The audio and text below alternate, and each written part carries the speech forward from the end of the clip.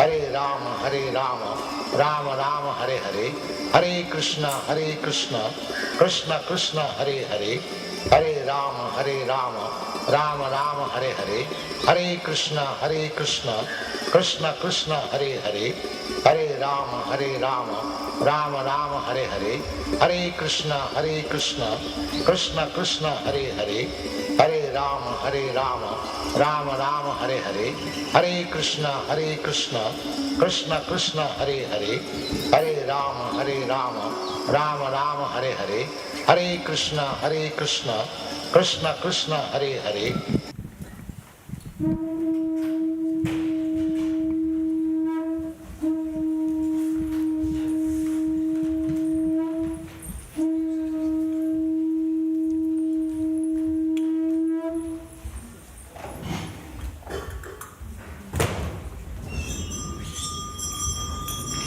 Radha Gokulanand ki, Shri Sitaram Lakshman Hanuman ki, Shri Gauranitai ki, Srila Prabhupada ki. Namo Vishnu Padaya, Krishna Preshtaya Bhutale, Srimate Bhaktivedanta Swami iti namine.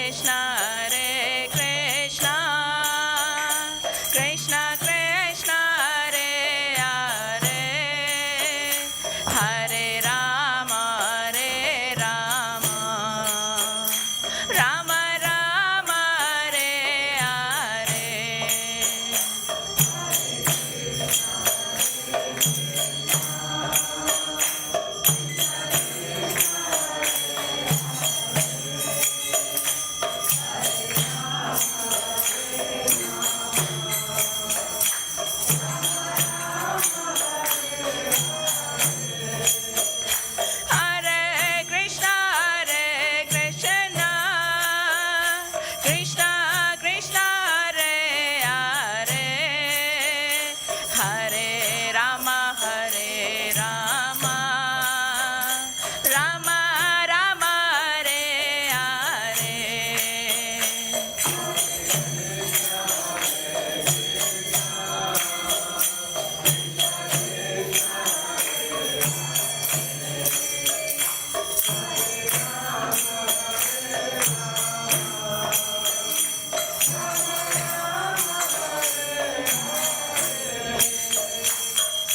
Hare Krishna, Krishna Krishna,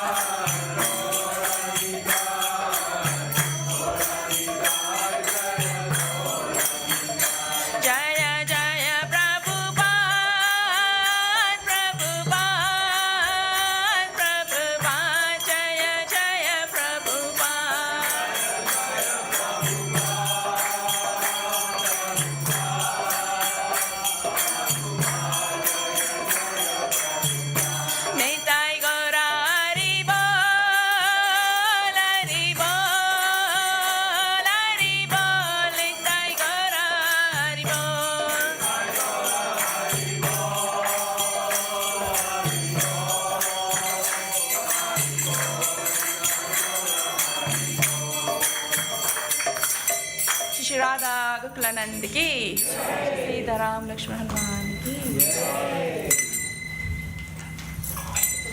Hare Krishna, everyone could please be seated finishing their prayers. Thank you.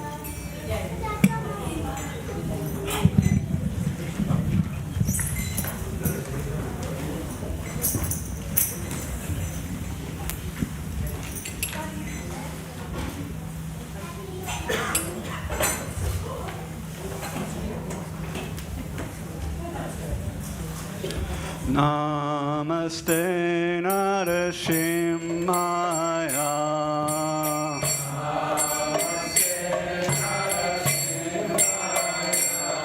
Praladadayine.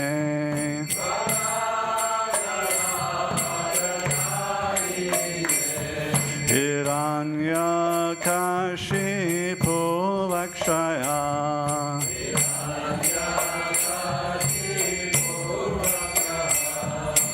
Shilatankana Karaye.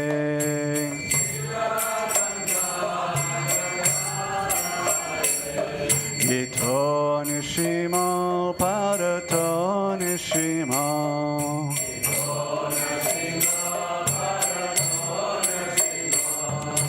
Yato Yato Yamitato Nishimo.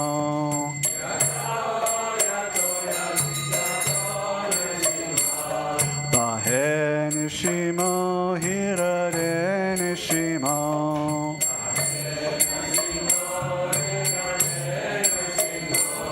Narashima Madim Sharanam Prapade.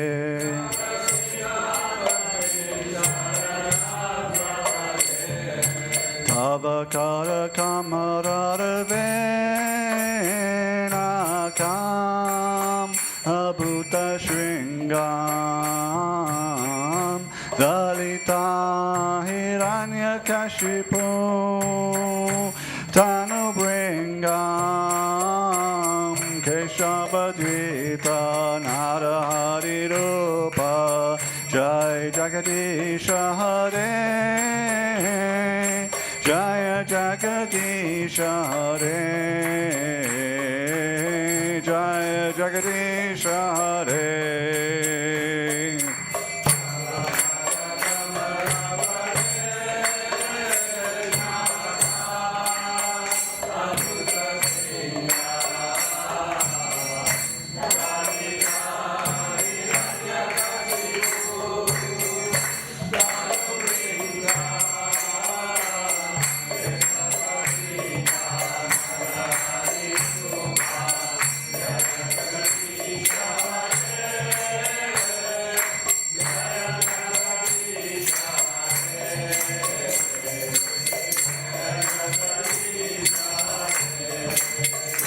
Jaya Nrsingadev, Nrsingadev, Nrsingadev, Jaya Nrsingadev.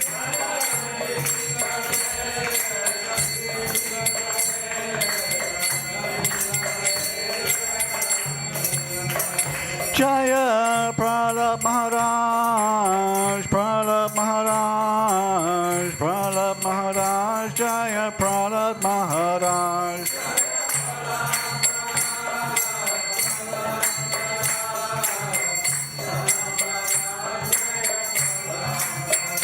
Jaya Jaya Prabhupada, Prabhupada, Prabhupada, Jaya Jaya Prabhupada.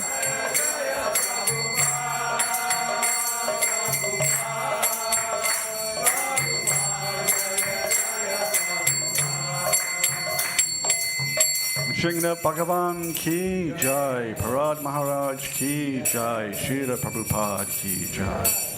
So thank you everyone for coming. We'll be serving Mahaprasad in the Sri Krishna Valley very shortly. Hare Krishna.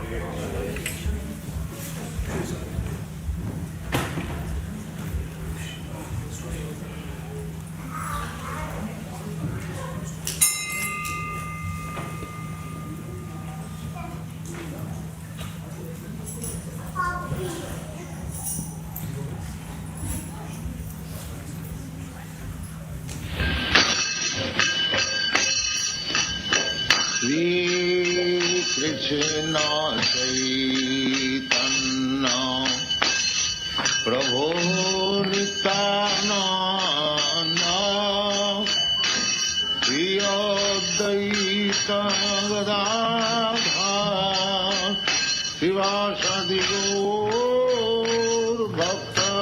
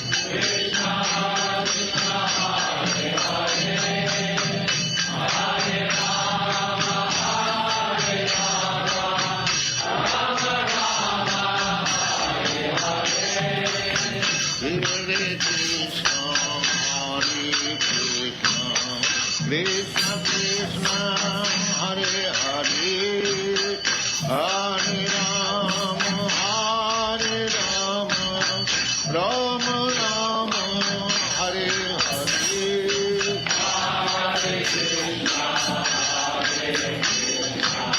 Krishna Krishna, Hare Hare, Hare Rama, Hare Rama, Rama Rama, Hare Hare, Krishna Krishna, Krishna Krishna, Krishna Krishna, Krishna Hare, Krishna Krishna, Krishna Hare, Krishna Krishna, Krishna Krishna, Krishna Krishna, Krishna Hare, Krishna Krishna, Krishna Krishna, Krishna Krishna, Krishna Hare, Krishna Krishna, Krishna Krishna, Krishna Krishna, Raksha Mam, Krishna Krishna, Krishna Krishna, Krishna Krishna, Krishna Krishna, Krishna Krishna, Krishna Krishna, Pahi Mam, Krishna Krishna, Krishna Krishna, Krishna Krishna, Pahi Mam, Hare Krishna, Hare Krishna, Krishna Krishna, Hare Hare, Hare Vandeham Shri Guru Shri Juta Padakamalam Shri Gurun Vaishnavansham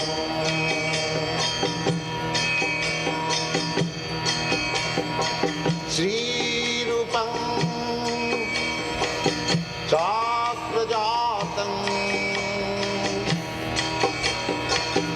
Sahagana Raghunathanvitam Svam Sadivam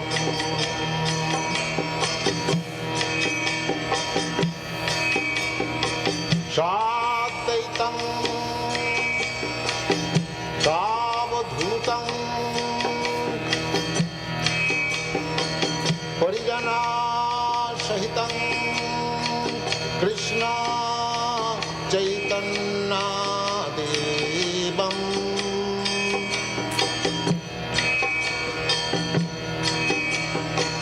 Sri Radha Krishna Padam Sagana Lalita Sri Vishakhanitanstam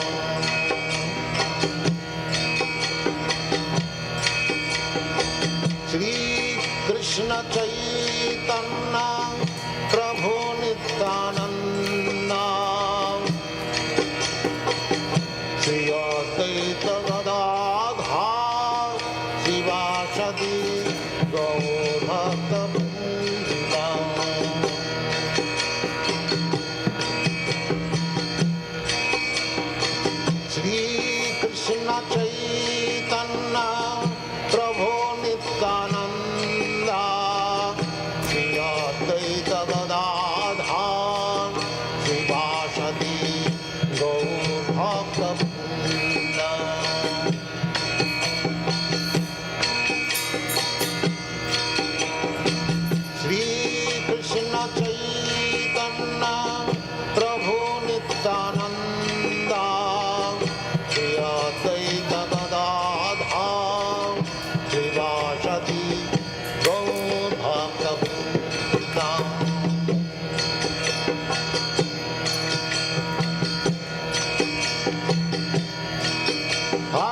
Krishna, Krishna Krishna, Hare Hare, Hare Rama, Rama Rama, Hare Hare. Hare Krishna, Krishna Krishna, Hare Hare, Hare Rama, Rama Rama, Hare Hare. Hare Krishna, Krishna Krishna, Hare Hare, Hare Rama, Rama Rama, Hare Hare. Hare Krishna, Krishna Krishna, Hare Hare, Hare Rama, Rama Rama, Hare Hare. Hare Krishna, Krishna Krishna, Hare Hare, Hare Rama, Rama Rama, Hare Hare. Hare Krishna, Krishna Krishna, Hare Hare, Hare Rama, Rama Rama, Hare Hare. Hare Krishna, Krishna Krishna, Hare Hare, Hare Rama, Rama Rama, Hare Hare. Hare Krishna, Krishna Krishna, Hare Hare, Hare Rama, Rama Rama, Hare Hare. Hare Krishna, Krishna Krishna, Hare Hare, Hare Rama, Rama Rama, Hare Hare. Hare Krishna, Krishna Krishna, Hare Hare, Hare Rama, Rama Rama, Hare Hare. Hare Krishna, Krishna Krishna, Hare Hare, Hare Rama, Rama Rama, Hare Hare. Hare Krishna, Krishna Krishna, Hare Hare, Hare Rama, Rama Rama, Hare Hare. Hare Krishna, Krishna Krishna, Hare Hare, Hare Rama, Rama Rama, Hare Hare. Hare Krishna, Krishna Krishna, Hare Hare,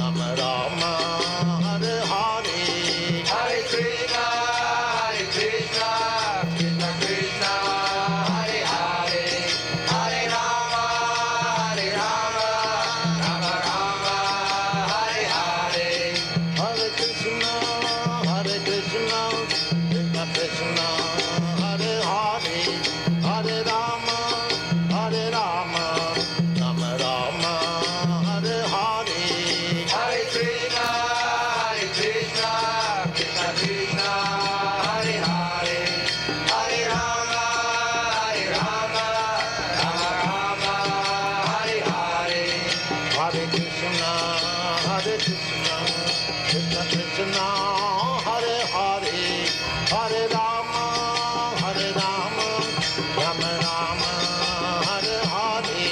Hare Krishna, Krishna Krishna, Hare Hare, Hare Rama, Rama Rama, Hare Hare. Hare Krishna, Krishna Krishna, Hare Hare, Hare Rama, Rama Rama, Hare Hare. Hare Krishna, Krishna Krishna, Hare Hare, Hare Rama, Rama Rama, Hare Hare. Hare Krishna.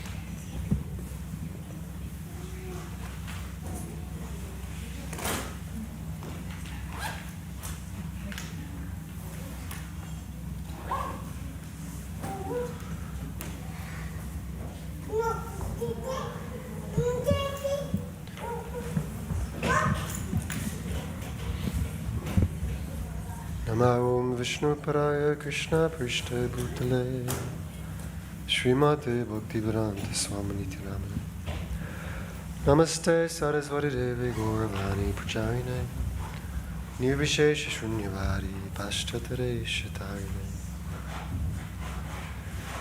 Vansha Kalpaturubhascha Kripasindubhya Evacha Patitanam Pavanebhyo Vaishnavebhyo Namo Namaha Namo Mahavaranyaya Krishna Prema Pradayate Krishnaya Krishna Chaitanya Namne Goyatrishe Namaha Hey Krishna Karuna Sindho Dinabandho Jagatpate Gopesha Gopika Kanta Radha Kanta Namostate Tapta Kanchana Gaurangi Radhe Vrindavaneshwari Vrishabhanu Suti Devi Pranamami Hari Priya Jaya Shri Krishna Chaitanya Prabhu Nityananda Shri Advaita Gadadhar Shri Vasari Gaur Bhaktivinoda Hare Krishna Krishna Krishna Hare Hare Hare Rama Rama Rama Hare Hare Narayanam Namaskritya Naram Chaiva Narottamam Devim Saraswatim Vyasam Tato Jayam Viriyet. We're continuing reading from this book called Krishna, the Supreme Personality of Godhead. Practically every day we're reading from this book at this time. And this is a very special opportunity to hear about the Lord and who He is and what our relationship with Him is and how wonderful He is. And Krishna says in Bhagavad Gita that just by knowing the transcendental nature of my appearance and my activities in this world, then one never has to take birth again here in this material world. But one can return home, back to Godhead. Back home, back to Godhead means that I enter into a loving relationship with Krishna, and that transpires. Of course, one may be anywhere within creation experiencing and fulfilling such a relationship with Krishna. But generally, it means that one goes to the spiritual world. And there are innumerable planets in the spiritual world, the Paravyoma, topmost of which is called Goloka Vrindavana, Krishna's supreme abode, where He enjoys intimate, loving relationships with His dear devotees. Everywhere else in the spiritual world, His devotees know that He is God, He is worshipped in awe and veneration, but in Goloka Vrindavan, they accept Krishna as simply their dear most beloved. They're not even conscious of the fact that He is the supreme cause of all causes. so that it's possible for each of us to enter into a loving relationship with God.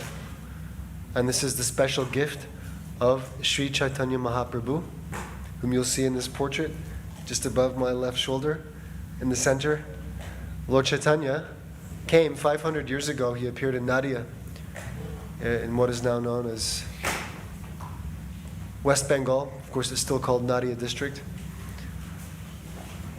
Krishna Varnam, Tusha Krishnam, Sango Pangashtra Parshadam, Yagyai Sankirtana Prayar, Yajantihi Sumedasa. In this Kali Yuga, Krishna comes not in a blackish form, with a blackish complexion. He comes in a golden form. He's known as Gaura Sundara. And he comes to teach how one can make one's life perfect. How does one do this? It's very simple. One has to hear from self-realized souls about the truth, and one has to take up the methods they prescribe. And the methods prescribed by Lord Chaitanya and all of his followers and his representatives is the chanting of the Hare Krishna Mahamantra. Hare Krishna, Krishna Krishna, Hare Hare. Hare Rama, Rama Rama, Hare Hare. This is the means of perfection in this age of Kali. In order to chant with faith, conviction, it is also very important that one hears the tattva, the truth regarding the absolute Supreme Personality of Godhead. And therefore our founder, Acharya Srila Prabhupada, he wrote that the first and most important service to God is Shravanam, which means hearing. One has to hear about God. Everyone says God is great, at least those that like Him. They say God is great, but we should really understand how God is great. When we understand how God is great and what is our position in relationship to God, how we are completely maintained by Him in every way, shape and form, no exaggeration, then we can actually enter into a relationship.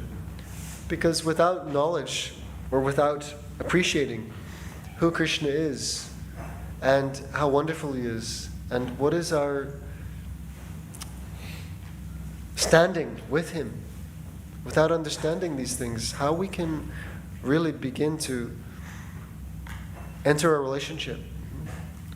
You cannot love what you're not conscious of, what you don't appreciate.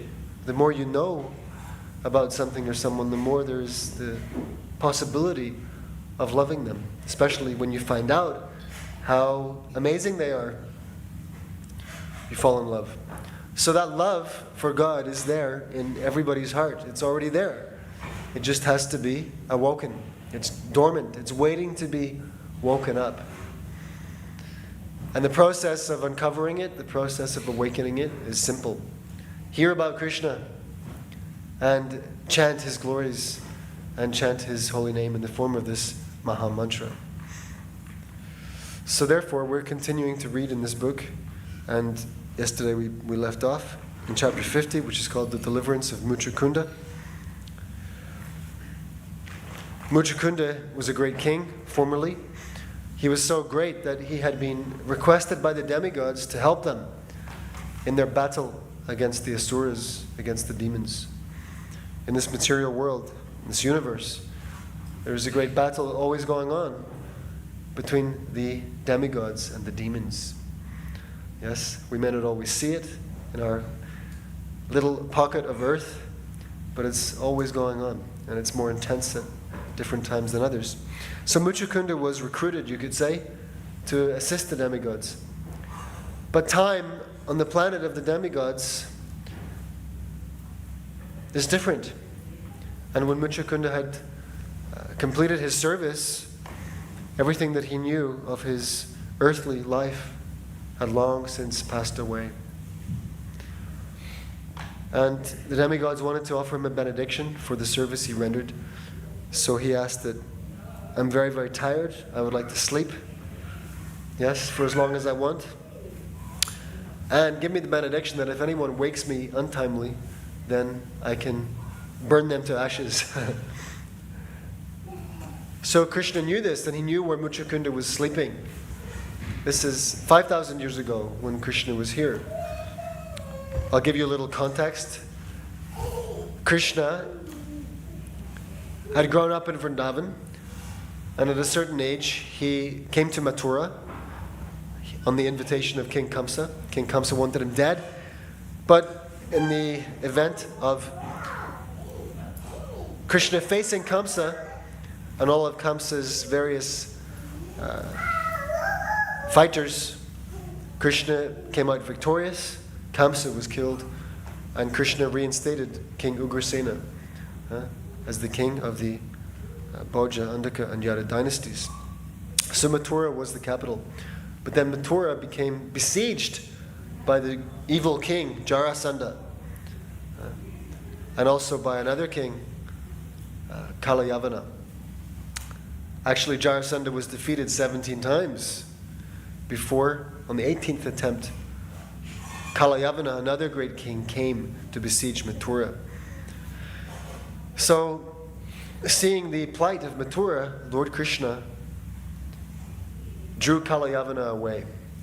And where did he draw him out to? He drew him out to this cave where this ancient king was taking rest. So, Kalayavana was running after Krishna, could not catch him. Krishna entered the cave. Kalayavana entered hot on his heels. And he saw someone lying down asleep in the cave. And he kicked him. He thought it was Krishna, he gave him a good kick. Immediately Muchukunda arose, he woke up, and the first person he saw was this Kalayavana. And immediately he burned him to ashes with the fire from his own eyes. Krishna actually wanted to bestow a benediction upon this Muchukunda. And at the same time, he was able to defeat this king Kalayavana who had attacked. Okay, so we're picking up in this chapter. On the strength of the benediction of Kartikeya, Kalayavana was burnt into ashes simply by Muchukunda's glancing at him. So the demigod Kartikeya had actually given this benediction that Muchukunda could burn to ashes anyone who woke him up untimely. When the incident was over, Krishna came before King Muchukunda. Krishna had actually entered the cave to deliver Muchukunda from his austerity, but he did not first appear before him. He arranged that first Kalayavana should come before him. That is the way of the activities of the Supreme Personality of Godhead. He does one thing in such a way that many other purposes are served.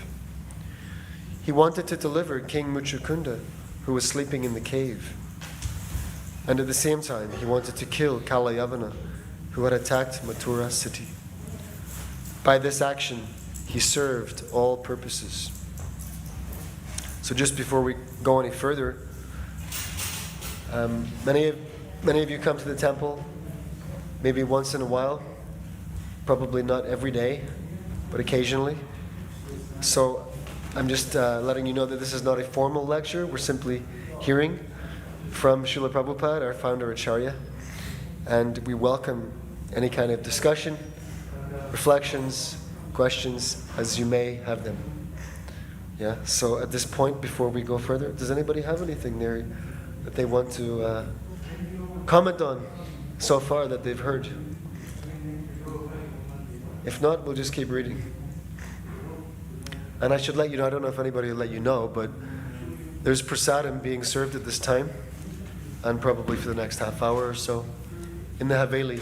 As you go down the steps on this side, on my left, you'll come into a courtyard, and on the right-hand side, prasadam is being served, in case you are hungry.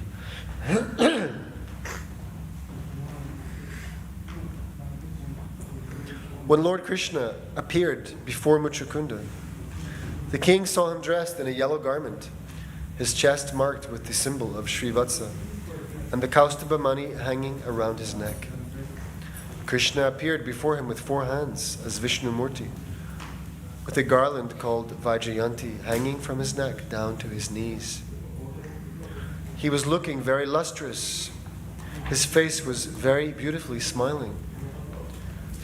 And he had nice jeweled earrings in both his ears. Krishna appeared more beautiful than a human can conceive. Not only did he appear in this feature, but he glanced over Muchukunda with great splendor, attracting the king's mind. Although he was the Supreme Personality of Godhead, the oldest of all, he looked like a fresh young boy, and his movement was just like that of a free deer. He appeared extremely powerful. His excellence and power is so great that every human being should be afraid of him.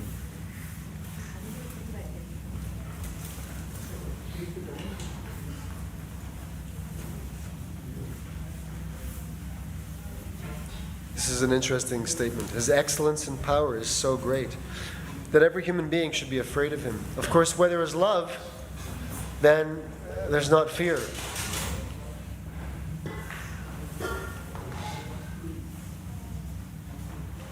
Because one fully trusts that the beloved is beneficial in their actions, in their deeds, right? So why should you fear God? In the beginning, we should have some healthy fear. Because when we are not God conscious, then the default setting is that we are, for want of a better word, upstarts. Everyone in this material world has an upstarting mentality. They want to challenge God. We are not so much inclined to submit ourselves to God and to what He wants because we have our own sense of separatism. But understanding how God is so great and powerful, one should have a healthy respect. And part of that healthy respect is to fear the capability of the Lord. One should be fearful of offending the Lord and fearful of offending the Lord's servants, because the result will not be to one's benefit. It will not do one any good to offend God or His devotees. And therefore such fear is healthy.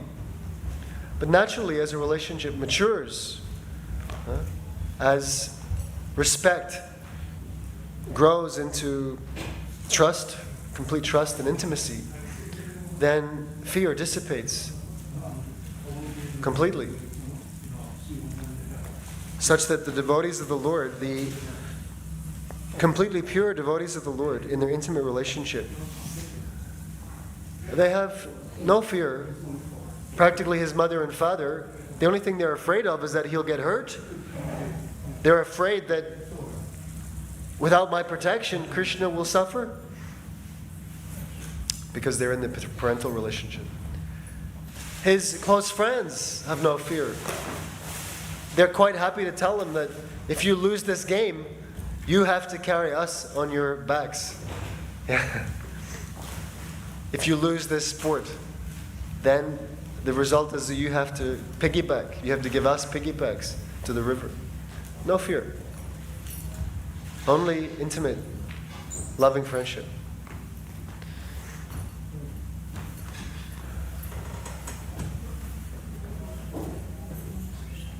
When King Muchukunda saw Krishna's magnificent features, he wondered about his identity.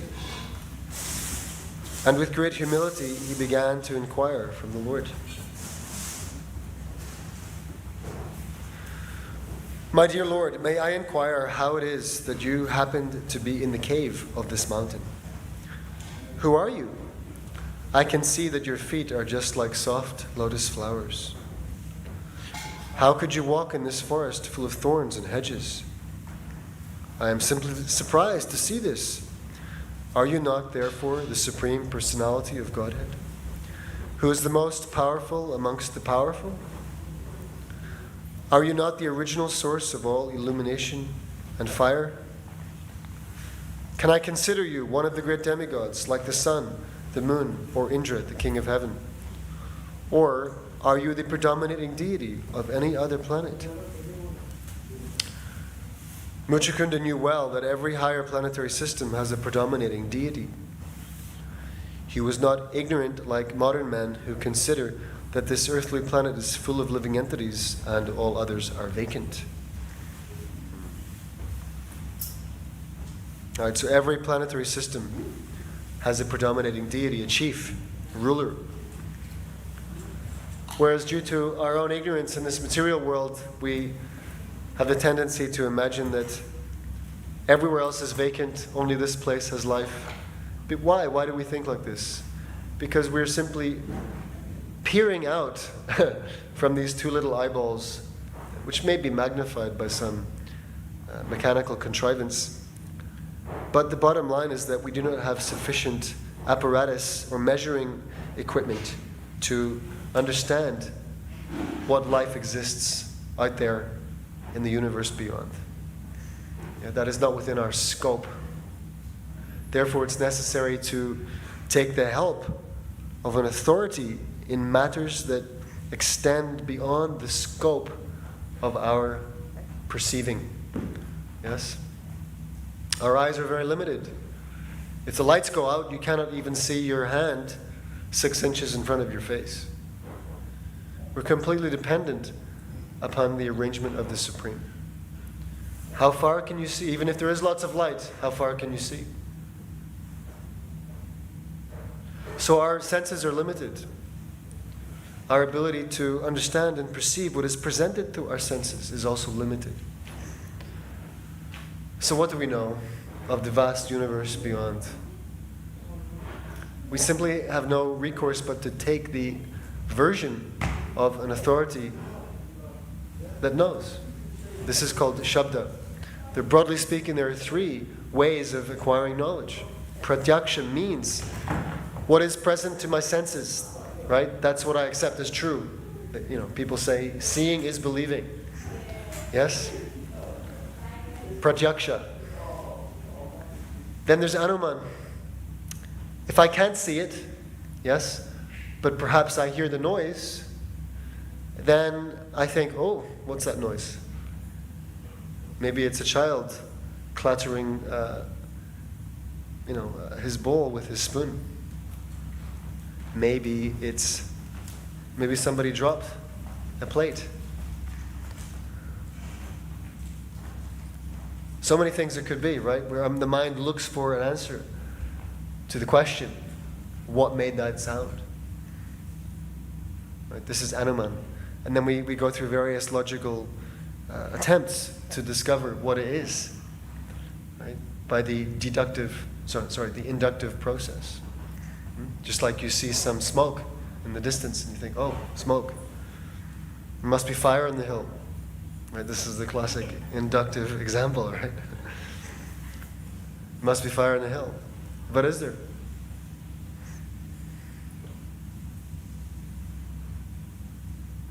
There are some other possibilities.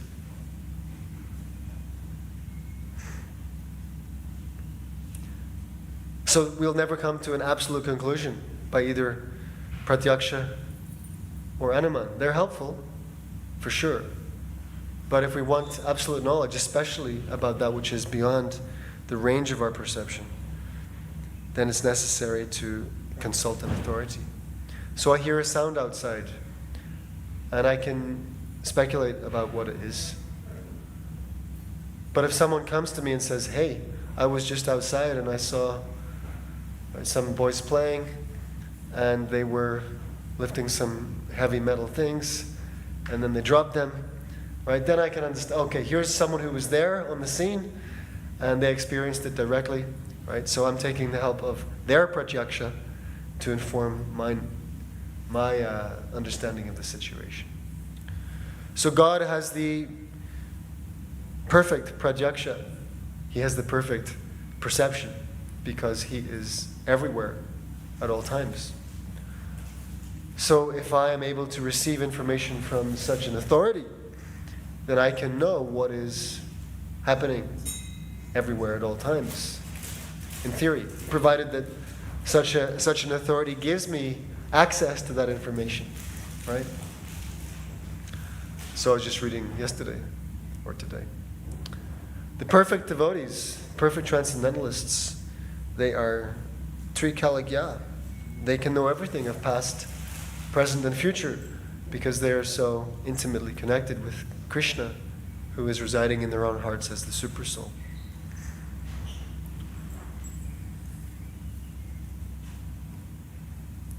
So this testimony, this authoritative testimony, is the best means of acquiring knowledge. It is called Shabda. And in the realm of spiritual knowledge, it is called Shabda Brahman.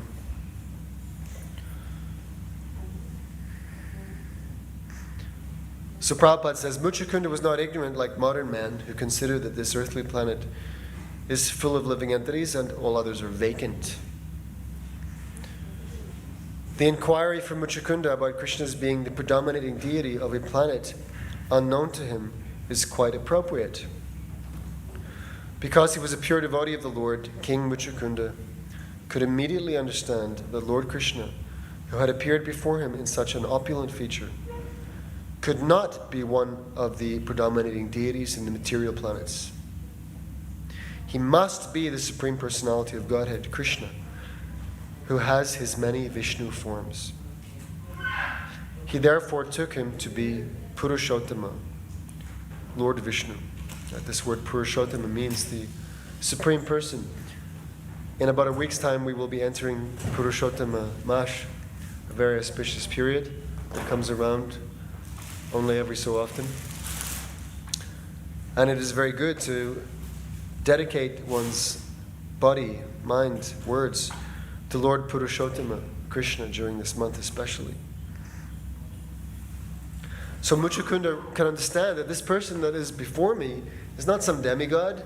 He's not the predominating deity of any material planet. He's the Supreme.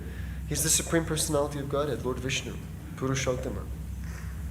He could see also that the dense darkness within the mountain cave had already been dissipated due to the Lord's presence. Therefore, he could not be other than the Supreme Personality of Godhead. He knew very well that wherever the Lord is personally present by his transcendental name, quality, form, etc., there cannot be any darkness of ignorance. He is like a lamp placed in the darkness. He immediately illuminates a dark place. Tamisima Jyotirgama. Asat. Asatoma Satkamaya. Don't go to the darkness, come to the light. Don't remain in the place of asat, temporary ignorance. Come to the eternal. Come to the eternal light. Don't die. Become immortal. This is the Vedic assertion. And then, what does that mean to come to the light and to step out of the darkness? Maya hoya andhakara, Krishna suryasama. This material world is known as Maya, illusion, which means not that it's unreal. It's what we think it is unreal. That's what's unreal. We think that it's something for our enjoyment. That's the illusion. But what it is Krishna Maya. It's Krishna's energy, and it is meant for dedication to him. That's the truth. So wherever there is Krishna, there is no illusion. Just like wherever there is the sun, there is no darkness. As soon as the sun is present, the darkness cannot stand. There's no possibility of darkness in the presence of the sun. The sun means light. How can there be darkness in the presence of light? In the same way, how can there be illusion in the presence of Krishna? As soon as there is Krishna, as soon as one is conscious of Krishna, how can one see that this energy is anything except Krishna's? Therefore, there cannot be any illusion in the presence of Krishna. So Srila Prabhupada says, Krishna is like a lamp placed in the darkness. He immediately illuminates a dark place. On our Back to Godhead magazine, Srila Prabhupada offered this slogan. It's his Back to Godhead magazine. And he said,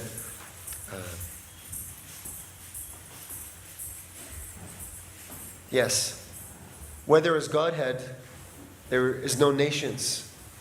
Where there is light, there is no darkness. Where there is Godhead, there is no nations, no ignorance. Where there is the Supreme Lord, there is no illusion. Godhead is light, darkness is nations. So if we become conscious of Krishna, and if we're always remembering Krishna by hearing about him, by chanting his glories in his holy name, then there cannot be any darkness in our consciousness. There cannot be any illusion. And thus it is very, very wise to always engage our mind in thoughts of the Lord, which is especially affected by the chanting of Hare Krishna mantra. King Muchukunda became very much anxious to know about the identity of Lord Krishna, and therefore he said, O best of human beings, if you think that I am fit to know about your identity, then kindly tell me who you are. What is your parentage? What is your occupational duty? And what is your family tradition? King Muchukunda thought it wise, however, to identify himself to the Lord. Otherwise, he had no right to ask the Lord's identity. And this is an important point of etiquette. Many times, sometimes in life, someone says, "Who are you? What's your name?" But they have not first introduced themselves. Srila Prabhupada writes here, etiquette is such that a person of less importance cannot ask the identity of a person of higher importance without first disclosing his own identity. So if I want to approach someone who is clearly important, yes, and maybe I don't know their exact name, but it's obvious that they have some significance, some special standing. If I want to ask them, what's your name? Where are you from? What is your parentage? The etiquette is such that first I should introduce myself. My dear sir, allow me to introduce myself. I am such and such from so-and-so place. May I inquire as to your identity? This is the etiquette. King Muchukunda therefore informed Lord Krishna, "My dear Lord, I must inform you of my identification. I belong to the most celebrated dynasty of King Ikshvaku. But personally, I am not as great as my forefather. My name is Muchukunda. My father's name was Mandhata, and my grandfather's name was Yuvanashva, the great king. I was very much fatigued due to not resting for many thousands of years. And because of this, all my bodily limbs were flattened and almost incapable of acting. In order to revive my energy, I was taking rest in this solitary cave, but I have been awakened by some unknown man who has forced me to wake up, although I was not willing to do so. For such an offensive act, this person has been burnt into ashes simply by my glancing over him." Right, so that's Kalayavana who got it direct. He was, what's the correct terminology? Anyway, he didn't get the hairdryer. He got the eye fire. Fortunately, Muchukunda continues, now I can see you in your grand and beautiful features. I think, therefore, that you were the cause of killing my enemy. My dear Lord, I must admit that due to the effulgence of your body, unbearable to my eyes, I cannot see you properly. I can fully realize that by the influence of your effulgence, my powerful potency has been diminished. I can understand that you are quite fit for being worshipped by all living entities. Any questions or thoughts, reflections so far?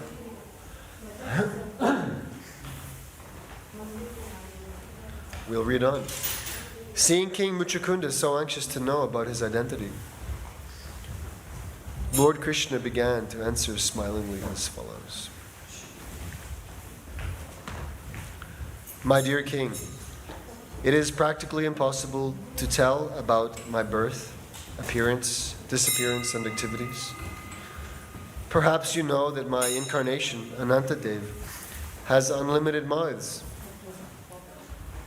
And for an unlimited time, he has been trying to narrate fully about my name, fame, qualities, activities, appearance, disappearance, and incarnation. But still, he has not been able to finish. Therefore, it is not possible to know exactly how many names and forms I possess. It may be possible for a material scientist to estimate the number of atomic particles which make up this earthly planet. But the scientist cannot enumerate my unlimited names, forms, and activities.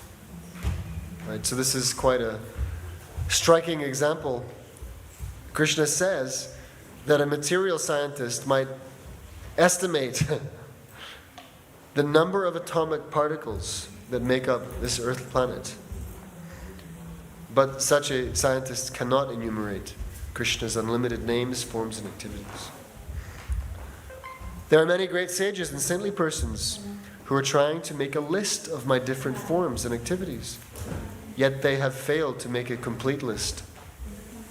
But since you are so anxious to know about me, I may inform you that presently I have appeared on this planet just to annihilate the demoniac principles of the people in general and to re-establish the religious principles enjoined in the Vedas. I have been invited for this purpose by Brahma, the superintending deity of this universe. And thus I have now appeared in the dynasty of the Yadus as one of their family members. I have specifically taken my birth as the son of Vasudeva in the Yadu dynasty. And people therefore know me as Vasudeva, the son of Vasudeva.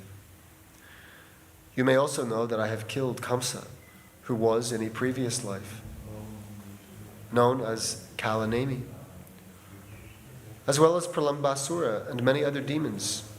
They have acted as my enemies and have been killed by me. The demon who is present before you also acted as my enemy, and you have very kindly burned him into ashes by glancing over him. My dear King Muchukunda, you are my great devotee, and just to show you my causeless mercy, I have appeared in this form. I am very affectionately inclined toward my devotees. And in your previous life, before your present condition, you acted as my great devotee and prayed for my causeless mercy. I have therefore come to see you to fulfill your desire. Now you can see me to your heart's content. My dear King, now you can ask from me any benediction that you wish, and I am prepared to fulfill your desire. It is my eternal principle that anyone who comes under my shelter must have all his desires fulfilled by my grace.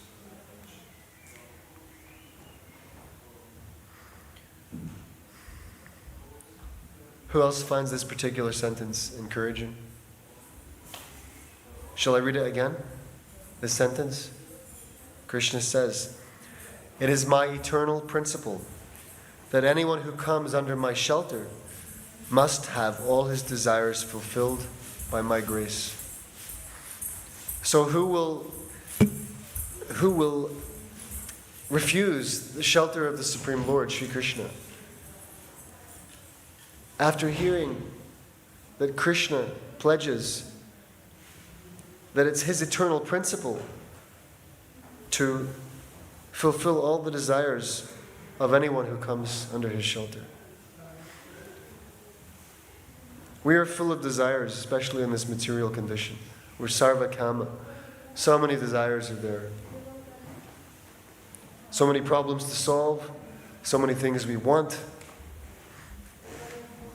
And Krishna here says that if you come under my shelter, you must have all your desires fulfilled by my grace. So who will refuse his shelter?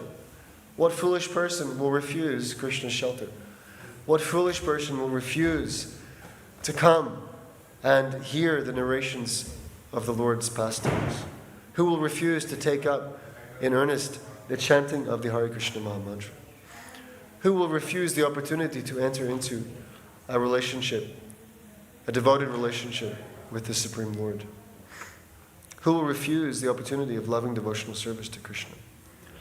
Who will refuse to ask, Krishna, how can I serve you? What do you want from me? What will please you? What kind of a fool would refuse any of these things, knowing well that Krishna's eternal principle is that anyone who comes under his shelter must have all his desires fulfilled by the Lord's grace. So we may start out as sarvakama, full of desires. But by coming under the Lord's shelter, actually what happens is that we become akama, free from all material desires. Which is what we want really, because material desire simply means botheration. Whatever you get in this material world, it is never satisfying, never fully satisfying. Or it is never forever, never forever. It is lost. So any material desire simply is botheration. Krishna is so expert that he is able to relieve his devotees from all material desires. So that ultimately, their only desire becomes how to love him. And that is completely to their heart's satisfaction. Loving Krishna. Because that is the constitutional nature of every living entity. So this is very encouraging. Anyone else has a reflection on this?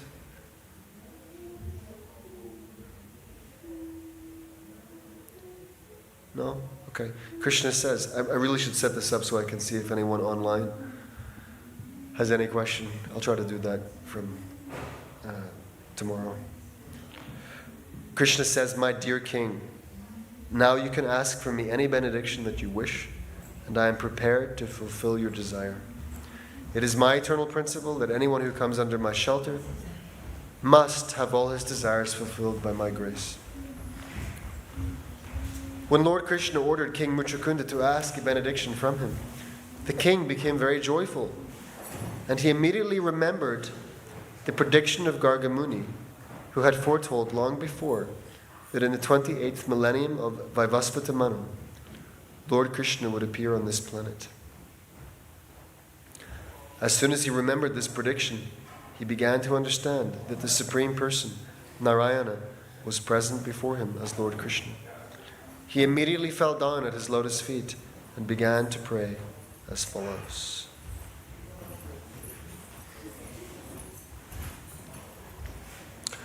So Lord Krishna appears once in a day of Lord Brahma every 4.3 billion years.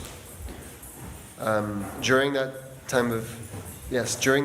span of time, there are 14 Manus. And the Lord, he came during the 28th millennium of Vaivasvata Manor. This was the prediction of Gargamuni. So this came to the mind of King Muchukunda, and he could understand that present before him was indeed the Supreme Person, Lord Narayana, who is none other than Sri Krishna. Actually, Lord Krishna ultimately is Swayam Bhagavan. He is the source of all other incarnations of Godhead, including Lord Narayana. So he immediately fell down at the Lord's lotus feet and began to pray as follows. Okay, so here are some more prayers. Every so often in this book, Krishna, we hear the prayers of his various devotees. And all of these prayers are instructive to us. So these are the prayers of Muchukunda. Let's try to listen attentively, because we can learn so much and be benefited so greatly by hearing how pure devotees of Krishna pray. Muchukunda said, "My dear Lord, O Supreme Personality of Godhead, I can understand that all living entities on this planet are illusioned by your external energy and are enamored of the illusory satisfaction of sense gratification. Being fully engaged in illusory activities, they are reluctant to worship your lotus feet. And because they are unaware of the benefits of surrendering unto your lotus feet, they are subjected to various miserable conditions of material existence.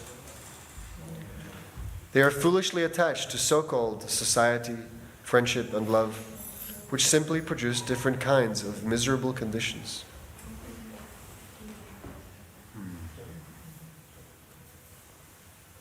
Does anybody have an objection or a complaint about this assertion? That people who are attached to so-called society, friendship, and love simply produce different kinds of miserable conditions. These things produce different kinds of miserable conditions. Material, society, friendship, and love. Anyone has an objection? Anyone would like to raise an objection? Anyone want to debate this point? Yeah? We're all in agreement that in this material world, mundane attachment to society, friendship, and love means without Krishna, without understanding that Krishna is the center, without understanding that we're all connected to Krishna, we're all Krishna's devotees, and our real mission, our real purpose of life is how to serve God, how to serve Krishna. And therefore, if we have association, if we have society, friendship, and love centered in serving Krishna, then that's perfect society, friendship, and love. That's actual society, friendship, and love. But if we take God out of the picture, or we try to, because you can't take him out, he's everywhere. But you can be in the illusion that he's out of the picture, forgetting him, and being very much focused on enjoying society, friendship, and love without Krishna, then what is the result? It simply produces different kinds of miserable conditions. Your friend becomes your enemy. Your beloved is lost to death. Your society disappoints. So many miserable conditions arise. Muchukunda continues, illusioned by your external energy, right? That means this material world. Illusioned by your external energy. But specifically it means seeing this material world as something for me to dominate, something for me to enjoy separately. The problem is that we're not seeing it as Krishna's energy, meant for Krishna's enjoyment. That's the difficulty. So, illusioned by your external energy, everyone, both man and woman, is attached to this material existence, and all are engaged in cheating one another in a great society of the cheaters and the cheated. These foolish persons do not know how fortunate they are to have obtained this human form of life, and they are reluctant to worship your lotus feet. By the influence of your external energy, they are simply attached to the glare of material activities. They are attached to so-called society, friendship, and love, like dumb animals that have fallen into a dark well. Right, this is the example given that the animal falls into the dark well. They don't see the well. They don't avoid it. They fall head first. And the well is dark, which means they cannot see the way out. They may not even be aware that they're in such a well. They cannot understand how they got there. What is their predicament? How to escape from their predicament. no awareness. This is what it means to be attached to so-called society, friendship, and love. Because what is the result of that so-called society, friendship, and love? The result simply is grief.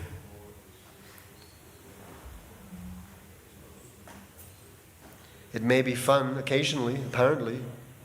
Of course, what is the nature of that fun? The nature of that fun is that just like you're being held under the water, and you feel like you're drowning, and then at one moment you're allowed up for a gasp of air, and during the time that you're able to take your breath of air, you think, this is fun.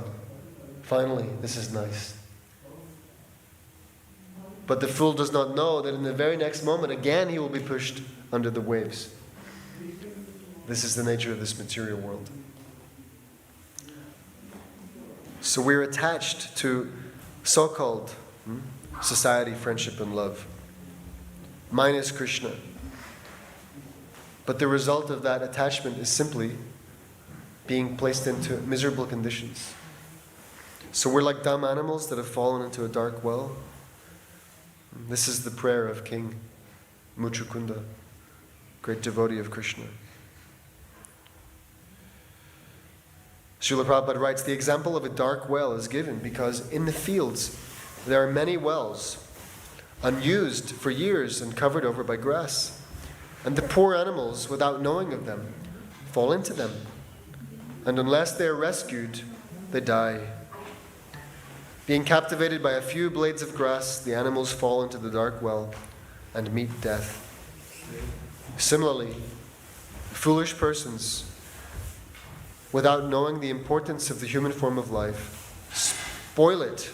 They spoil it simply for sense gratification and die unnecessarily without any useful purpose. This human form of life is so valuable.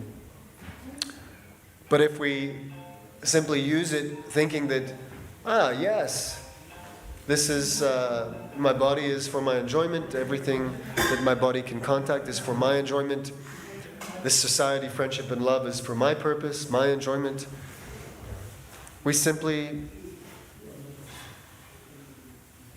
saunter, foolishly towards death, and we die without any useful purpose, unnecessarily. Spoiling this wonderful opportunity simply for paltry sense gratification.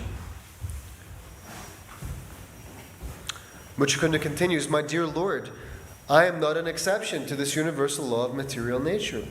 I am also one of those foolish persons who has wasted his time for nothing.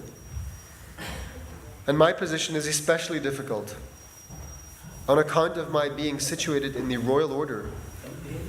I was more puffed up than ordinary persons.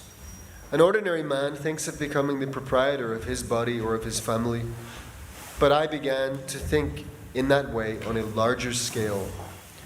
I wanted to be the master of the whole world. And as I became puffed up with ideas of sense gratification, my bodily concept of life became stronger and stronger. My attachment for home, wife, and children, for money, and for supremacy over the world became more and more acute. In fact, it was limitless. So I remained always attached to thoughts of my material living conditions. So absorbed in my present material living conditions. But without realizing that you'll be kicked out at any moment. Why are you investing so much attention on your temporary material living conditions? At any moment you can be kicked out, forced out.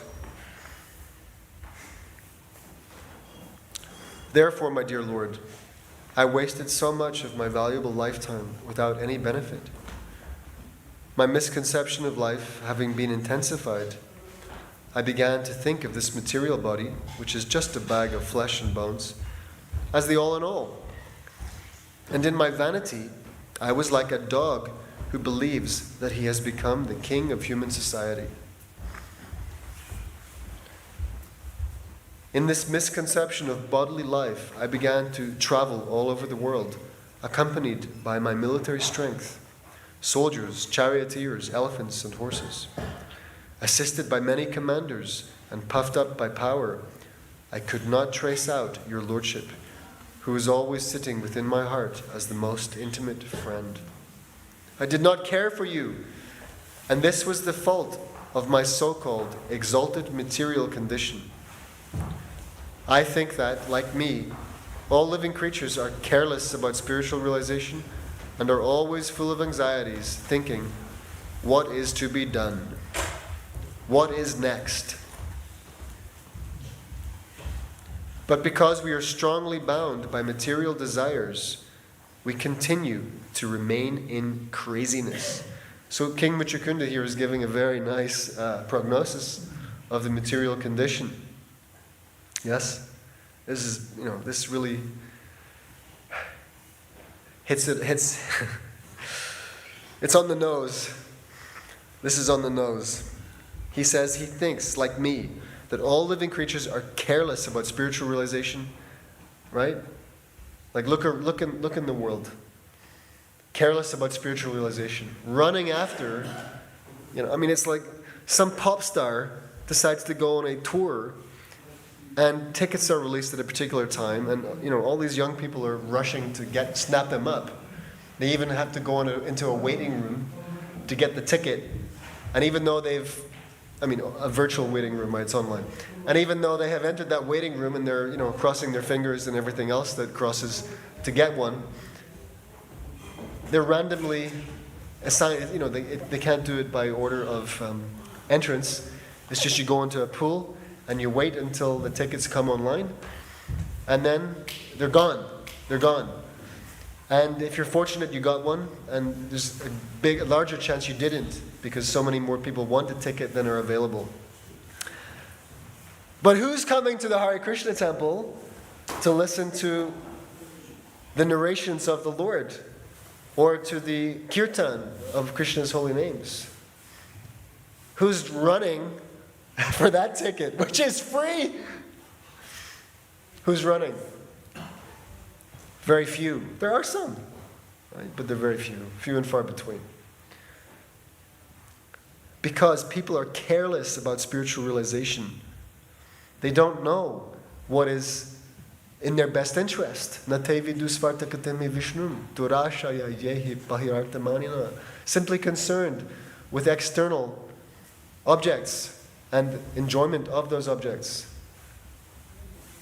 Filled with durashaya, false hope, for enjoying the senses. But they're simply being led into a ditch. Blind, leading the blind. So even though they don't know what is their real interest, God, Krishna, Lord Vishnu, even though they don't know that, and they think that the meaning of life is just to get whatever you can and enjoy it until you cannot, until you're kicked out and you're not allowed to anymore. Even though they don't know the purpose of life, they're still full of anxieties, thinking, what is to be done? What is next? Why don't they ask the question, what is to be done about this death problem? How do I solve the death problem? How do I solve the disease problem? How do I solve the old age problem? Why don't they ask those questions? Not interested in the benefit of their own soul, not interested in a relationship with God, simply interested in small, fleeting sense enjoyments. But simultaneously full of anxieties. What is to be done? What is next? And Muchukunda says, they continue to remain in craziness. Why?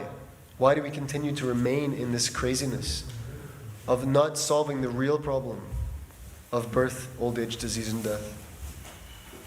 Because we are strongly bound by material desires. They're like strong ropes. yehi bahirartha manina. Antaya tantaya rupamiyananas, tepisha tantriam urudhamni badha. They're bound by strong ropes of material desire. Muchukunda continues, yet in spite of our being so absorbed in material thought, inevitable time, which is only a form of yourself, is always careful about its duty, and as soon as the allotted time is over, your lordship immediately ends all the activities of our material dreams. I'm going to read this sentence again. He says, yet in spite of our being so absorbed in material thought, inevitable time, which is only a form of yourself, right, meaning the Lord, is always careful about its duty. And as soon as the allotted time is over, your lordship immediately ends all the activities of our material dreams. Right, so time is undefeated. It takes everybody out. Formidable. Time is a form of Krishna. Kala. Another form of Krishna. So ultimately, all one's material activities are finished. And our dreams are also finished. As the time factor, you end all our activities. As the hungry black snake swiftly swallows up a small rat without any leniency. Yeah? Who knows when time comes to kick us out? I have personal experience of relatives suddenly gone. No warning, just gone. In a split second.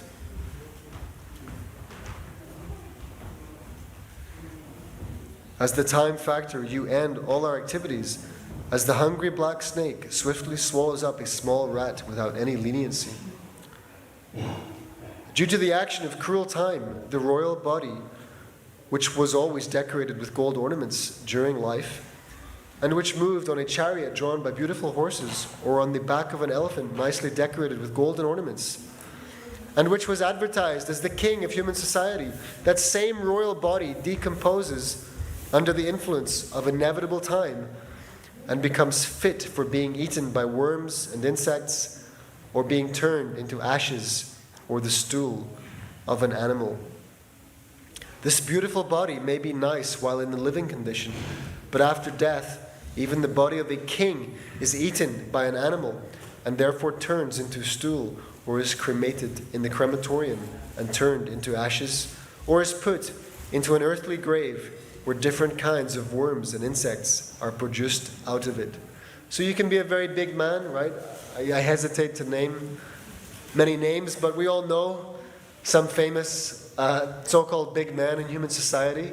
They may have a lot of influence, a lot of power, a lot of wealth. But for how long will they be influential, powerful, and wealthy? In a few short years, same men or women will be either the stool of an animal, ashes at the crematorium, or food for worms.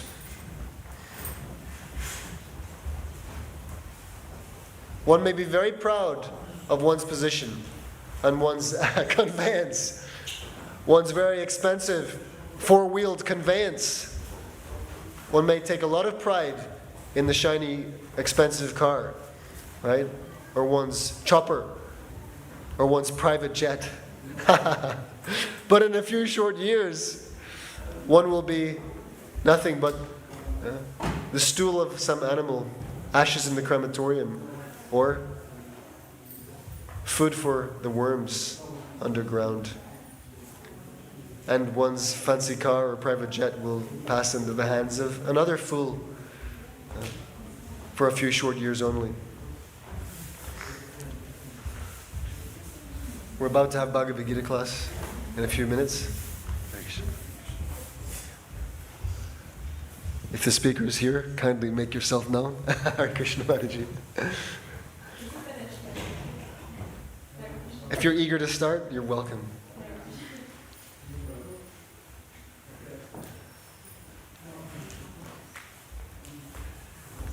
King Muchukunda, his prayers are quite lengthy here, but they're really on the nose, aren't they? Do you have any thoughts on what we're hearing from King Muchukunda, these prayers? Anything that comes to your mind at all? I hate to put you on the spot. Pardon? It's kind of the story of one of our lives. The story of all of our lives. It's a nice reminder that, life is very short. Yeah, life is short. And we become so... Sorry? We need to assess our priorities. Yes, we should definitely, regularly assess our priorities, because it's so easy to become consumed, embroiled, and entangled in petty thing. Of course, they don't seem very petty at the time, right? They seem very, very important. Yeah, but in the grand scheme of things, they're not. And therefore, we should assign them a proper place on the list of priorities, right? Isn't it? Because everything material is going to zero.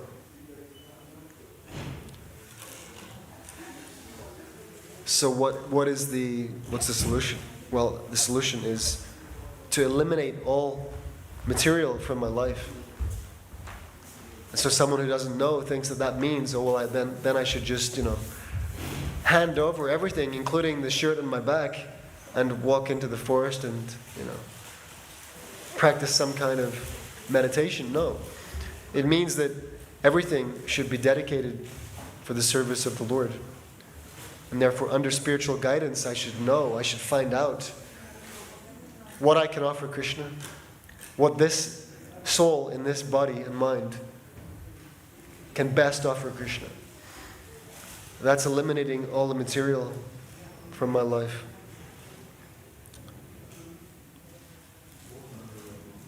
And, let's not become too hung up on the things and the position and the status and the temporary identity and my social standing. Right? All of these things are simply, pop-ups. They just pop up and then they evaporate in the course of time. I'm really enjoying these prayers of King Muchukunda, and we will continue hearing them tomorrow. Please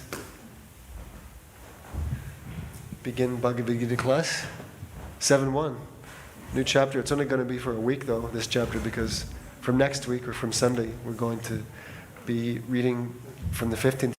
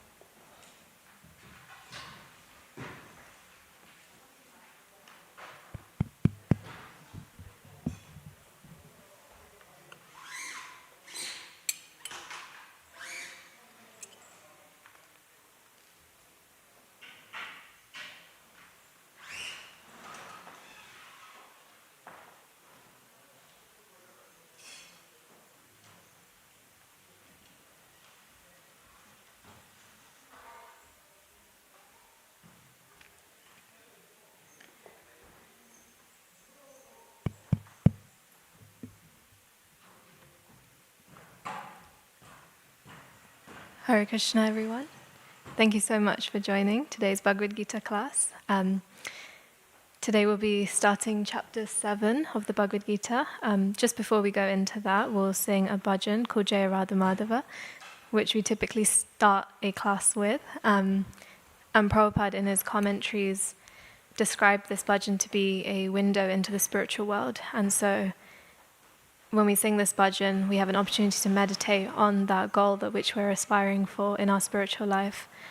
And so as we hear the philosophy of the class, we can think about what it means in relation to that overarching goal that we're trying to aspire for.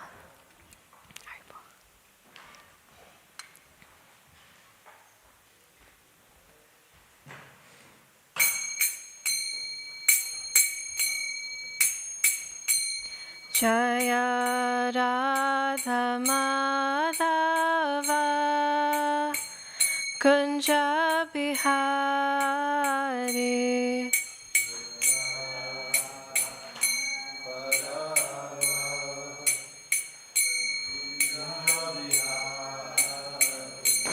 Jaya Radha Madhava Kunja Bihari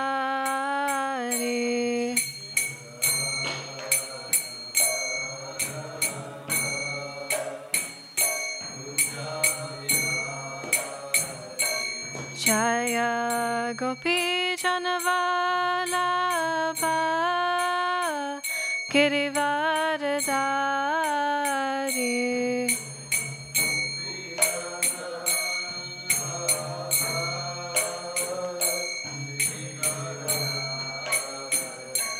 Jaya Gopi Janavalabha Girivardhari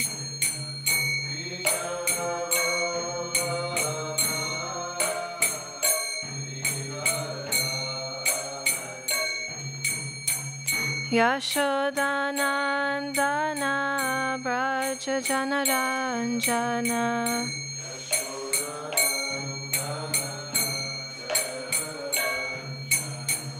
Yashodanandana Braja Janaranjana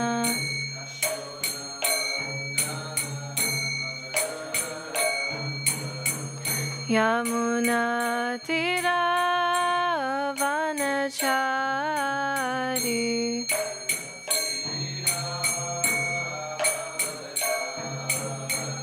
Yamuna Tira Vanachari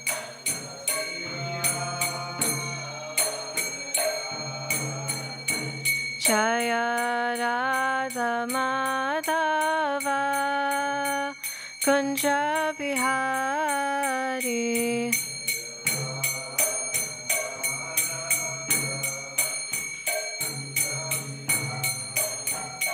Jaya Radha Madhava Kunja Bihari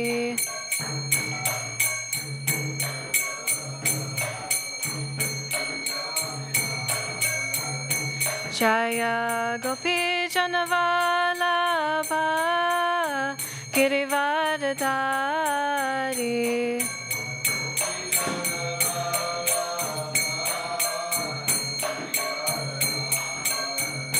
Jaya Gopi Janavalabha Girivardhari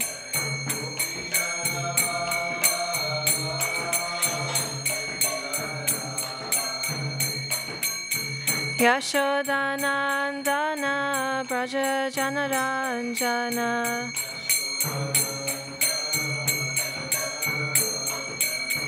Yashodanandana Braja Janaranjana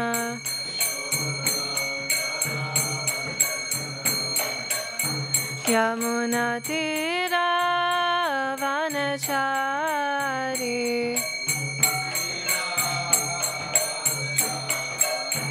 Yamuna Tira Vanachari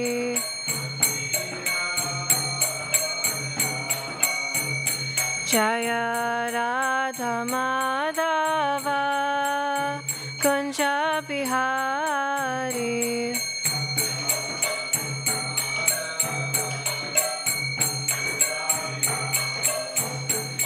Hare Krishna, Krishna Krishna, Hare Hare, Hare Rama, Rama Rama, Hare Hare.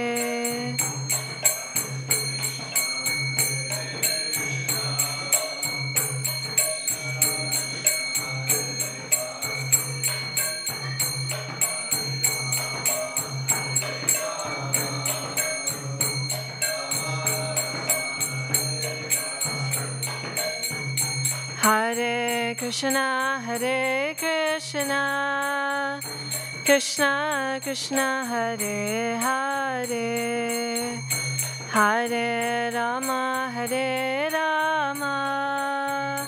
Rama Rama, Hare Hare.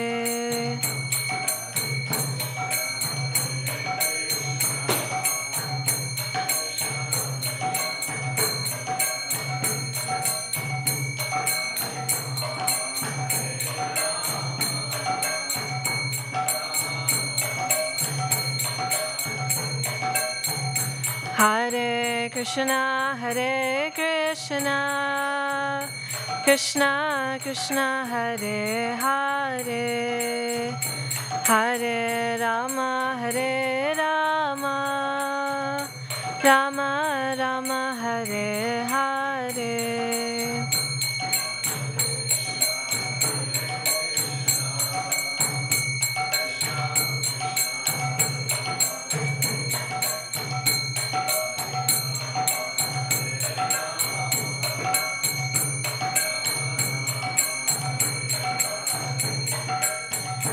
Hare Krishna,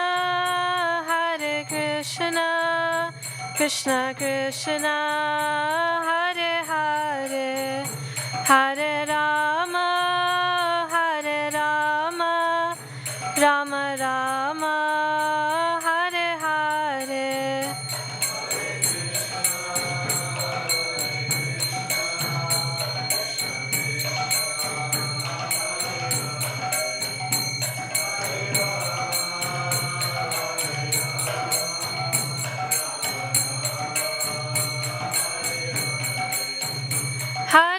Hare Krishna, Krishna Krishna, Hare Hare, Hare Rama, Rama Rama, Hare Hare.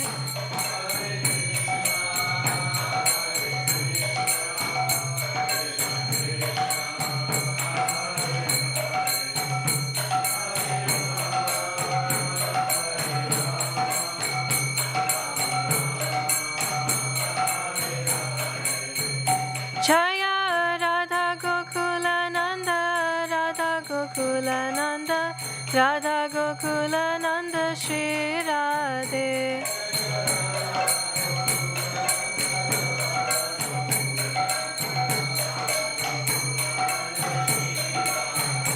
Jaya Radha Gokula Nanda, Radha Gokula Nanda, Radha Gokula Nanda, Shri Radhe.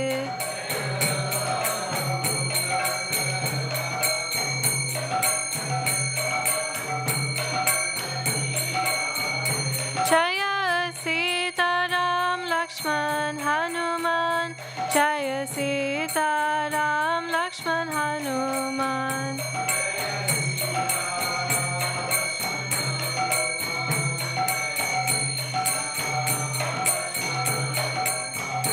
Jaya Gauranitai, Gauranitai, Gauranitai, Jaya Gauranitai.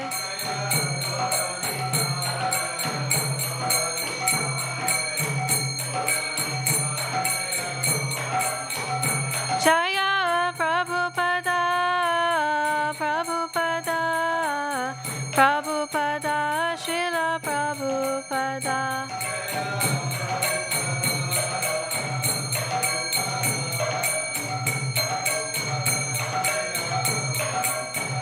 Jaya Jaya Prabhupada, Prabhupada,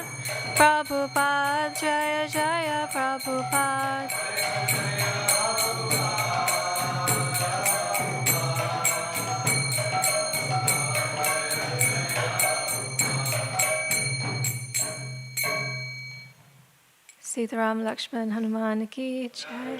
Sorry, Shri Shri Radha Gokulananda ki jai. Garnatai ki jai. Srila Prabhupada ki jai. Hare Krishna, everyone. Thank you so much for joining today's Bhagavad Gita class. Today we're beginning chapter 7, which is entitled Knowledge of the Absolute. So thank you all for coming today for Bhagavad Gita class. Today is also the auspicious day of Ekadashi, and Prabhupada has instructed us that on this day we should especially utilize our time to read and chant and hear about Krishna. So thank you all for using your day very wisely in that sense. So we're starting with text 1 today. So I'll just read the Sanskrit and then you can repeat it after me. Shri Bhagavan Uvacha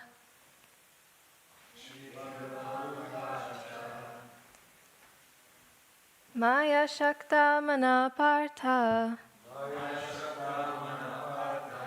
Yogam Yunjanmad Ashraya Asamshayam Samagramam Yatagnyas Yasi Tachtrinu Shri Bhagavan Uvacha Maya Shakta Manapartha Yogam Yunjam Ashraya Asamshayam Samagramam Yatagnyasya Yat Tachtrinu Shri Bhagavan Uvacha Maya Shakta Manapartha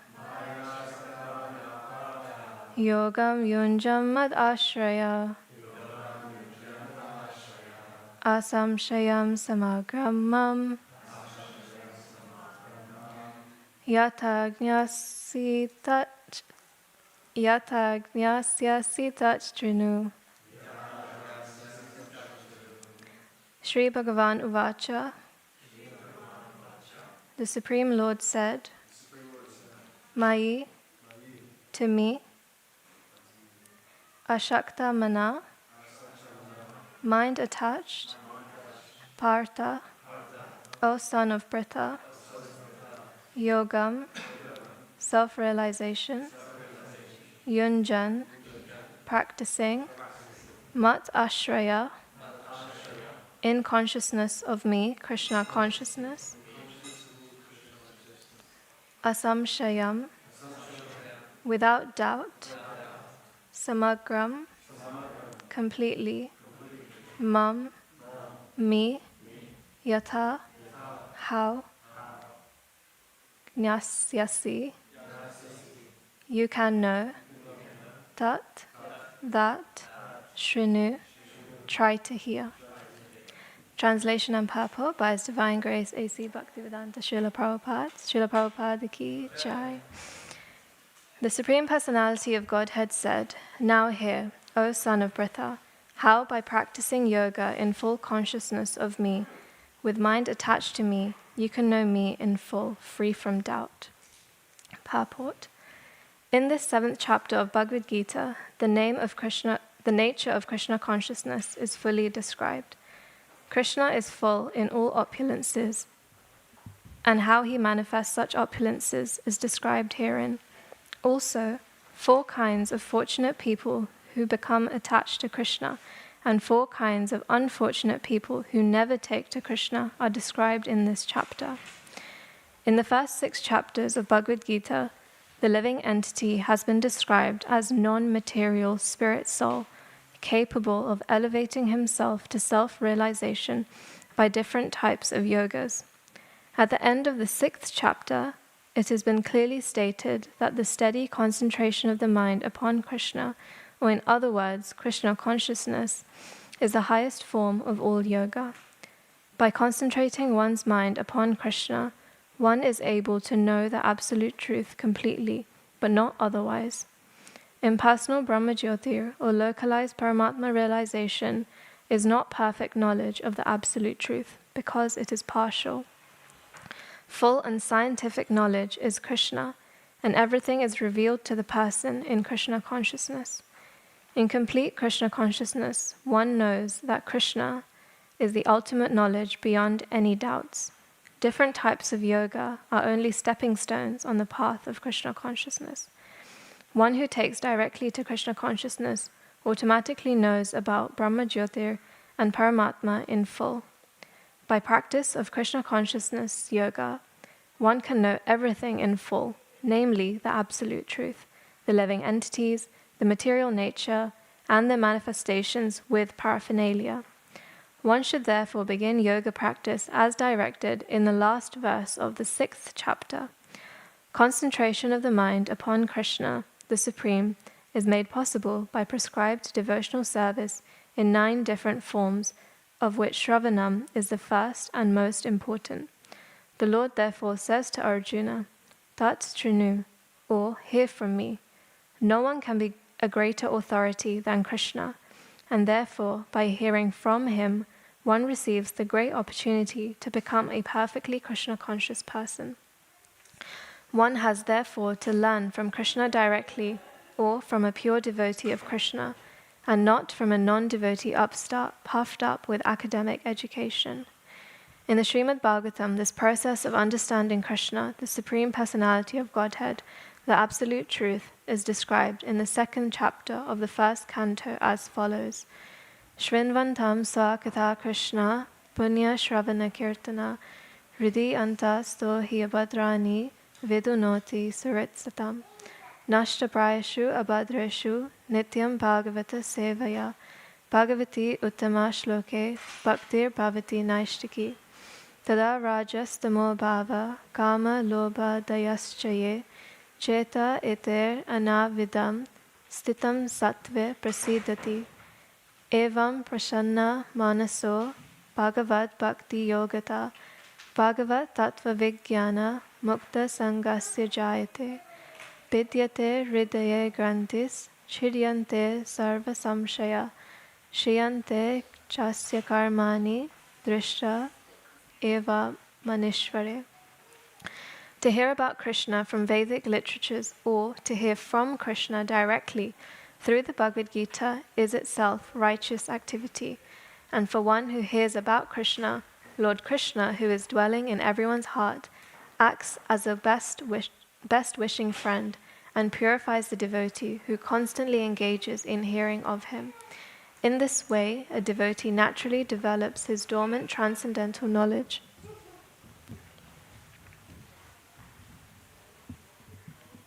As he hears more about Krishna from the Bhagavatam and from the devotees, he becomes fixed in the devotional service of the Lord. By development of devotional service, one becomes freed from the modes of passion and ignorance, and thus material lusts and avarice are diminished. When these impurities are wiped away, the candidate remains steady in his position of pure goodness.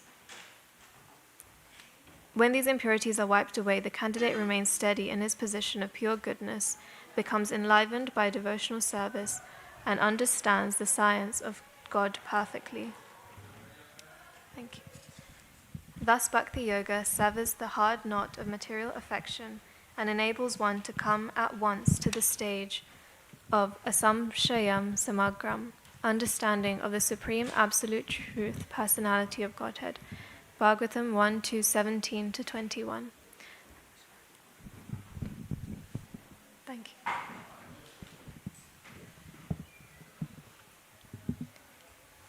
Therefore, only by hearing from Krishna or from his devotees in Krishna consciousness, one can understand the science of Krishna. Om Jnana Timirandasya Jnananjana Shalakaya Chakshurun Militam Yena Tasmai Shri Guruve Namaha. Shri Chaitanya Manobhishtam Stapitam Yena Bhutale Swayam Rupa Kadamayam Tadati Swapadantikam Vandeham Shri Guru Shri Yuta Padakamalam Shri Gurun Vaishnavamscha Shri Rupam Sagrajatam Sahagana Raghunathanvitam Tam Sajivam Sadvaitam Savadutam Parijana Sahitam Krishna Chaitanya Devam Shri Radha Krishna Padan Sahagana Lalita Shri Vishakhanvitamscha He Krishna Karuna Sindhu Dina Bandhu Jagatpate Gopisha Gopika Kanta Radha Kanta Namostute Tapta Kanchana Gaurangi Radhe Vrindavaneshwari Vrishabhanu Sute Devi Pranamami Hari Priye Vancha Kalpatarubhyascha Kripa Sindhubhya eva cha Patitanam Pavanebhyo Vaishnavebhyo Namo Namaha Jai Shri Krishna Chaitanya Prabhu Nityananda Shri Advaita Gadadhar Srivasadi Gaura Bhaktivinoda Hare Krishna Krishna Krishna Hare Hare Hare Rama Rama Rama Hare Hare Nama Om Vishnu Padaya Krishna Prastaya Bhutale Srimate Bhaktivedanta Swami Iti Namine Namaste Saraswati Deve Gauravani Pracharine Nirvishesha Shunyavadi Paschatya Deshatarine.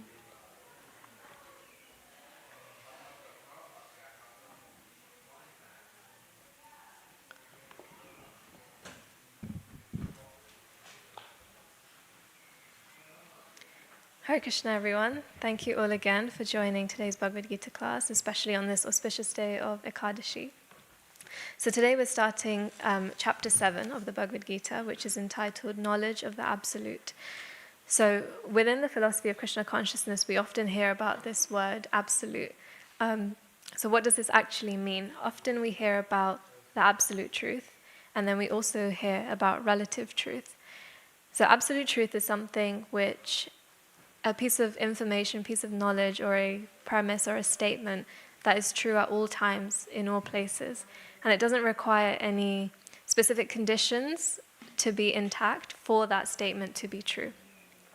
So for example, if I say that I'm the tallest person in this room, that probably wouldn't be true unless I told everyone who's taller than me to leave the room for that statement to be true. So in that sense, that's a relative truth. That statement would only be true if I asked people taller than me to leave. And so relative truth in this sense is something that changes depending on other factors which are involved or other sort of conditions which are in place in order for that statement to be intact. So why is making this distinction important? In our life, we actually hear so much knowledge throughout our lives, throughout our education. We're constantly hearing knowledge. And when we obtain knowledge, this knowledge changes or influences the way we think. And the way we think then dictates what we prioritize in our life. And according to what we prioritize, we act. If I believe that, if my education has taught me that being successful means to be wealthy, then I will set up my life and I may behave in a way that where the actions follow through in order to complete that statement, in order to kind of, give weight to that statement that yes, being wealthy means to be successful, and therefore the actions that follow it will be in line with that belief. So within the practice of Krishna consciousness, how do we actually understand what is the absolute truth? Krishna consciousness is actually a very scientific process. For any material or spiritual activity that we do, there is a goal that we're trying to achieve. And in order to achieve that goal, there is also a systematic process that we would follow in order to reach that goal. So for example, if I'm trying to bake a cake, I have a goal of baking a cake and decorating it in a certain way. I will have a systematic step-by-step process which I would need to follow as it has been written down in order to produce that result of an intact cake. And so in this verse specifically, Krishna is telling us how do we know the absolute truth. And Prabhupada mentions this in the purport as well. He says, at the end of the 6th chapter, it has been clearly stated that the steady concentration of the mind upon Krishna, or in other words, Krishna consciousness, is the highest form of all yoga. By concentrating one's mind upon Krishna, one is able to know the absolute truth completely and not otherwise. So from this statement of Prabhupada, we can understand that there are many different ways, there are many different paths to understanding the absolute truth. And that process of getting there is the process of concentrating the mind on Krishna. And actually that process, out of all of the different yoga processes, the process of concentrating the mind on Krishna is the highest. But how do we actually concentrate the mind? Surely there would be a process in order to do that also. So Arjuna, earlier in this conversation with Krishna, he was speaking about and describing the nature of his own mind as being very restless and difficult to control.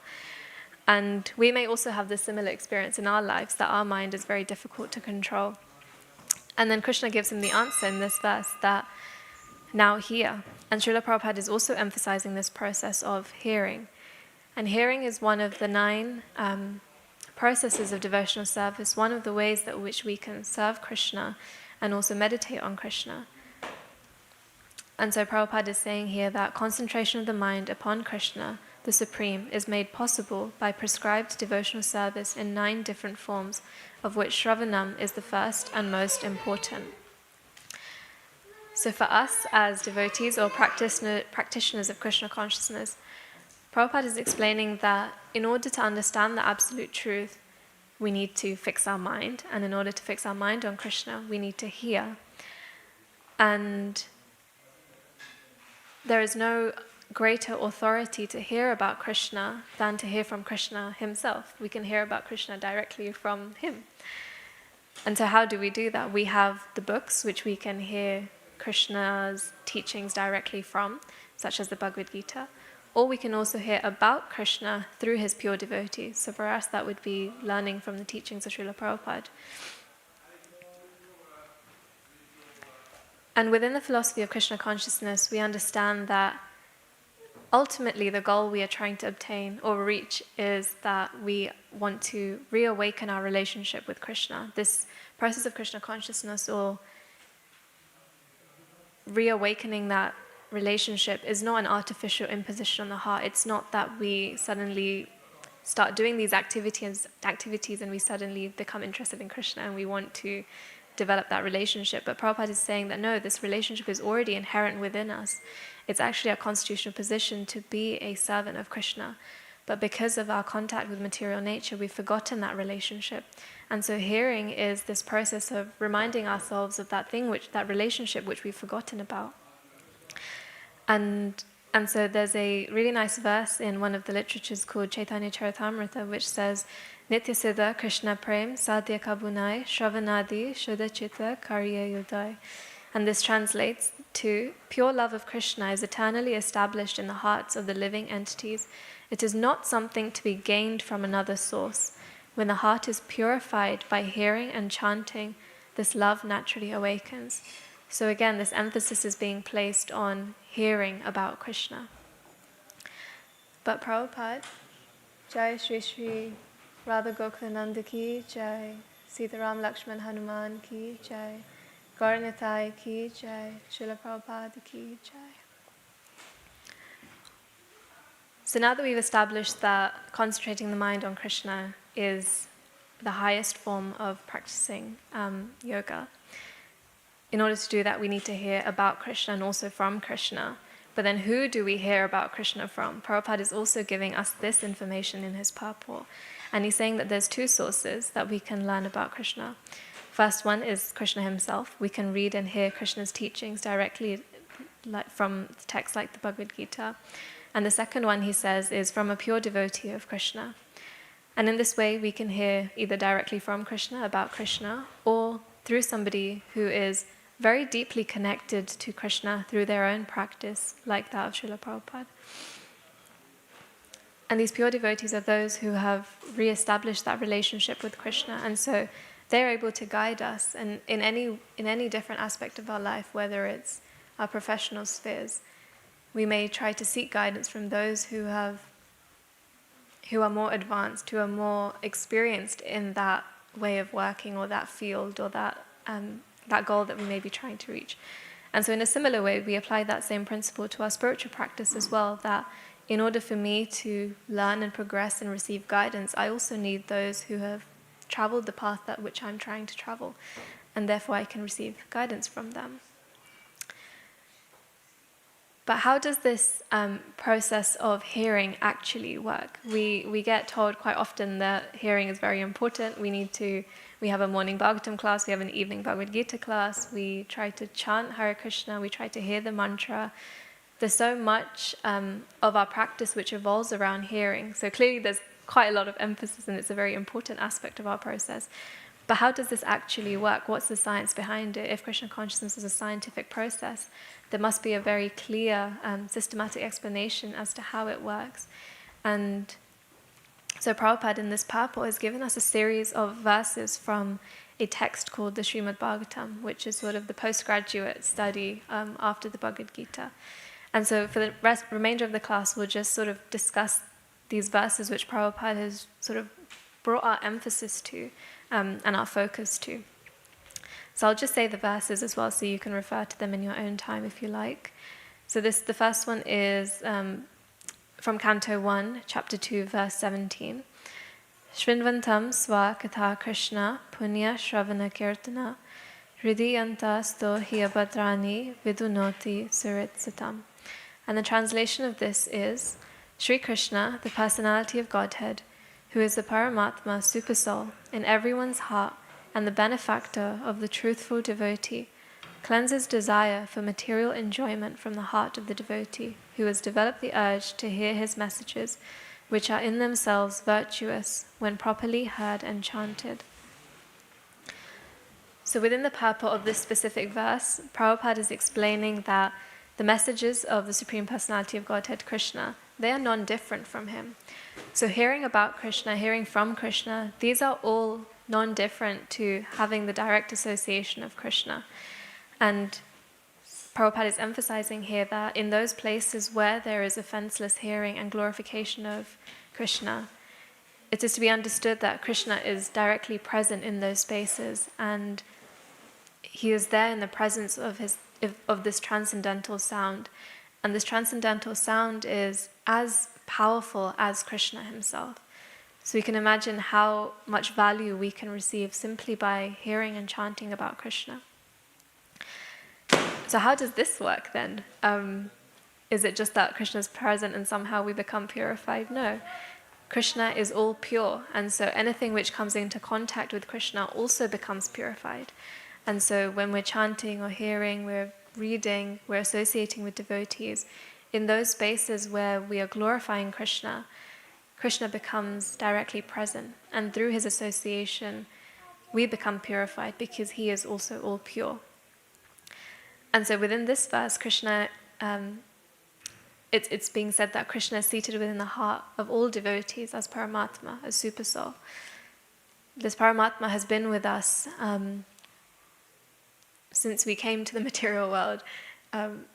It's been a witness of all of our lives in every different body that we've had, whether it was a human form of life or a cow or a dog or a horse, any lifetime or any body that we've had, the Supersoul has accompanied us. And it's this internal guide which is guiding us towards recognizing where our ultimate happiness lies, and trying to help us recognize that activities which we may be engaging ourselves in may not actually be bringing us the most happiness that which we're seeking. And so he's constantly there guiding us, but we've turned a blind eye to him. We don't want his guidance, so we're trying to create our own concoctions of how we think we can enjoy and be wealthy and be successful in this life. But Krishna through the Bhagavad Gita, through the Bhagavatam, through the devotees, is actually giving us that guidance as to how we can ultimately be happy. And so Krishna is seated within the heart of all devotees. When that devotee engages in hearing and chanting, Krishna sees that, oh wow, this devotee, even though after lifetimes of having forgotten their relationship with me, is trying somehow, regardless of how difficult it is, regardless of how socially unacceptable it may be, is still trying to engage and reawaken in this relationship with me. Let me help this devotee. And so he helps by purifying that heart. And what does that purification actually mean? It means the removal of our material desires. Desires are sort of these motivations which drive our activities and our behavior. We can either have material desires, maybe to be wealthy or successful or famous or very strong, or we can have spiritual desires. And whether those are two separate things or one thing, and whether one is actually dovetailed into the other, is a matter of our perception and how integrated we are able to navigate even our material life through a spiritual perspective, and ultimately it all becomes spiritual. And so in the following verse after this, in 1-18 of Bhagavatam, the verse is Nashta Prayashu Abhadreshu Nityam Bhagavata Sevaya Bhagavati Uttama Shloke Bhaktir Bhavati Naishtaki. And the translation is, by regular attendance in classes on the Bhagavatam and by rendering of service to the pure devotees, all that is troublesome to the heart is almost completely destroyed, and loving service unto the personality of Godhead, who is praised with transcendental songs, is established as an irrevocable fact. So in the purport to this verse, Prabhupada is explaining how this process of hearing removes all of these inauspicious desires. And why are they inauspicious? They're inauspicious because they take us away from Krishna. They make us deeper into our illusion and our forgetfulness of our eternal relationship with Krishna. And this is why he uses the word specifically inauspicious, because they take us away from Krishna.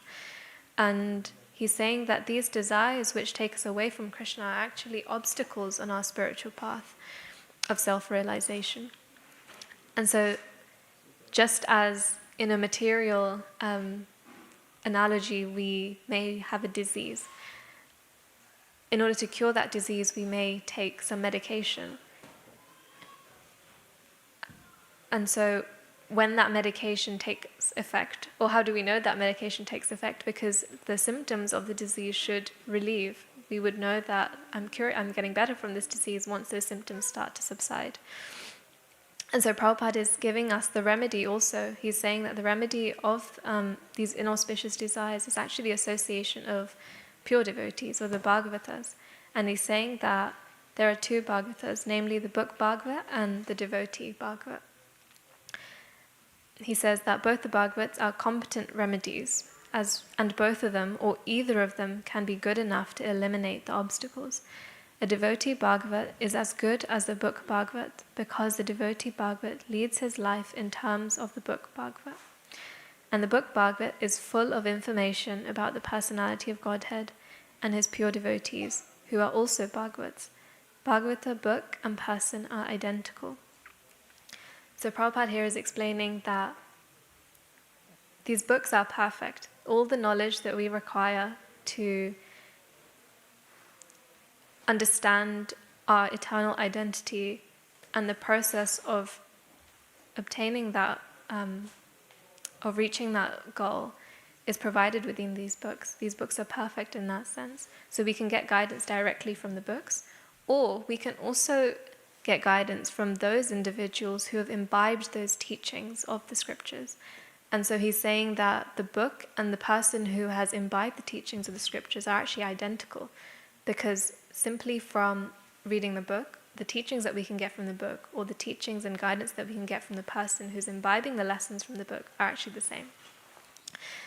And so he's saying that actually we can either both of them or either of them can be good enough to eliminate these obstacles. And so, specifically within this verse, Nityam Bhagavata Sevaya, this process of hearing and chanting is said to be done nityam, regularly. And what does that mean? It's not regularly once a year. It's regularly meaning daily. That we take some time out to learn about who am I, why am I here, where am I going, and how do I get there. And it's not simply that we open a book and sit and read. Yes, Krishna also sees that endeavor too, but what is that behavior showing to Krishna? It's showing that, again, I'm taking a humble position because I don't know what I'm trying to do with my life. I feel very lost and I need some guidance as to how I can actually be happy.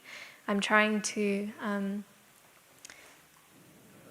become wealthy, successful, manage my family in a certain way, have desires for my children, and I'm placing my happiness in all of these people's hands, but still I'm not becoming happy. And so Krishna sees this desire. Krishna reciprocates with the desires that devotees have. And so as Krishna is able to see this desire, he gives us the guidance as to how we can move forward in that process. And within this verse specifically, Prabhupada is not only emphasizing just the regular attendance in the class, but also the rendering of service to pure devotees, or just the rendering of service to. And why is this service important? And how does this service help our hearing? One key aspect that is emphasized within the philosophy of Krishna consciousness is this point about blessings and mercy, that I may be able to, my perception of the Bhagavad Gita may just be words on a page at the moment, but when I receive the blessings of a devotee who has understood and realized and is imbibing the teachings, simply because of their blessings, I can make, it almost accelerates my progress because someone is telling Krishna, hey, Krishna, this person is really trying to move forward, please help them. So for us, that can be a pure devotee, it can be Radharani, Gaurnitai. These are all devotees, servants of the Lord, who they themselves are unconditionally serving Krishna, and they want to engage all of us and help us to reawaken and reconnect with our eternal relationship. And so this aspect of service is so wonderful now that in a few months' time Janmashtami will be coming. There's many festivals and opportunities to be engaged in service. And earlier on in the Bhagavad Gita, Krishna also says that he's telling Arjuna that there's no loss or diminution within this process. Even a small amount of service which is rendered, it's never lost. It's like, it's completely the opposite to putting money in a bank account in this lifetime. If I come back in another lifetime, that money's not going to be there for me. But in our spiritual process, any spiritual endeavor and practice that we do, any service that we render, all of this is taken into account. Krishna sees this, whether it happens sporadically in different lifetimes, whether it happens consistently. None of it is lost. And when we start another lifetime, we almost pick up from where we left off and we continue. We don't have to go, it's not like snakes and ladders where you go all the way back to zero and you have to start again. You just carry on from where you were already. And so this process of Krishna consciousness is so wonderful because we have this opportunity for service, to hear, to really reconnect with what is ultimately going to make us happy. And I'll just move on to the next few verses just for the sake of time. So this is 1-19, which Prabhupada also mentions in the purport. Tada rajas tamo bhava kama lobha dayaschaye cheta eter anavidam stitam sattve prasidati. As soon as irrevocable loving service is established in the heart, the effects of nature's mode of passion and ignorance, such as lust, desire, and hankering, disappear from the heart. Then the devotee is established in goodness and he becomes completely happy. So as I was mentioning earlier in the example of taking medication when we may be in a diseased condition, how do we know that that medication is taking effect? Because the symptoms which the medication should bring about actually start to happen, and we see that our experience matches up with what is being said, that the symptoms which should be relieved. And so in this verse, it's saying that as a result of engaging in loving service, loving devotional service, then the effects of the mode of passion, ignorance, which are lust, desire, and hankering, these disappear from the heart. And Prabhupada actually elaborates on these within the purport, and he says, lust, desire, hankering, inactivity, foolishness, and sleep. As we can, if we're able to see that these sort of tendencies and symptoms are reducing, then we can see that the process of devotional service is working. And that in itself strengthens our faith to want to carry on following. If someone tells me eating chocolate cake is going to make me happy, and I try the chocolate cake and I don't really like the taste of it, I'm probably not going to go and eat it again. But if I eat it and they say I'm going to have a very happy experience, and I'll think it's very delicious, and I actually do have that experience, then I'm probably more likely to want to go back and have it again later.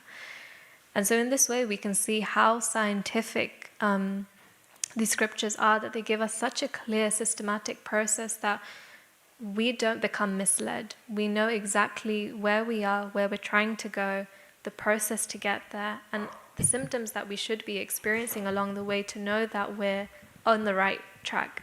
It's like if I'm trying to go to the beach and I put the destination in the map, into Google Maps. Along the way, as I get closer and closer to the beach, I'll probably start seeing signs about the beach or the parking for the beach, and so all these signs that come up along that journey, I'll know that, okay, this map is actually taking me in the right direction. And so that strengthens my confidence in the map, and next time I'll be more likely to use the map because it actually got me to the destination I wanted to reach previously. And so, as we can, Prabhupada is again emphasizing that these symptoms of passion and ignorance begin to disappear as we engage in devotional service. Then in 1-2-20, Evam prasanna manaso Bhagavad Bhakti Yogata Bhagavad Tattva Vijnanam Mukta Sangasya Jayate. Translation: thus established in the mode of unalloyed goodness, the man whose mind has been enlivened by contact with the devotional service to the Lord gains positive scientific knowledge of the personality of Godhead in the state of liberation from all material association. So again, this verse is emphasizing how the symptoms of the modes of passion and ignorance subside, and ultimately the practitioner of Krishna consciousness is able to elevate themselves to the mode of goodness, which is then the launch pad to transcendence and pure goodness. And in this way, that individual can become and come in direct contact with Krishna. 1-21. Vidyate hridaya grantis chiryante sarva samshaya shayante chasya karmani drishta evat manishvare. And so now in this verse, so Prabhupada so far has given us the process, and now in this verse he's going to tell us a symptom of what will happen again of hearing, chanting, and serving. Thus the knot in the heart is pierced, and all misgivings are cut to pieces. The chain of fruitive actions is terminated when one sees the self as master. So Prabhupada elaborates within the purport, and he explains what does this knot mean. And he says that this knot is actually referred to as the ahankara, which is the false ego. It's our misidentification that we are this body. And because we identify with this body, everything that is in association with that body, we also think is mine. And so this process of hearing and cleansing of the heart helps to pierce these knots, pierce these misidentifications, and cleanse these misidentifications. Because ultimately, what does that really do? Because we're misidentifying ourselves, the actions that follow, if I believe I'm this body and nothing more, then all of my actions are just going to try to maintain the body, which ultimately we know from the Bhagavad Gita is temporary. So once this purification happens, this false ego starts to become purified, then we're able to see that, no, I am actually something beyond this body, and let me now change my behavior such that it such that that understanding is reflected, and that now I'm engaging in activities which align with my eternal self, not my temporary self.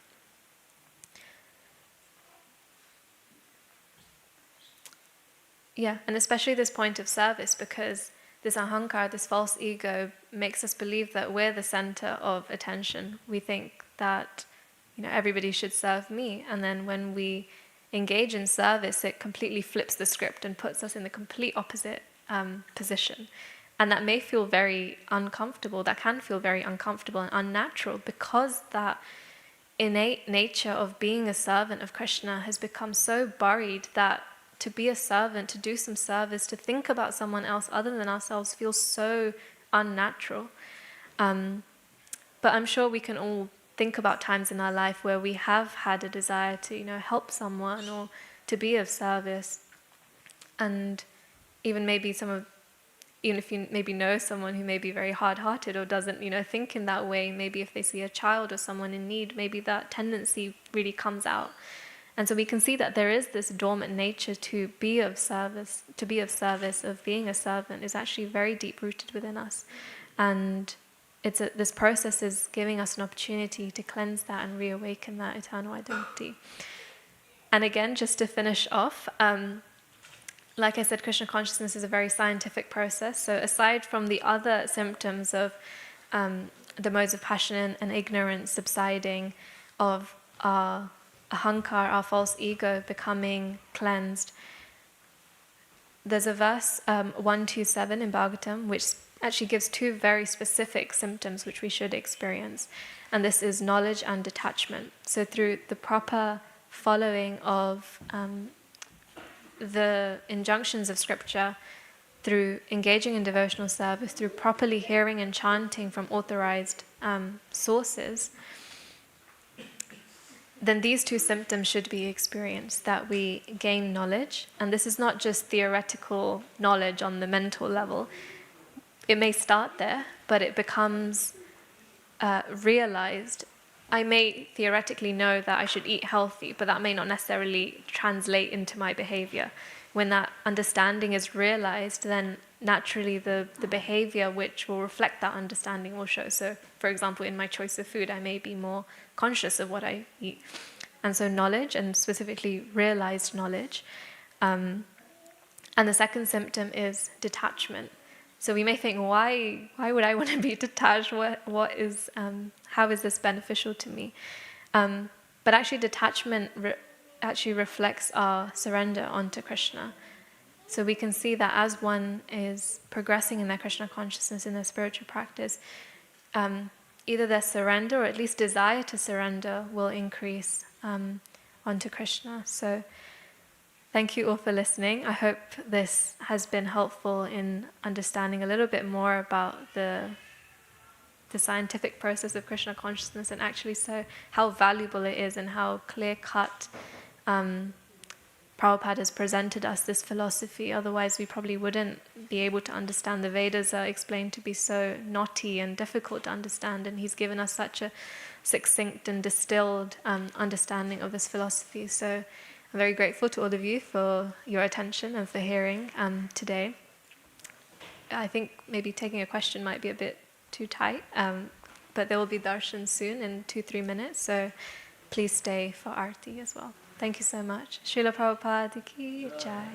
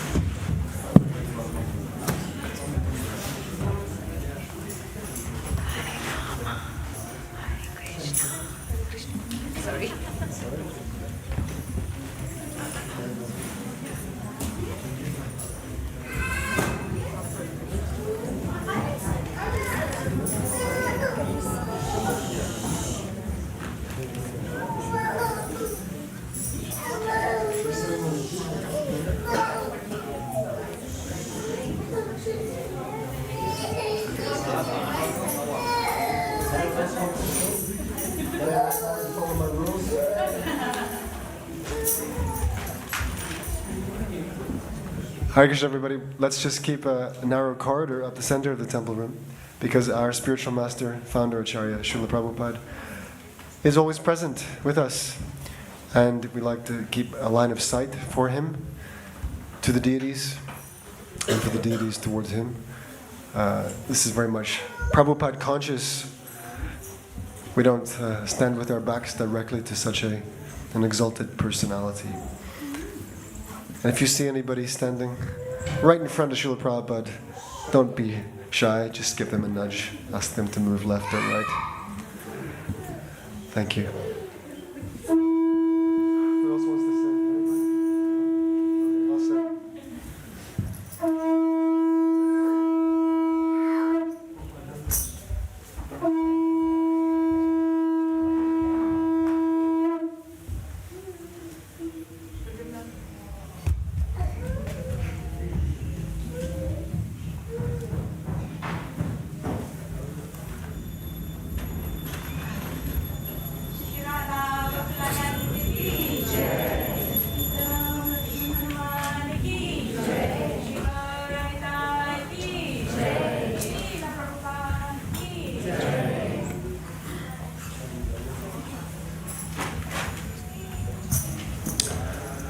Namo Vishnu Padaya Krishna Prishtaya Bhutale Srimate Bhaktivedanta Swaminiti Namine.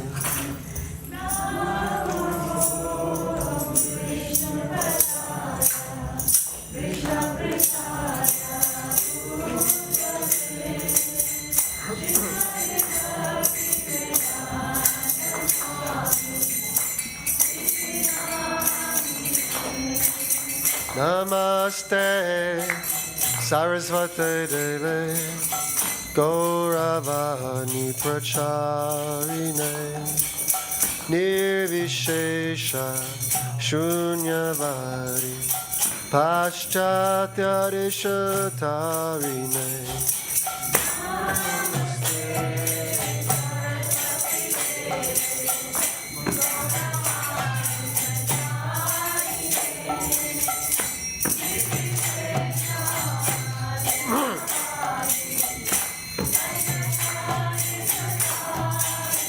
Kiba Jaya Jaya Gaura Chandra Arati Shobha Jaya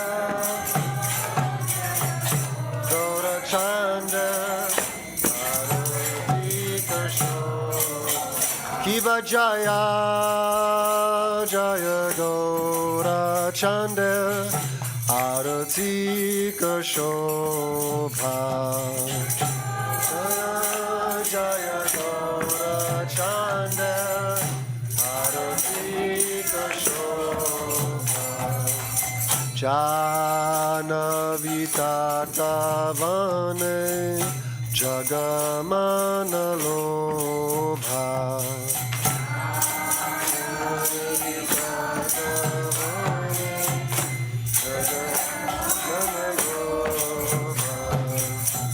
Janavitata-vane Jagamana Lobha.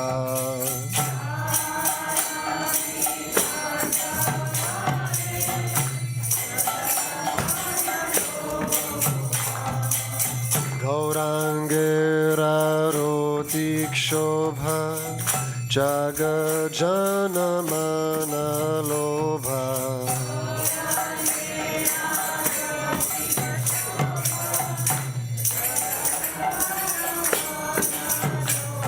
Dakine Nitai Chand Bame Gadadhara.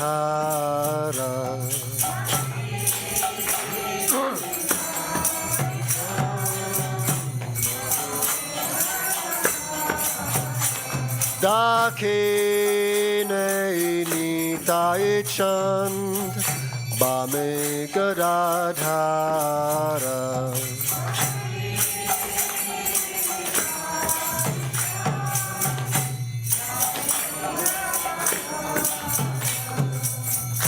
Nikate Advaita Srinivasa Chatradhara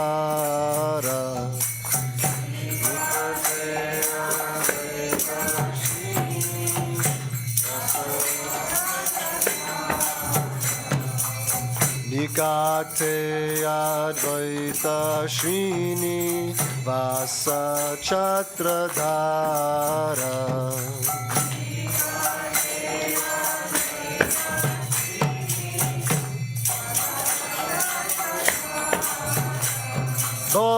Boshiya Chegorachan Ratna Simhasane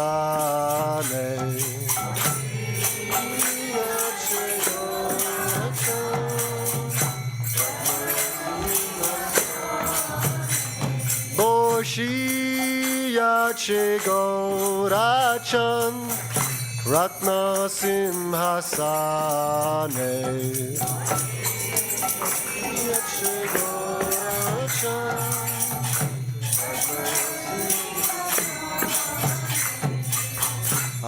Arati Koren Brahma Adi Devagane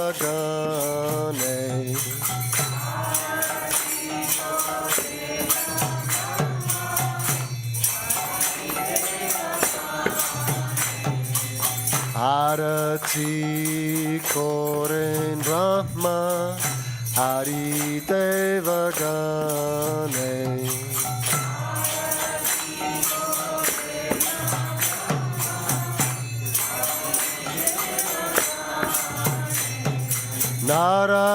Narari Ari Kori Chamaradulaya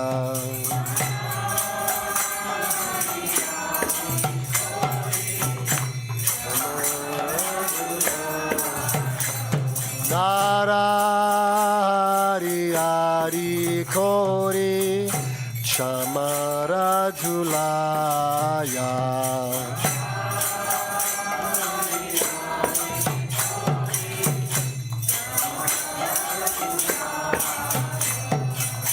Sanjaya Mukunda Bashu Gosharigaya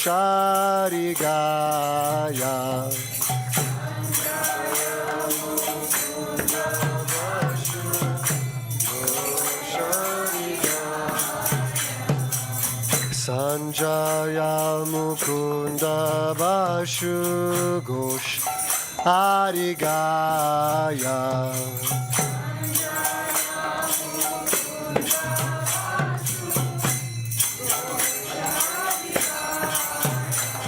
Shankha Bhaje Ganta Bhaje Bhaje Karatala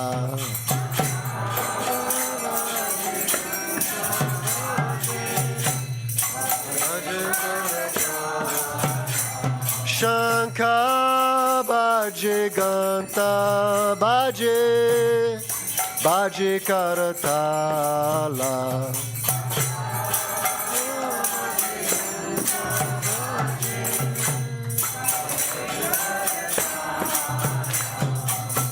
Madhura Mridanga Bhaje Paramarasala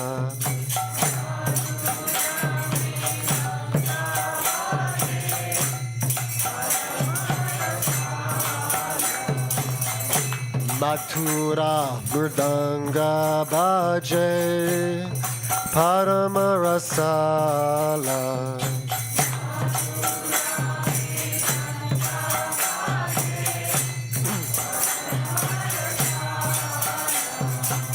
Shankha Bhaje Ganta Bhaje Madhur Madhur Madhur Bhaje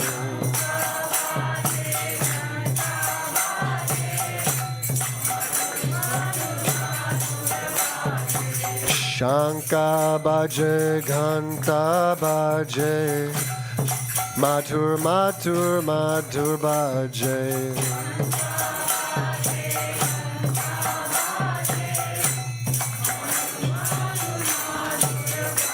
Haribol, Haribol Haribo, Nitai Gora Haribo.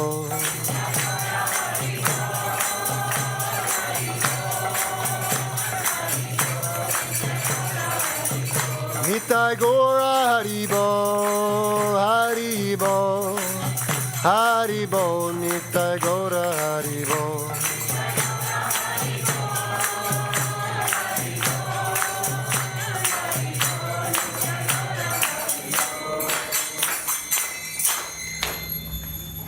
Bahu Koti Chandra Jini Vadana Ujvala. Bahu Koti Chandra Jini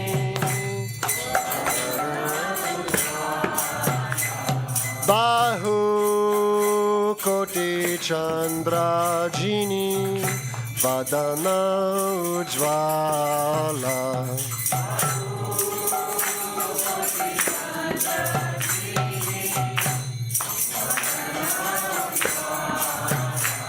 Bahu Koti Chandra Jini Vadana Ujvala.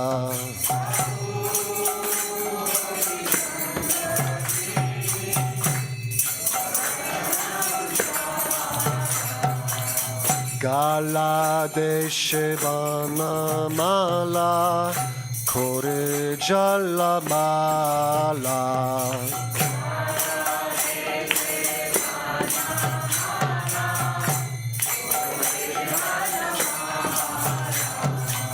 Gala Deshevana Mala Kore Jala Mala.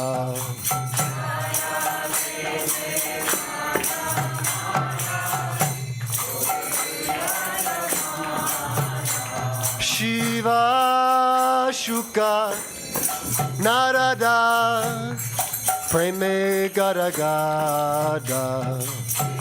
Shiva Shuka Narada Preme Gada Gada. Shiva Shuka Narada Preme Gada Gada.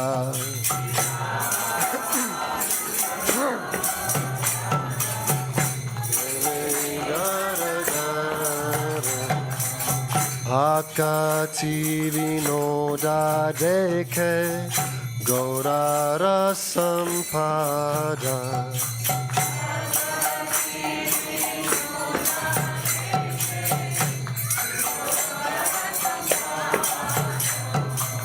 Bhakati vinoda deke Gaurara sampada.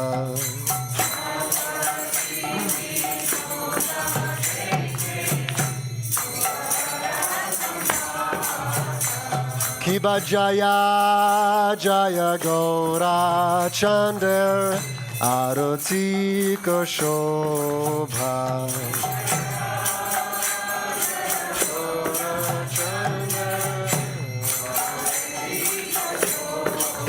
Kiba Jaya Jaya Gaura Chander Arati Shobha.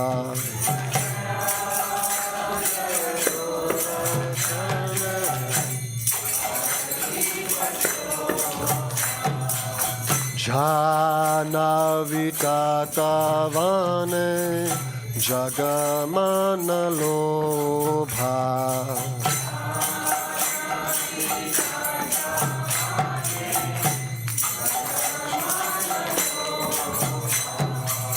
Jana Vitatavane Jagamana Lobha.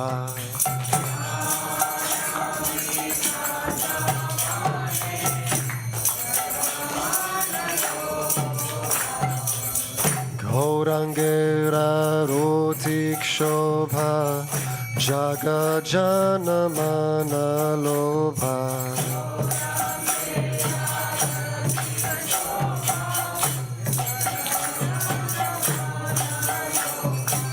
Gaurangera Rotik Shobha Jagajanamana lobha.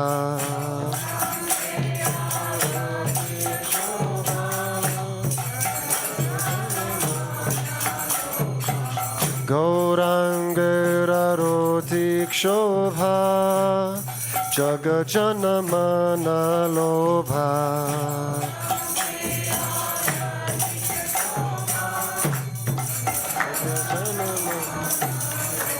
Haribo, Haribo, Haribo, Nitai Gora Haribo.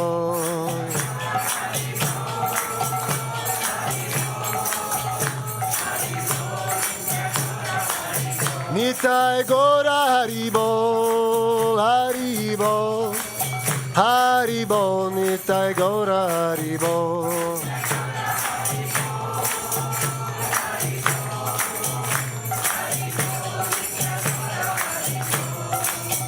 Jai Shri Krishna Chaitanya Prabhu Nityananda Shri Advaita Gadadhar Shri Vasari Gaura Bhakta Vrinda.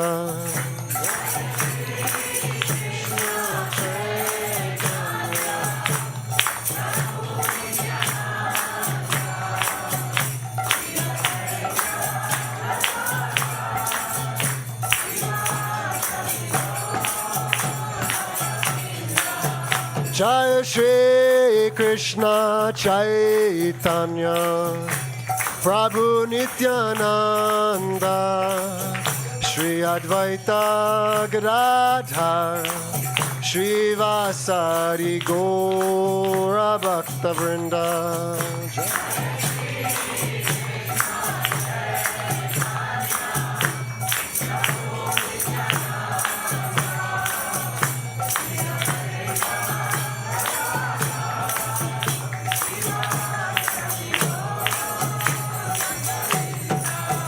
Jai Shri Krishna Chaitanya Prabhu Nityananda Shri Advaita Gadadhara Shri Vasari Gaura Bhakta Vrinda.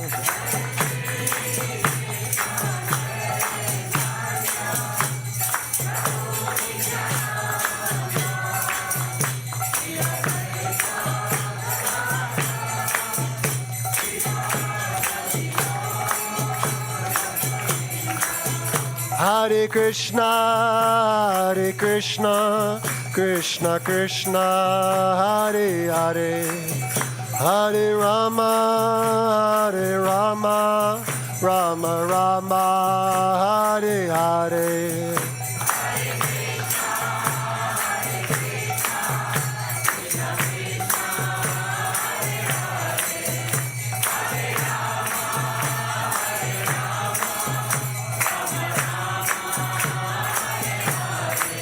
Hare Krishna, Hare Krishna, Krishna Krishna, Hare Hare, Hare Rama, Hare Rama, Rama Rama, Hare Hare. Your turn.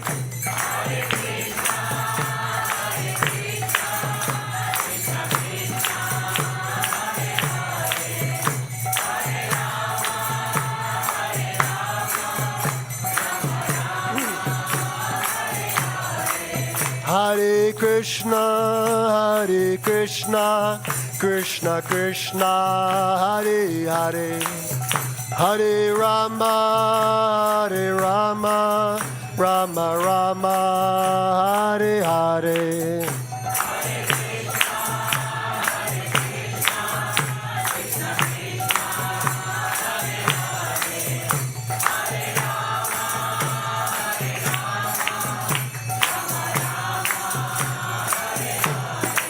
Hare Krishna, Hare Krishna, Krishna Krishna, Hare Hare, Hare Rama, Hare Rama, Rama Rama, Hare Hare.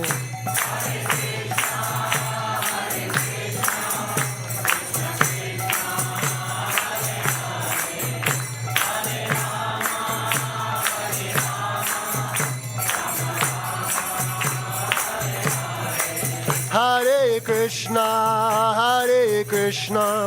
Krishna Krishna, Hare Hare, Hare Rama, Rama Rama, Hare Hare.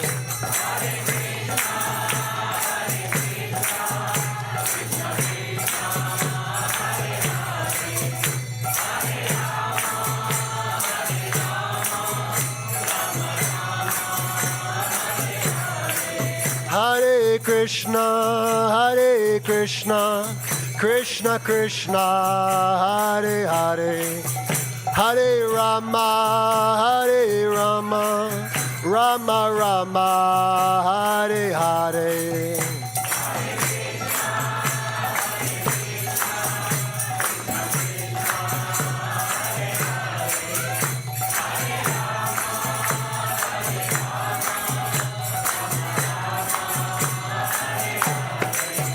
Hare Krishna, Krishna Krishna, Hare Hare, Hare Rama, Rama Rama, Hare Hare.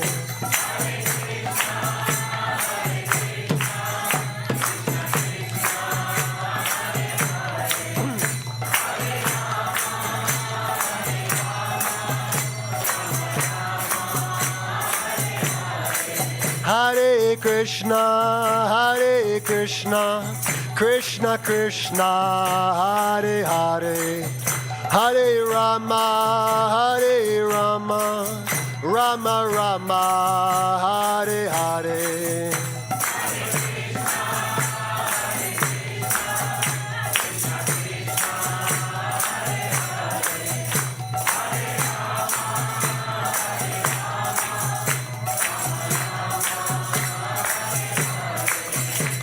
Hare Krishna, Krishna Krishna, Hare Hare, Hare Rama, Rama Rama, Hare Hare.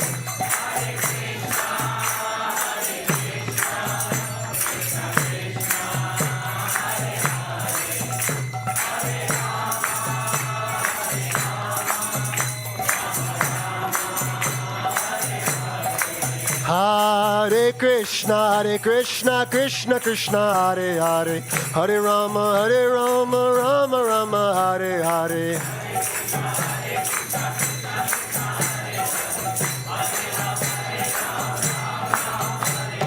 Hare Krishna, Krishna Krishna, Hare Hare, Hare Rama, Rama Rama, Hare Hare.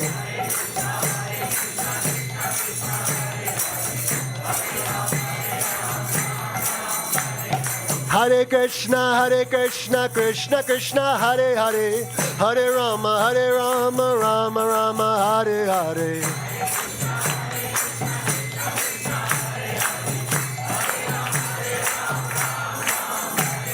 Hare Krishna, Krishna Krishna, Hare Hare, Hare Rama, Rama Rama, Hare Hare.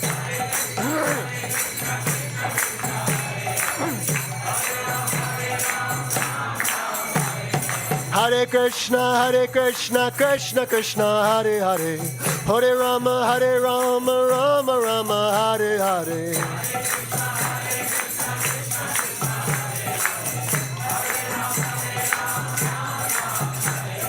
Hare Krishna, Krishna Krishna, Hare Hare, Hare Rama, Rama Rama, Hare Hare.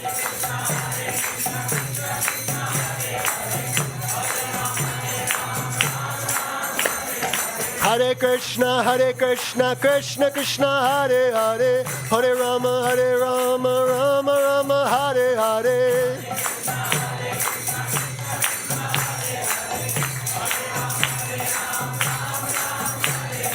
Hare Krishna, Krishna Krishna, Hare Hare, Hare Rama, Rama Rama, Hare Hare.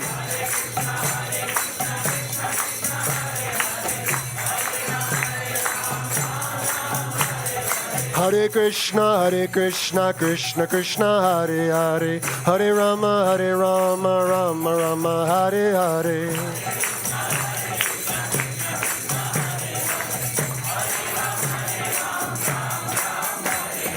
Hare Krishna, Krishna Krishna, Hare Hare, Hare Rama, Rama Rama, Hare Hare.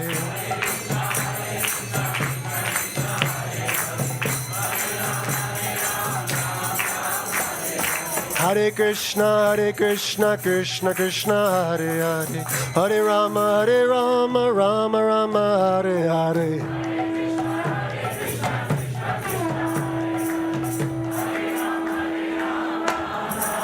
Hare Krishna, Krishna Krishna, Hare Hare, Hare Rama, Rama Rama, Hare Hare.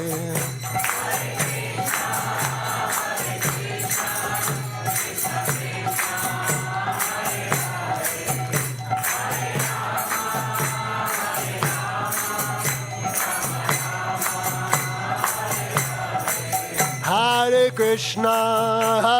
Krishna, Krishna Krishna, Hare Hare, Hare Rama, Rama Rama, Hare Hare.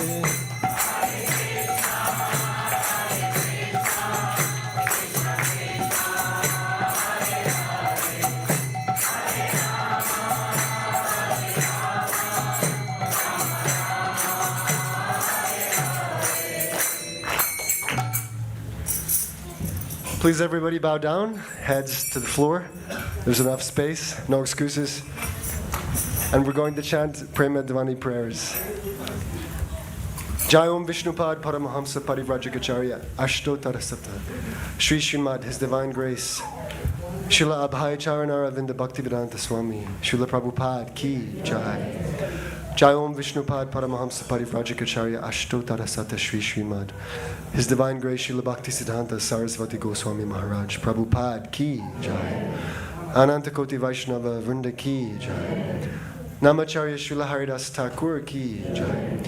Prem Se Gaho Shri Krishna Chaitanya Prabhu Nityananda Shri Advaita Gadadhara Shri Vasari Gaura Bhakta Vrinda Ki Jai. Shri Shri Radha Krishna Gopa Gopinath Shamakunda Radha Kunda Giri Govardhan Ki Jai. Shri Shri Radha Gokulananda Ki Jai. Shri Shri Sita Ram Lakshman Hanuman Ki Jai. Shri Shri Gaurnitai Ki Jai. Shri Vrindavan Dham Ki Jai. Shri Navadvip Dham Ki Jai. Ganga Mai Ki Jai. Yamuna Mai Ki Jai. Bhakti Devi Ki Jai. Tulasi Devi Ki Jai. Samaveta Bhakta Vrinda Ki Jai. Jai Nitai Gaur Premanandi Haribo.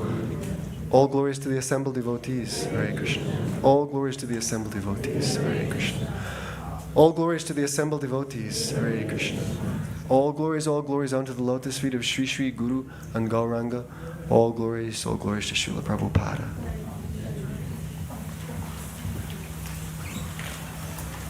Thank you so much, everybody, for participating in this wonderful Arati ceremony and chanting so enthusiastically the Hare Krishna Maha Mantra, the Yuga Dharma, the religious process given by Lord Chaitanya for this age. Please remain seated, and we are going to chant prayers to Lord Nrsimhadev, the great protector of everyone, but especially the protector of devotees and their devotional service.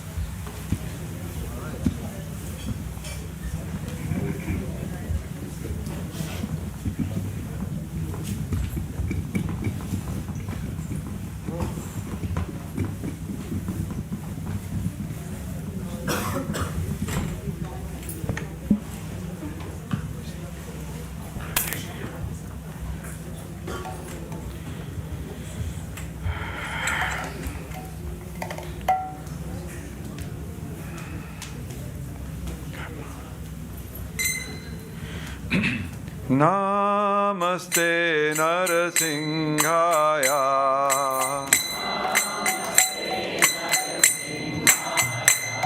Prahlada Lada Daine.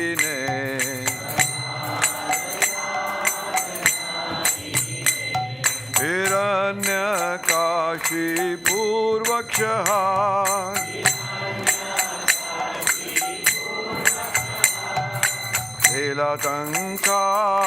लीलातङ्कानकालाय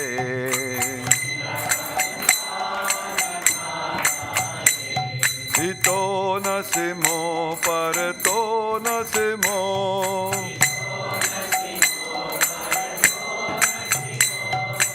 यतो यतो यामि ततो न सिमो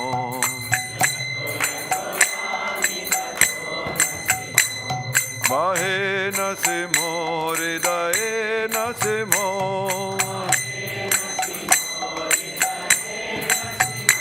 नरसिंहमदिं शरणं प्रपदे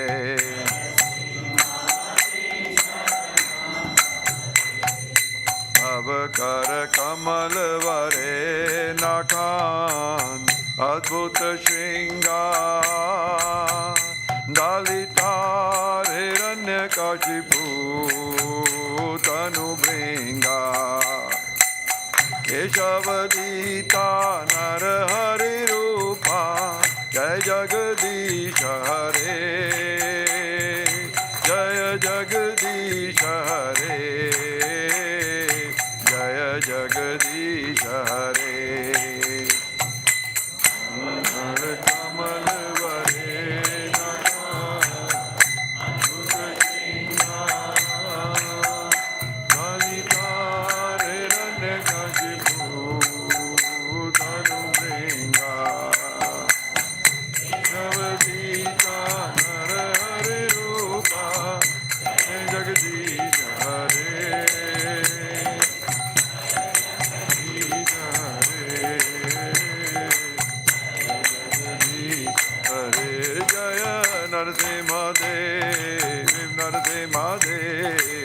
नरसिंहदेव जय नरसिंहदेव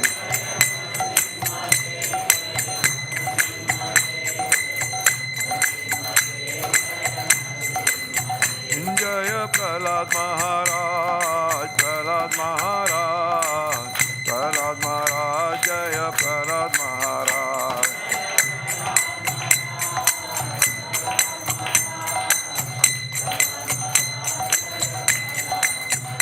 जय जय प्रभुपाद प्रभुपाद प्रभुपाद जय जय Prabhupada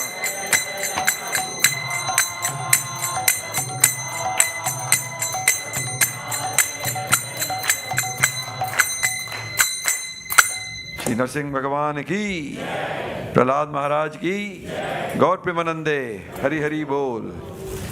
Thank you very much for attending the Arati. Prashadam is now being served outside in the adjacent room, and the next Arati will be at 9 o'clock. Thank you.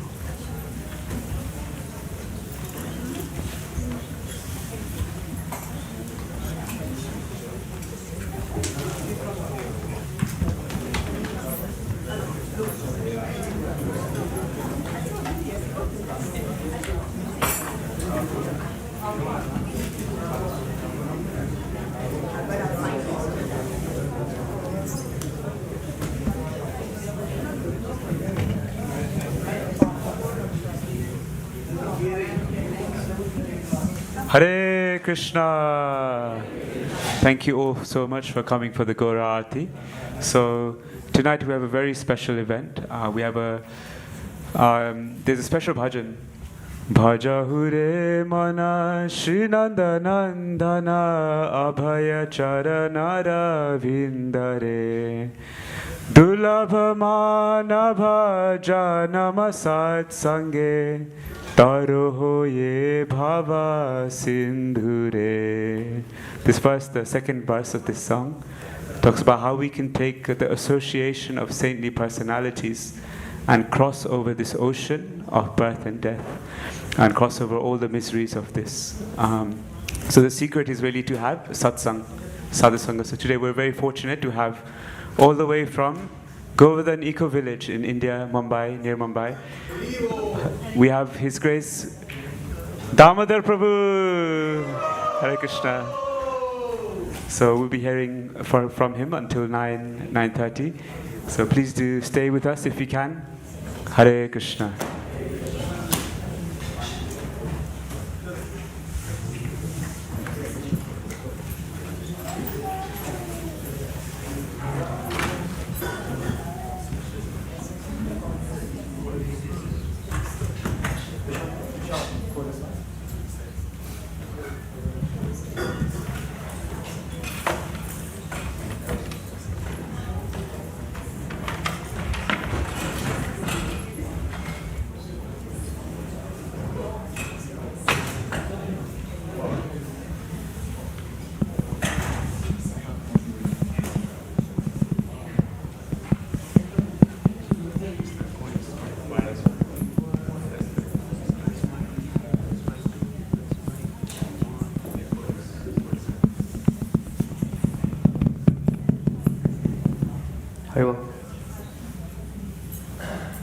Hare Krishna.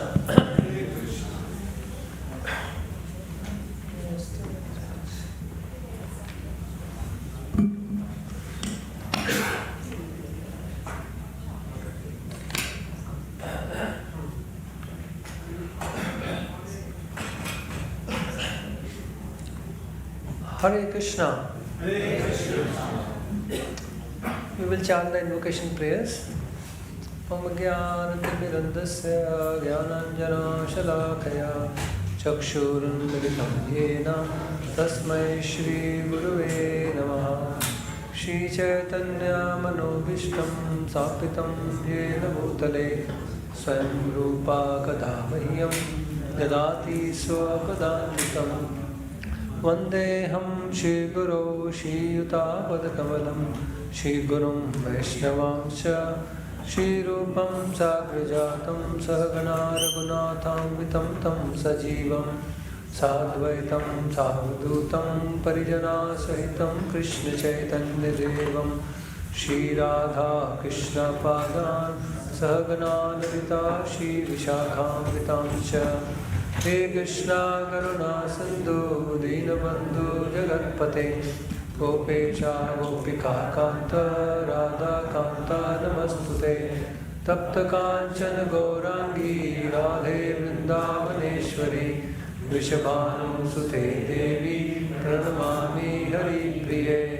Vancha Kalpatarubhyascha Kripa Sindhu Vevacha Patitanam Padmebhyo Vaishnavebhyo Namo Namaha Namo Vishnu Padaya Krishna Prishtaya Bhutale Srimate Bhaktivedanta Swamin Nitinamine Namaste Saraswate Deve Gauravani Pracharine Nirvishesha Shanivadi Paschatya Deshatarine Jai Shri Krishna Chaitanya Prabhu Nityananda Shri Advaita Radha Shiva Sadi Gaur Bhaktivedanta Hare Krishna Krishna Krishna Hare Hare Hare Rama Rama Rama Hare Hare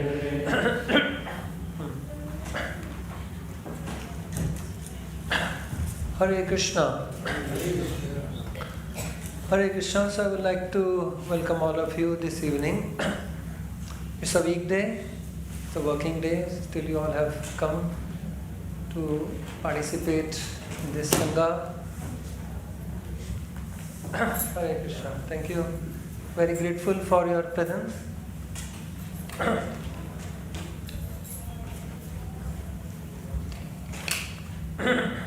How many of you know the topic of today's discussion?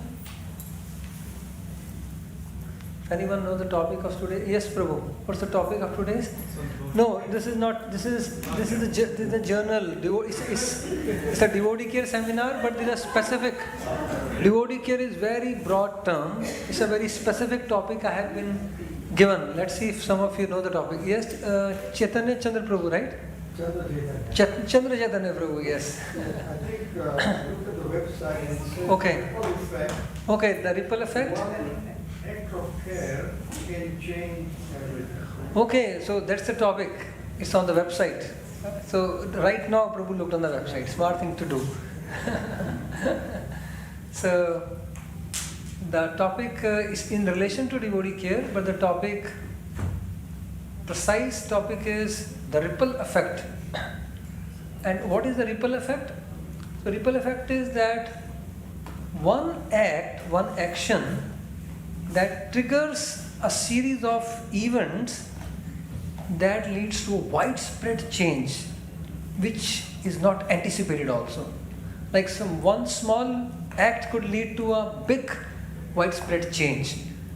So one act triggers a series of events that leads to a widespread change, which is not anticipated initially. That's the ripple effect, just to give you the idea of the topic we are discussing today, the ripple effect. So therefore, one act of care that can change everything. Now, devotee care is a very broad topic, but we'll be focusing on one act today, one act of care that can change everything. So we may not be able to anticipate. If we can act on this one point of care that we'll be discussing today, it can bring a widespread change in our life and in the community we are living in. So, yes, so that's the topic. So, I have kept this as a devotee care seminar because the topic is in relation to devotee care. Okay, so in general, I'll speak briefly. This devotee care initiative, this is one of our theme statements, as you can see on the screen on my left and the right both. So whichever you are comfortable, you can look at either of the screen. So embedding care in Krishna conscious communities. So most of our devotee communities are Krishna conscious. Krishna is the center of our lives. And in all the ISKCON temples around the world, there are several devotees or even business people who have visited ISKCON centers around the globe in different continents, be it Tokyo, be it Singapore, be it Auckland, be it New Zealand, it's in Mumbai, Delhi, here in London, Soho Street, we go to Germany, Berlin, go to US, New York, etc., etc. Go to any center, there is 4:30 Mangal Arati, and there are devotees who are chanting the Hare Krishna Mahamantra, 4:30 Mangal Arati everywhere. Quite a amazing spiritual standards. So one of my friends who manages, he is placed in Bank of America at a very high post, like one of the managing directors, and he said ISKCON is better managed than Bank of America. Seeing that there is 4:30 Mangal Arati everywhere, right? Such a consistent spiritual program, and then Mangal Arati, and then Nrsimha Arati, then Tulsi Arati, then devotee chant, then Darshan Arati, then the Bhagavatam class, Prasadam, the whole spiritual program, evening Bhagavad Gita class, Gaur Arati, in hundreds of centers, not just one or two, in several hundred centers, a very standardized spiritual program. So you're very impressed with such intense spiritual program. So yes, Krishna is the center of our lives, and our communities are Krishna conscious, but we may not be so much conscious of the devotees. We may not be so much conscious of the devotees, those who are serving the Lord, those who are serving the deities, or even those who are regularly connected as a part of the congregation. We may not be so much conscious of them. Therefore, the whole devotee care initiative is to make Krishna conscious communities as devotee conscious. We need to be more conscious of the devotees also, not just being Krishna conscious. And Srimad Bhagavatam says, one who is only conscious of the deities, one is only conscious of Krishna, that person is a beginner devotee. But when we become conscious of the devotees, that person makes advancement and becomes the intermediate, Madhyamadhikari. So we make progress from Kanishta to Madhyama when we become conscious of the devotees of the Lord, not just conscious of Krishna. So the whole initiative is to embed care in Krishna conscious communities. We already have. So devotee consciousness stands above Krishna consciousness. Actually, it stands above Krishna consciousness, and there is so much ample proof in the scriptures. Krishna, in Krishna's own words, he says, who is my devotee? If someone wants to claim, I am Krishna's devotee, Krishna says, wait. Just imagine a scenario where someone goes and tells Krishna, I am your devotee. Krishna says, it cannot be one way, I don't accept it. Right? No, relationship has to be two-way. It can't be just one way. So Lord says, I don't accept. Yo me bhakta jana partha, na me bhakta sthite janaha. Lord himself says in his own words, He says, one who says, I am your devotee, Krishna says, well, I don't accept it. And someone who says, I am a servant of your devotees, or I am a devotee of your devotee, Lord says, yes, you are my actual devotee, welcome, most welcome. And the Lord is very pleased to see that person and give his mercy to that person. So, in Lord's own word, Mad Bhakta Nam Chaye Bhakta Te Me Bhakta Tama Mata. One who is a devotee of my devotee is my actual devotee, or is best among my devotees. So, this is Lord's own word. Therefore, being conscious of devotees stands higher than just being conscious of Krishna. So, the whole theme statement of the Devotee Care Initiative is to embed this devotee consciousness. We are conscious of the devotees around us in Krishna conscious communities. So, okay, so now we will move on to the discussion on one act of care. Devotee care is a very broad and very deep subject matter. We do training. We have 18 hours of training on devotee care, and that is only scratching the surface. Just imagine. That is just scratching the surface. This subject matter is so deep and broad.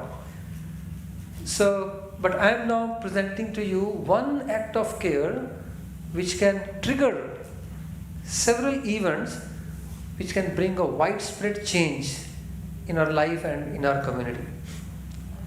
Okay, before we go to that, I would like to ask you now. Some of you have attended the devotee care course, so it will be a revision for those who have attended the course. For those who have not, it will be quite insightful. Okay, so what was the compliment received by Prabhupada from his spiritual master? This is not instruction. This is not the instruction which he received on the first meeting. This is the compliment that he received from his spiritual master. Compliment. Yes. Someone? Okay. Yes. Achyut Prabhu? Anant Achyut Prabhu. Yes, Anant Achyut Prabhu. What was the compliment? He likes to hear. He likes to hear. Good. Where did he observe that? Okay, you forgot. That's okay. Wait a minute. Okay. Okay, in Vrindavan he observed that. And where did he speak it? No. He observed that in Vrindavan, that's correct. Where did he speak it? Yes. At that time, many of the disciples of Bhaktivedanta Manor went away on a pilgrimage or a yatra. Yes. Avoid Prabhupada stayed behind. Okay.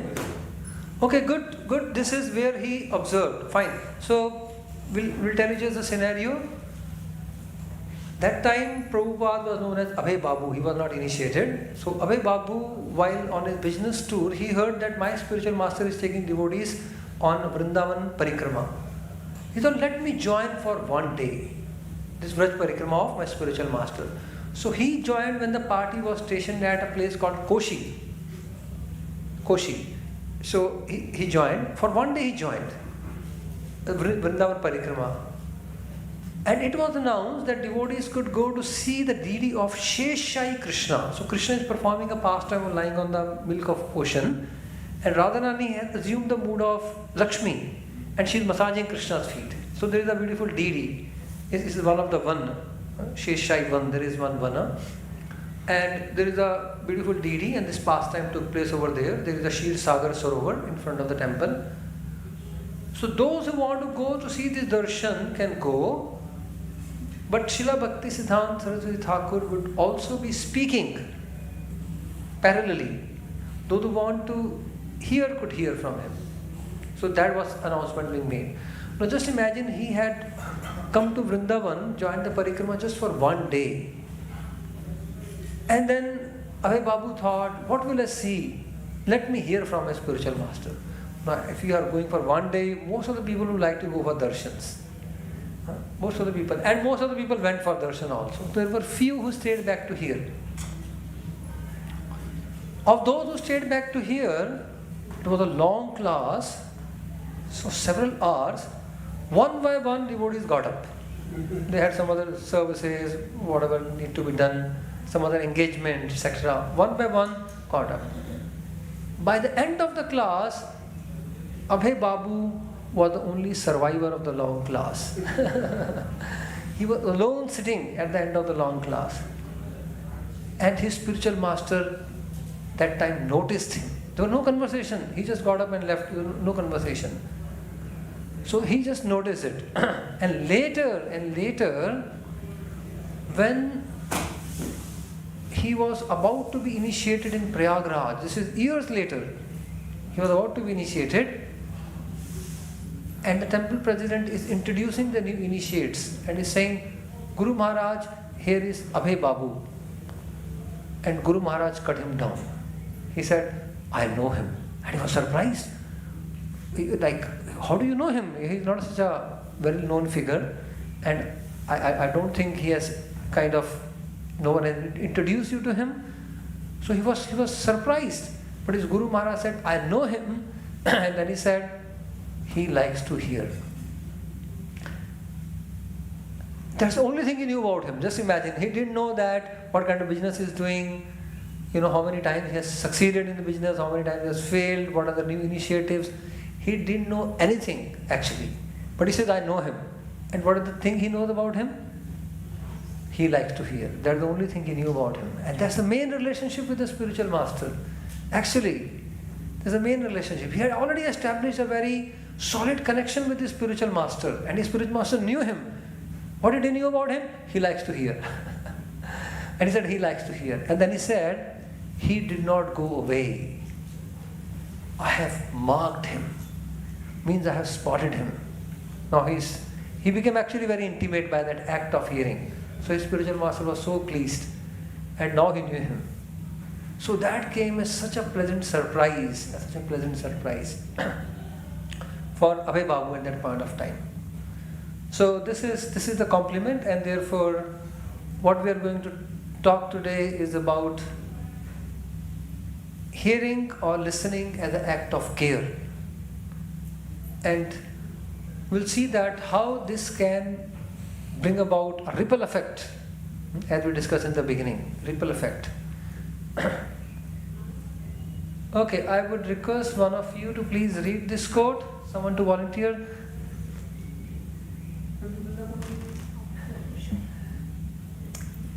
These are 9 processes of devotional service, of which Shravanam, hearing, is most important. Without hearing, nobody can understand the science of God. Therefore, the Vedic mantras are called Shruti.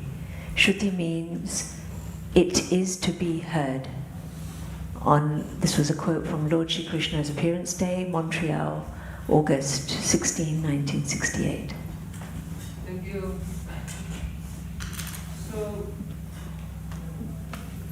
So, at times we emphasize on chanting the holy name, and that is most important. But here Prabhupada is saying, hearing is the most important. Why? Because chanting is a prerequisite to hearing. Hearing is a prerequisite to chanting. Even when we are chanting, so Shravanam Kirtanam, in the ninefold process of bhakti, first comes the hearing, then chanting. So, to be able to perform chanting properly, we must hear properly. So therefore hearing is a prerequisite to chanting. And even when we are chanting, the most important thing in chanting is also hearing. Hearing. So therefore, hearing is one of the most important, and all the Vedic mantras are called Shruti. Shruti means to be heard. Shruti means to be heard. So therefore, there is the importance of hearing being emphasized over here. Fine. Now, what we are going to use the word today in the seminar is listening instead of the word hearing. Now, what's the difference between hearing and listening in the modern educational context? When we use nowadays in the educational context these two terms, what's the difference between the two? Hearing is done with mind. Hearing is done with mind. Listening is done with heart. Okay, good. Good point. Hearing is done with mind. Listening is done with heart. Something else? Yes, Prajan Prabhu? Yeah.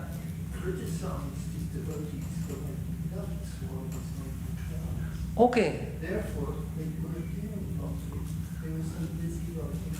Okay. Okay. If that notes are causing distraction. Okay, so that, of course, the point is, what's the difference between hearing and listening? Basically attentive. You want to say that you should be attentive. Listening is more attentive. Huh? You must remember it. Okay, so you should be able to recollect something what you heard. If you're listening, then hearing could just be passive, and listening means you should be able to recollect something. Okay, fine. So yes, something else?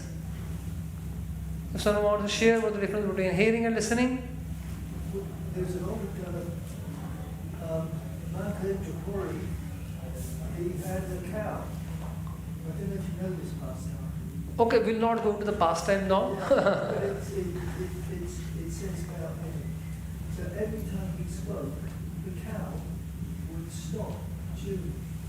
Oh, not the cow. There was the bull, and there was Jayatirtha, another acharya. Yeah, there was a bull. When Madhvacharya would speak, one of the bull would stop chewing and raise the ears and listen very attentively. That bull became one of the acharyas next time in the sampradaya. Okay.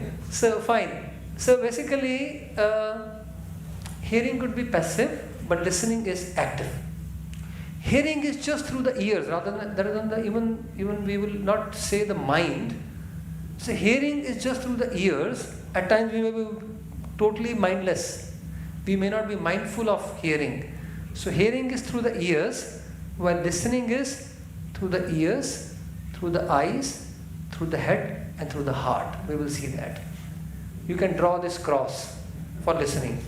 Ears, eyes, head and heart. So listening is with these four. Okay, yes, Chitralekha Mataji, you want to say something? I'm just saying how the baby. Okay. Is hearing passively. Yeah, okay, there could be passive hearing, someone may be hearing but not registering, not being able to understand, analyze, recollect, all those things. When we talk, they are in relation to listening. Okay, so was Parikshit hearing or listening? From Shukdev Goswami. He was listening. What's the proof of that? He was asking questions. That means what? He was listening. He was asking questions. Okay, fine. So the ears were open. That's one thing. What Parikshit's eyes open? His eyes were open. He was not sleeping.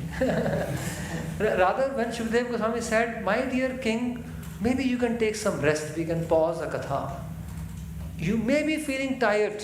You're hearing for the last 3-4 days. So in the middle, in the middle, he said, do you need a rest or break? He said, no. If you stop speaking, then I'll feel tired. As long as you're speaking, there is no tiredness." Right? So that was the determination. His eyes were open. Okay, he was listening with the head. One thing, he was asking questions. There is another incident which shows he was listening with his head. That means intelligence on. He was analyzing what he was listening. One particular incident proves that. Can someone make a guess? What's that?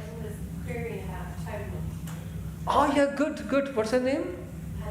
Mother Pavani said he actually rejected the answer of his spiritual master when he said you should atone for all the sins performed. He asked the question, how can the living entities be delivered? And Shukdev Goswami said, delivered from the hellish suffering, perform atonement, he said. And Parikshit said, atonement? Atonement is useless. People perform atonement, they commit the sin again. And he said, atonement is like elephant taking a bath, coming out and again sprinkling the talcum powder, dust. The fine dust is just sprinkled on the body. So what's the use of the atonement? People just commit sin, atone, again commit sin, again atone. This cycle goes on there is no use of atonement. So he rejected the answer of his spiritual master. He didn't say, yes, whatever Guru Maharaj you say, that is right. His intelligence was on. He was listening. He was not just passively hearing. He was analyzing. And when he rejected the answer, his spiritual master was pleased, because that was the test of his alertness. That was the test of his alertness. How alert is he hearing? So he passed that test. He rejected the answer. That is shows that his head, he was listening from the head, or intelligence was on. What else? How do we know his heart was invested in listening? Yes? Because he later spoke it to his mother Rudra. Once again? He later spoke it to his mother Rudra in summary. He later spoke. His mother. He spoke to his mother. Okay, his heart, he was listening from the heart. Parikshit later spoke to his mother, Uttara, the summary of the Bhagavatam. Okay, so that means if he has understood, he can speak, but how do we know his heart was invested? That means emotion. When we say heart is the seat of emotions. A good point, but something else where we can understand that his heart was invested in listening. His heart was experiencing the certain emotions, an incident. Yes, Mother Pavani?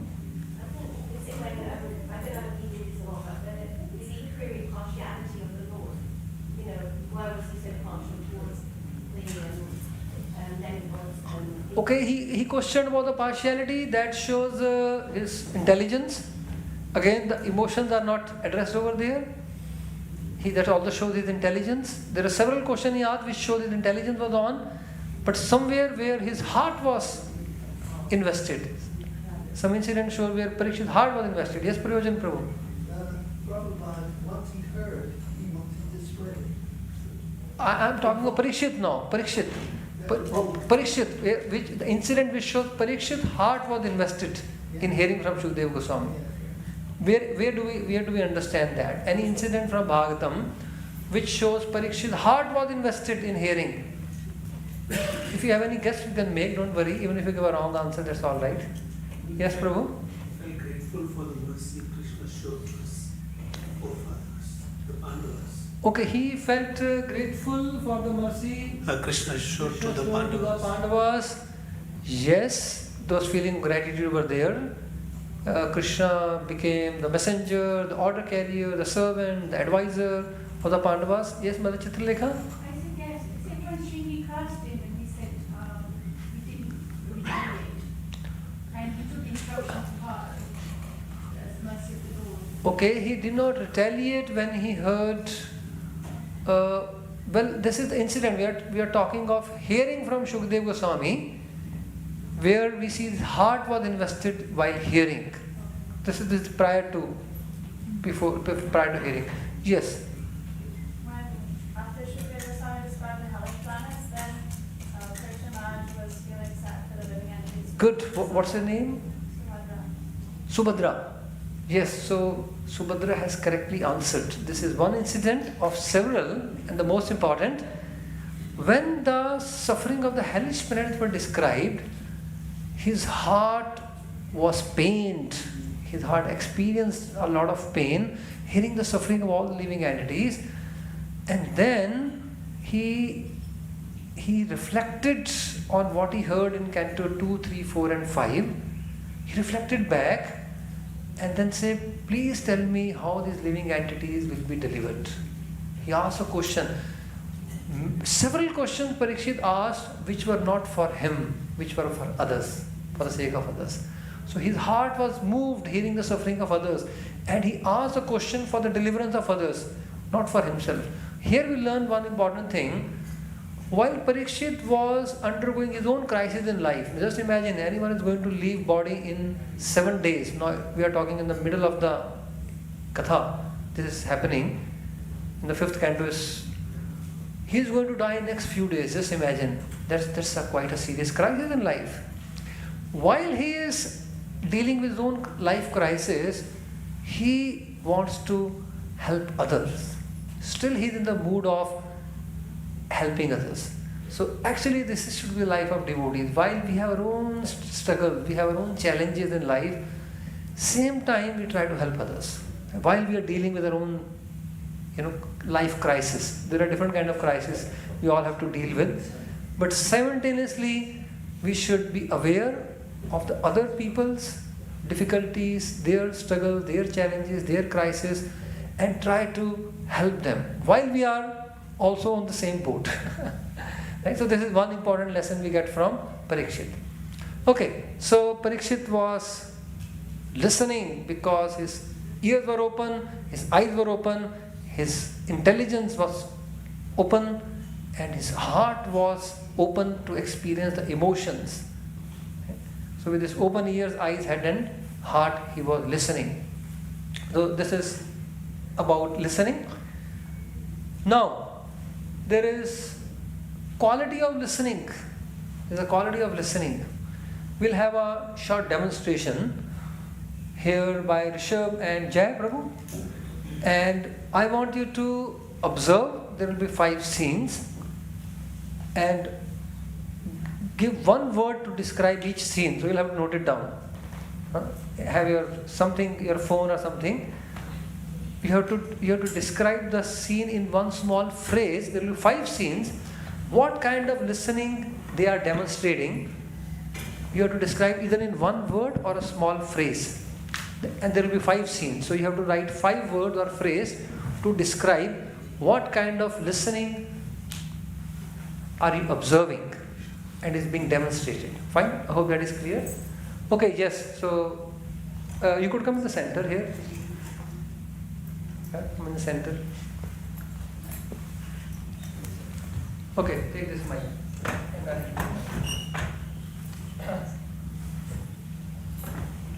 Oh, is this the same? I'm going to change, but anyway.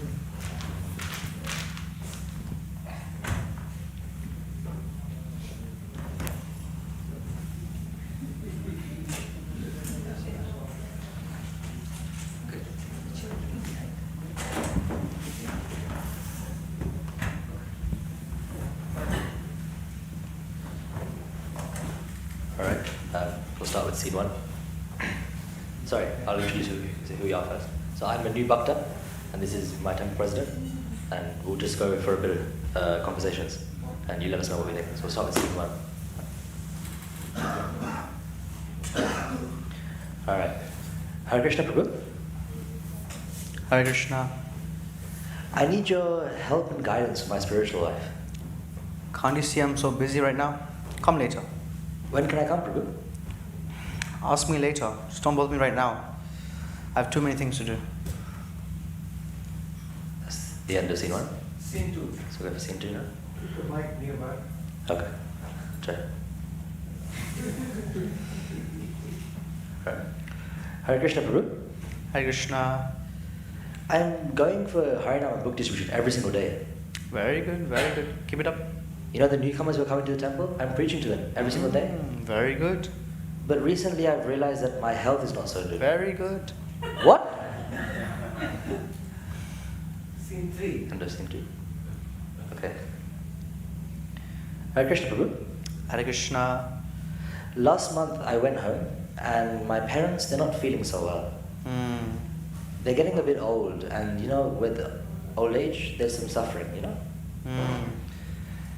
They're having many challenges. They may pass away at any moment. They're thinking of donating their ancestral land. Oh, is it? Very nice. When is this? How big is the property? We'll do it soon. We're going to go soon though, right? To view it. Yeah. End of simple. Scene 4 now. Hare Krishna Prabhu. Hare Krishna. I need some time from you, please, if that's okay. Some guidance. Yeah, please. Speak. Tell me. I'm trying to practice some spiritual life, but I'm having some difficulty. So you're struggling. Yeah, I'm going through a very rough time at the moment, and I need some support. So you need some support too. Yes, very desperately, Prabhu. Thank you so much. Yeah, I'll be there for you. Thank you for understanding. It's my duty. Hare Krishna. Okay, now the 5th scene. Hare Krishna Prabhu. Hare Krishna. Is it okay if I share something about my personal life with you? Yeah, sure, please. Take a seat. Thank you very much. Last month I went home and my parents, they're not feeling so well. Oh, this must be a big source of anxiety for you. Yeah, their age is they're getting older now, and as they get older there'll be some challenges. They may pass away at any moment. Oh no. This is big concern actually. It must be affecting your spiritual life and your work life as well. Yes, Prabhu. I'm praying every single day to Krishna to give me the strength, to give me the intelligence to help deal with this situation. I'll be praying for you and your family. Thank you very much, Prabhu. Hare Krishna. Hare Krishna.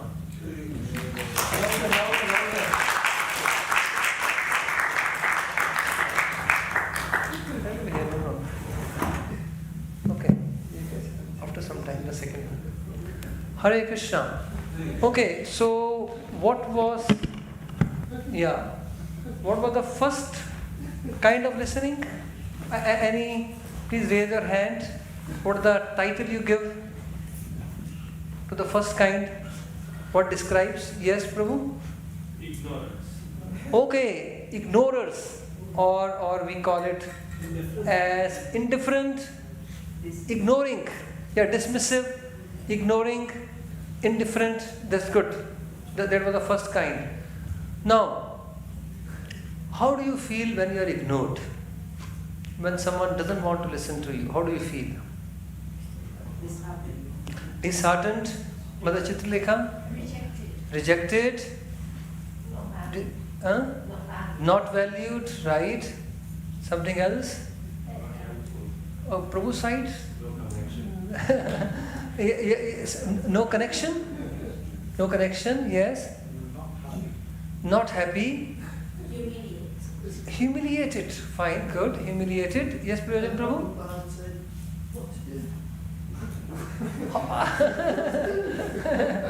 Okay, I'm saying, how do you feel when you are ignored? How do you feel? How do you feel when you're ignored? Huh? No, we are not discussing solution. Here, we are not discussing solution. I'm saying when you are ignored, how do you feel? How do you feel? Yeah, broken-hearted, dejected. Yeah, fine. Something else? Frustrated. Yes. So, could be angry also. Could be angry also. So sorry? Let down. Yeah, again disappointed, let down. Fine, good. So these are some of the feelings that we undergo when we are ignored. Right?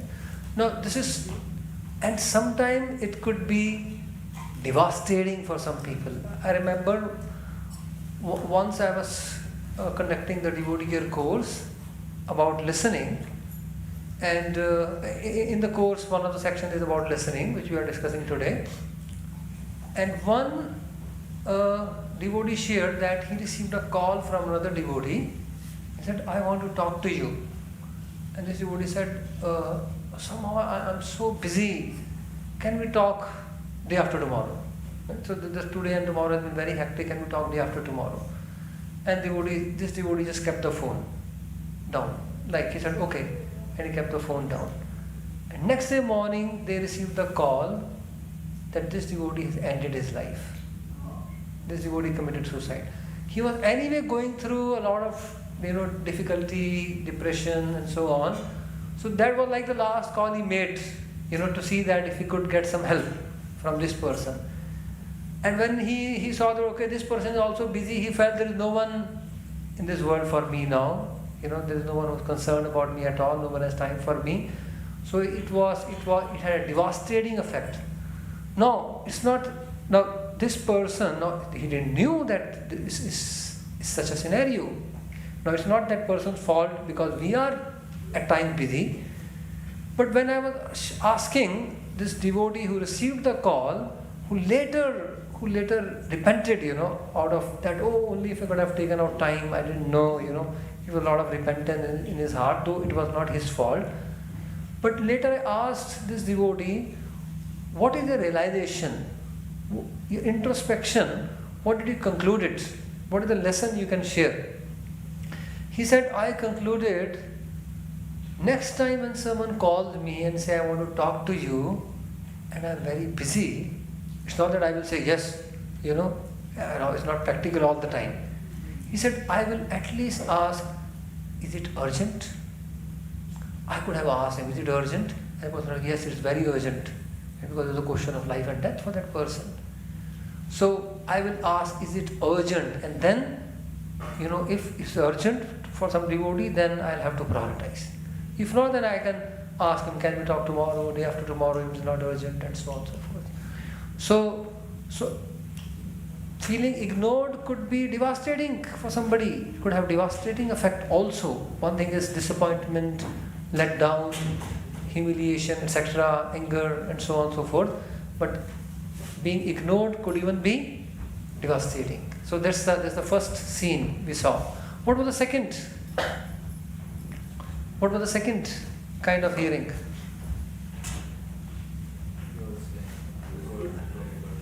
So what kind of hearing was that? Have you given any title to that? Inattentive. It was inattentive, but any specific type of inattentive? Wait a minute. Yeah? Inconsiderate. Yes, Prabhu? No encouragement. No encouragement. The second one. Okay, inconsiderate, no encouragement. Something else? Yes, Mother Chitralekha? Uncaring. It was uncaring. No connection. No focusing. Not focusing. You are not focused. You are not focused. It was very mechanical. The same kind of reply. It was like, what did you say? I just said negligent. Negligent. Yeah, negligent. First one was like also negligent. But the second one specific was just a mechanical reply. And it is also called as pretended listening. Pretended. Third one, opportunistic, good, opportunistic or selfish, right? So that's also called as selective. Selective. We select what interests us, basically. So that's the third kind of listening we saw. What was the fourth kind? What was the fourth type? Fourth was considerate. Fourth was caring. Attentive. Yes. So fourth was attentive. And what about the fifth? Fifth we can say it was more of a caring, because he even offered the chair when the conversation started. So the fifth one was even more caring than the fourth one. And it's also called as empathic listening. Empathic listening. So these are the five kind of listening we just saw being demonstrated. And before we discuss, I would like to touch upon empathic listening briefly today. But before we discuss that, we will have another demonstration, and I will again take your observation. Another small demonstration. Yes, so we have our star players.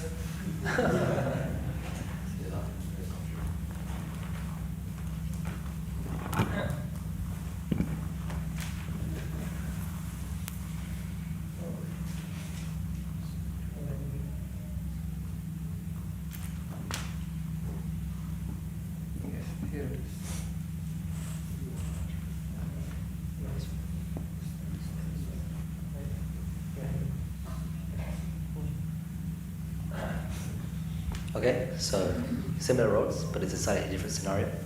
I'm a temple resident who's gone out on book distribution. I'm returning, it's Ekadashi, and there's no prasadam at the temple. This is my temple commander, so I've gone to discuss my concerns. Hare Krishna Prabhu. Hare Krishna. I've been out on book distribution since the morning, and I'm very hungry, but I noticed there's no temple, there's no prasadam in the temple room. Well, that's very good. You're fasting Ekadashi. You'll actually gain so much spiritual merit. The merit is there, but I'm hungry. If I don't eat, I'll ruin my health. I won't be able to serve in the long run. You look pretty well fed. You've eaten breakfast, right? Like, you've also packed for lunch. Am I correct? Yeah, I took some chips with me. I had it, but then after I was on books for another 6 hours. I was walking around, speaking to people. I'm hungry again. I need some prasadam, Prabhu. Okay, Prabhu. It looks like you've been distributing the books, but not really reading them yourself. You see, Chaitanya, this is Chaitanya Mahaprabhu's movement, and he teaches Vairagya Vidyam, which means that Chaitanya Mahaprabhu has come to teach us Vairagya. I don't need philosophy. I want food. I need prasadam. Prabhu, I need prasadam. That is disgusting. You can't even control your senses for a few hours. And then this is how you speak to your seniors? Disgusting. Hare Krishna. Okay. Applause for their performance. Yeah, you're not applauding for the response, but for their performance. Okay, Hare Krishna. So, what did you observe? What kind of response was that? Describe in one word or one small phrase. What kind of response was coming from the temple commander? Reactive? Cool? Cruel. I don't know. It's not cool. Okay, cruel. Okay, it was cruel, reactive, harsh, insensitive. Non-caring. Huh? Non-caring. Non-caring. Okay, good. Non-caring, yes. Huh? Using philosophy as an excuse. Yes, Malachitlekha? Hard-hearted response. Okay, good. Huh? Escaping. Also escaping, because there is something he needs, you just want to escape that with the philosophy. Yes, Maravinda Kumar? I would even say a bit inhuman. Bit inhuman also. Yes, bit inhuman also. Right. So we can see that kind of response was coming, and this has been. I remember once we performed this in one of the course, and one of the participants, one senior devotee said, "This is so realistic." I mean, this has happened in ISKCON so many times. This is very realistic. This has taken place. This kind of scenario has happened. Similar scenarios has taken place in our movement, not once but so many times. Okay? So therefore, what was demonstrated was actually what empathic listening is not. What empathic listening is not. The typical. So there were typical 4 non-empathic response. One was advising. Now, even though this is scriptural advice, just imagine, this advice is scriptural advice. Performing austerity on Ekadashi, fasting is so beneficial. It's good. There is no prasad, you get so much more merits now. So it's a scriptural advice. So, but it is misapplied. You see. So that's non-empathic. Second is probing or interrogating. I think you had a sumptuous breakfast. Tell me, what did you pack for lunch? Kind of the police interrogates a person. So it was interrogating. What did you had in the breakfast? What did you pack in the lunch, and so on. Third was interpreting. That seems like you are, you haven't understood the philosophy. You're only distributing books, but you haven't read. Therefore, you haven't understood our philosophy. That was the third, making interpretation.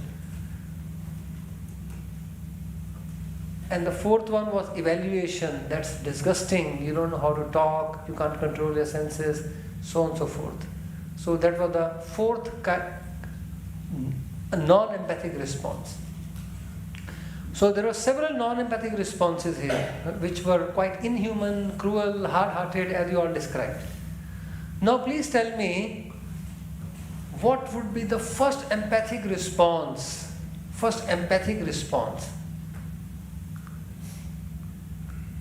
What would be the first empathic response to the situation? Raise your hand if you want to say something. What would be your first empathic response? Suppose you are the temple commander and the person comes to you. What would be your first empathic response? just a minute. Yeah, I'll come back. I understand your situation. Okay, I understand your situation. Fine. Fine. Okay, then Vrinda Kumari Devi? Okay, fine. And I'm coming back to you. Thank you so much. I'll get you some prasadam immediately. Thank you so much, and I'll get you some prasadam immediately. how did you get? Because prasadam is over? Don't worry, we'll try and rustle something up in the kitchen. Okay. Something we'll find it out. Okay, fine. Yes? At first say sorry that nobody's saved, and then let's try to find you something. Speak, and when you respond in this situation, what do you say? I'm really sorry that this happened. We should have saved prasadam for you. Now let's try to go and find some prasadam. Sorry, there is no prasadam left. Right? This is what you're saying. Okay, you should have saved something, but there is nothing. Okay, good. Yes, what would be, we can hear one or two more empathic responses. Yes, empathic response.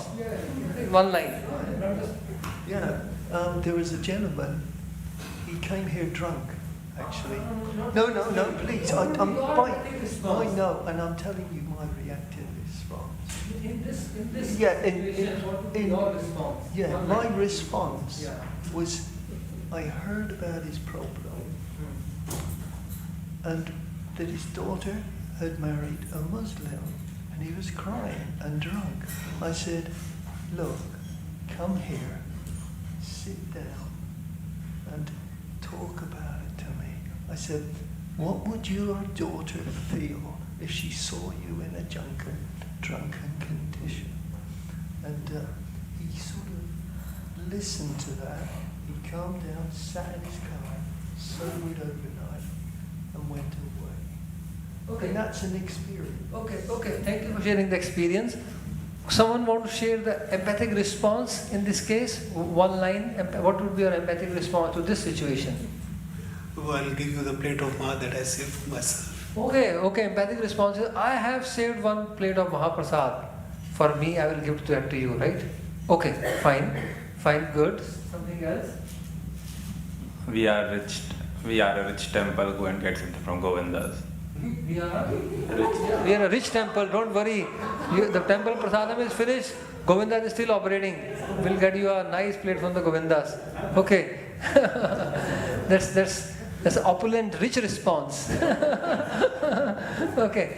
Yes, Mother Chitralekha, you can speak loudly. I was just thinking, can we make an exception to the rule and let's get a takeaway from outside because nothing available in our temple? You would order a takeout. I didn't get. So what's your response? The person is to this situation. The response is we apologize, but if this kitchen is shut, everything's shut here, we make the rule exception to the rule, order something from outside and offer it to Krishna. Okay. Oh, you're saying we'll get something from outside, offer it to Krishna, and give to this devotee. Yes. Okay, fine. Okay, there could be. Okay, so. Jay will hear the response, his actual response. This was, Jay had responded as per his role, but what would be the actual response if some devotee would come? Yes. I'd say first take a seat because he's obviously he's expressing that he's very tired. Then I'd say I'll put up all the options in front of him, saying that we don't have any prasadam left. These are the options. What do you think? And also maybe slip in that other shastra point. Okay, fine. So provide some options to him. These are some options available. Which one would like to choose, etc., etc. Okay. So thank you for all your responses. The first response, empathic response, should be acknowledgement of the problem. If a person is saying, oh, I have been walking all day and I'm feeling so hungry. Oh, you must be so hungry. So what happened is, how can you be so hungry? You took such a nice breakfast in the morning, packed something for the lunch. You see, many a time, often we do not want to even accept a person's problem, his concern. So the first empathic response is, we just accept that the person, the problem or the concern, we acknowledge the concern. Oh, you must be so hungry. That is the first empathic response. Second is, I am so sorry, there is no prasadam left. There's a second, as Subhadra Devi said, and some of you also said that. I'm sorry. So, first is we acknowledge, yes, you must be hungry, and you have been walking all the day, you must be so hungry, and I'm so sorry there is no prasadam. These are the two empathic response which comforts a person. Then we can come to the solution. Many times we directly come to the solution. We talk of, okay, I'll arrange something, I'll have options, I can get it cooked. That's all fine. There's a solution. But solution comes later. Actually, practical solution comes later. First, we have to just comfort a person.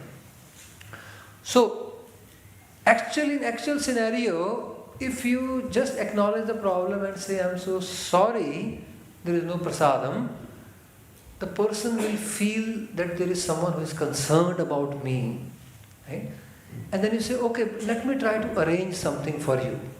Whatever, like whether it's a Mahaplate or Govindas or from whatever, let me try to arrange. And you know what will be the response? In most cases, the person will say, I think I can arrange something. I have some fruits, I have some nuts, I can manage. Why? Because his concern has been acknowledged.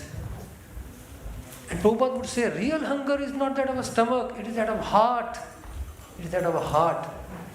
It's that of heart. So, even if, here probably we can have some practical solution in these cases. We have some plate, we have some Govinda, we have some other thing with us, we can share something. At times we may not have any practical solution with us. But if we can simply acknowledge and say, oh, you must be undergoing such difficult time, I feel so pained to hear of your situation. My heart is pained. I feel so sorry. I feel so sad. That response actually comforts a person. That is called empathy. It's called empathy.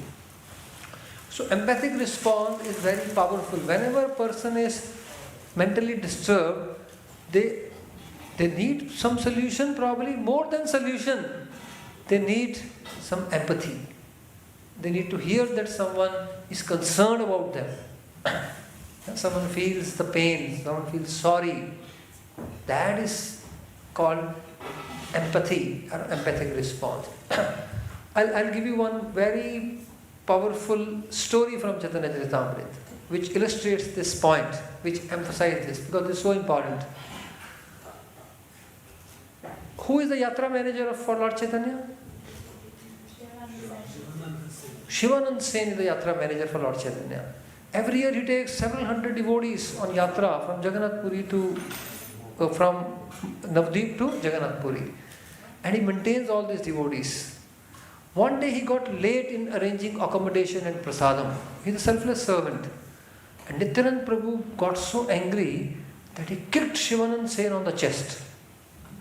Now this is highly unempathic response on part of Nityanand Prabhu.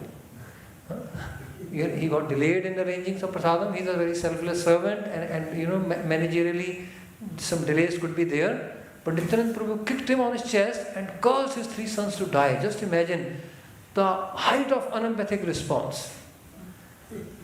And now, of course, Nityanand Prabhu's behavior is inconceivable. He had a very deeper purpose to do that. He is inconceivable. No one can.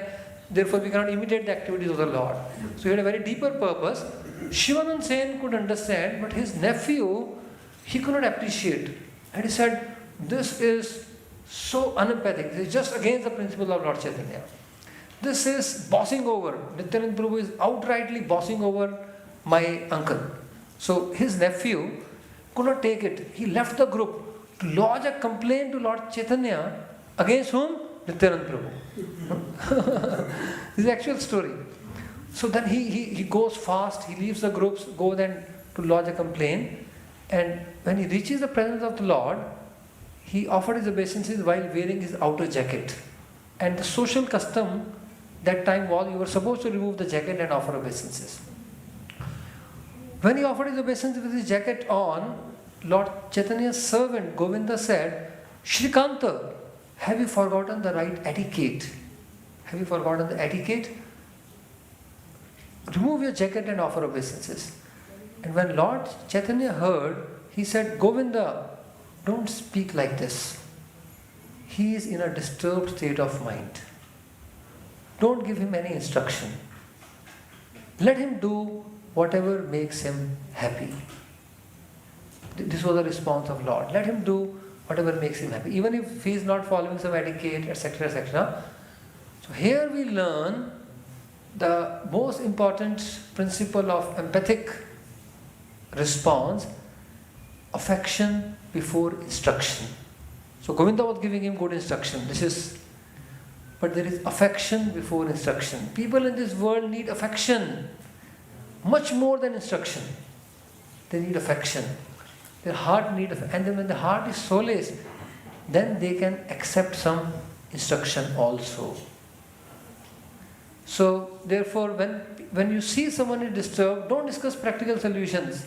Don't give any good instruction. Don't give any scriptural advice.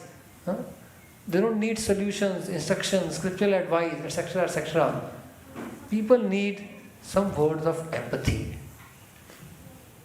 some affection, some words which, and they should come from the heart. They should come from the heart.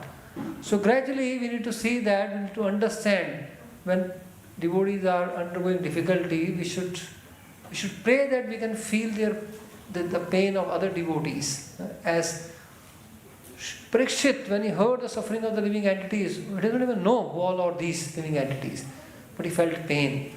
But at least those who are near and dear to us, we should at least be able to feel pain for them and empathize with them. So the golden rule of empathic response is affection before instruction. Empathic response. And this one act of care will have a ripple effect. When we can learn to show affection, when we can empathize with somebody, this will have a ripple effect. This can change our whole outlook. This can change the nature of our relationship with people. We can really care for others and help others by responding empathically and by listening with empathy. First we listen, trying to understand them, and then empathize with them. Okay, so here is, before we go to, now, another important aspect, what are some common challenges to such listening, what we are discussing, to be able to listen a person so that we can understand the person? What are some of the common challenges to listening? And talking of now empathic listening or attentive listening. Yes, Mother Chitralekha, then Ananta Chitprabhu? Our own internal dialogue. Our own internal dialogue is a challenge to listening. Okay? Because when someone is speaking, we are also thinking how I'm going to respond now. That's another point. Rather than trying to understand the person. Fine, that's another Chitprabhu. What's the challenge is to listen? Some people are very fond of speaking, so they are going for it and we are short of time. Okay, one challenge is lack of time. Some people just want to express and we are short of time. Okay, good point. Assumptions, we have certain assumptions. That's a challenge to listen. Yes? Samaritans, they have what are the challenges on our part to listen? Yeah. So the Samaritans, they are a listening organisation. But what they do, they have a technique, they say, well, what do you think is best? We put it back on the person to take responsibility. Okay. It's a very difficult, it's easy to give advice, but not to... It's easy to give advice, but what is to say, what do you think is best for this situation? And usually, and then they say, well, I was going to do this, and I was going to do this. Well, then, try it. You know, that's... This is solution. This is solution. This is the next part. After we listen, we can ask, what do you think you can do? Rather than me advising. But what is the challenge for us to listen? Coming back to the question, what is the challenge on our part to listen? Yes? We are judgmental. We are judgmental. We already form a judgment. This person is going to just now speak the same story. Right? We are judgmental. Yes, something else? What are the challenges? Yes, Subhadra Devi? We're afraid that it might influence our bhakti in a bad way. Once again? We're afraid that it might influence our bhakti in a bad way, especially if they're speaking criticism like that. Oh, okay, we may be fearful that it may affect our bhakti in a bad way if they are speaking something negative. Okay. Now to this I would like to respond. Lord Chaitanya has warned all of us not to hear Mayavad, right? But 7 days he heard Mayavad. Just imagine himself, 7 days from morning till evening, and that he has warned that Mayavad Bhashya Shunile Hai Sarvanash is very detrimental, but he heard for 7 days. Not for his sake, when he says Mayavad Bhashya Shunile Hai Sarvanash, when we want to hear, but he heard Sarvabhauma Bhattacharya because he wanted to speak, it was his need to express. And Lord Chaitanya let him express so that he can then accept, or he makes space within himself to hear what Lord Chaitanya has to say. So it was one brilliant case study of empathic listening. Just imagine, for 7 days the Lord listened, something which is going to be detrimental. So at times, even if some devotees within their heart, they have some bad experience, they have some heartbreaks, and it could be negative. But as a service, not for our sake, so that they can let it out, that negativity, and make some space for some positivity to enter them. If we have to give them something positive, we have to let that negative come out. And as a service, at times we may have to hear that out. As a service. So we are not participating in criticism or blasphemy then, when we are doing in a constructive way. So that is not considered. But of course we need to have that strength to be able to do that. It's not easy. Okay, so there are several challenges. Sharing one quick case study with you. There was a person who walked to the doctor's room, and he wanted to take the consultation and have some medicine. As soon as the person walked into the room, he kind of sneezed. And seeing him, the doctor wrote the prescription. And he was surprised. He said, I haven't even spoken to you. He said, you take this medicine, you will be all right. And he said, next patient. He was shocked. He went outside, tore the prescription and threw it in that waste bin. And actually it was the right prescription. It was the right medicine. Why? Because the flu was spreading. He was the 30th patient since morning. Same symptoms. The doctor observed the same symptom. It's the same flu. He gave the prescription which is right. But this person didn't have the faith in the prescription. Why? Because the patient need is to be heard. Patient needs to be heard. Therefore, at times, we all are very well read. Person starts speaking, I have the solution. We write the prescription immediately. We all are the doctors, because we have read Bhagavad Gita, Bhagavatam, we know the solution. We interrupt and write the prescription. It's not going to work. The need of the patient is to be heard. It's not going to work. So we at times are thinking, okay, what is the solution? We are in the solution mode already and not in the hearing mode. One Prabhupada disciple speaking in one of the forums where the Prabhupada Katha happening, he said, we have many good speakers in our movement.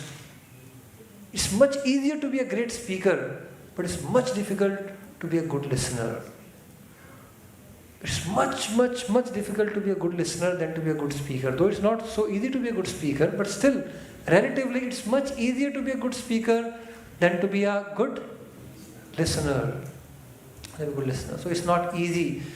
Because what happens, we have judgment, we start writing prescription or thinking about the prescription, what I'm going to say, we do not have the patience to be able to hear somebody. We may not have and we try to understand a person from our perspective, not from the other's perspective.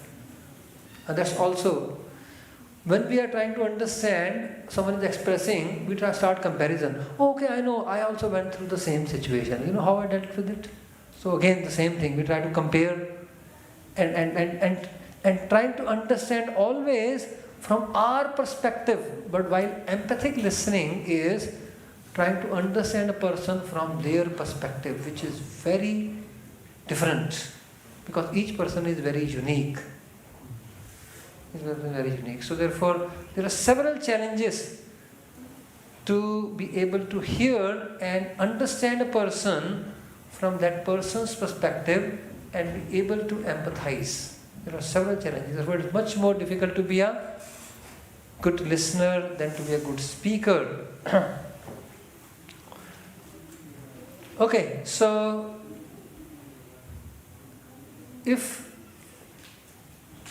now this listening is not just a kind of a skill for caregivers. Listening is actually a life skill. Listening is actually a life skill. The quality of our life is in direct proportion to the quality of our listening. Both material and spiritual life. The quality of our life is in direct proportion to our listening. Just imagine education.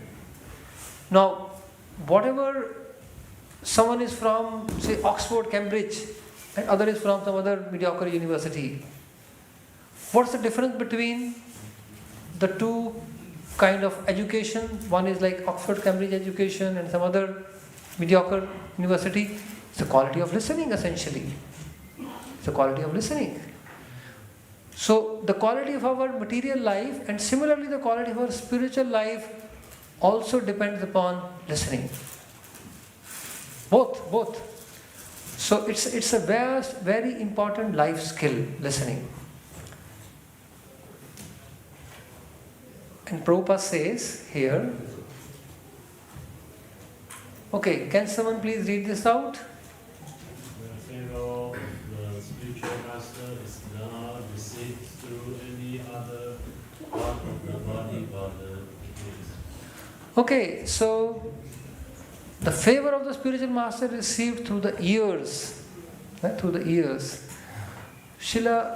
Therefore, our connection with the spiritual master is through the ears, by hearing, as we discussed in the beginning.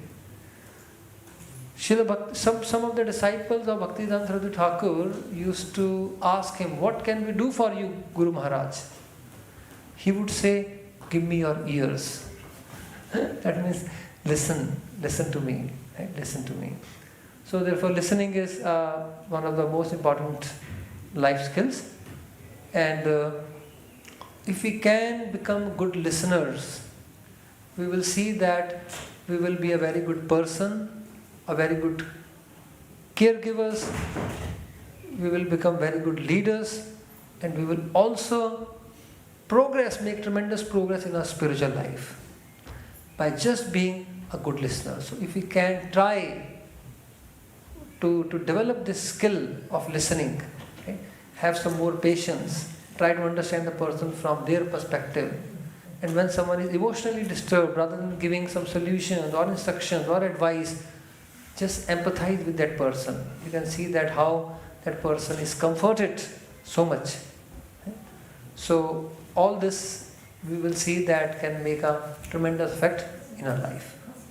Hare Krishna, Krishna Krishna, Hare Hare, Hare Rama, Rama Rama, Hare Hare.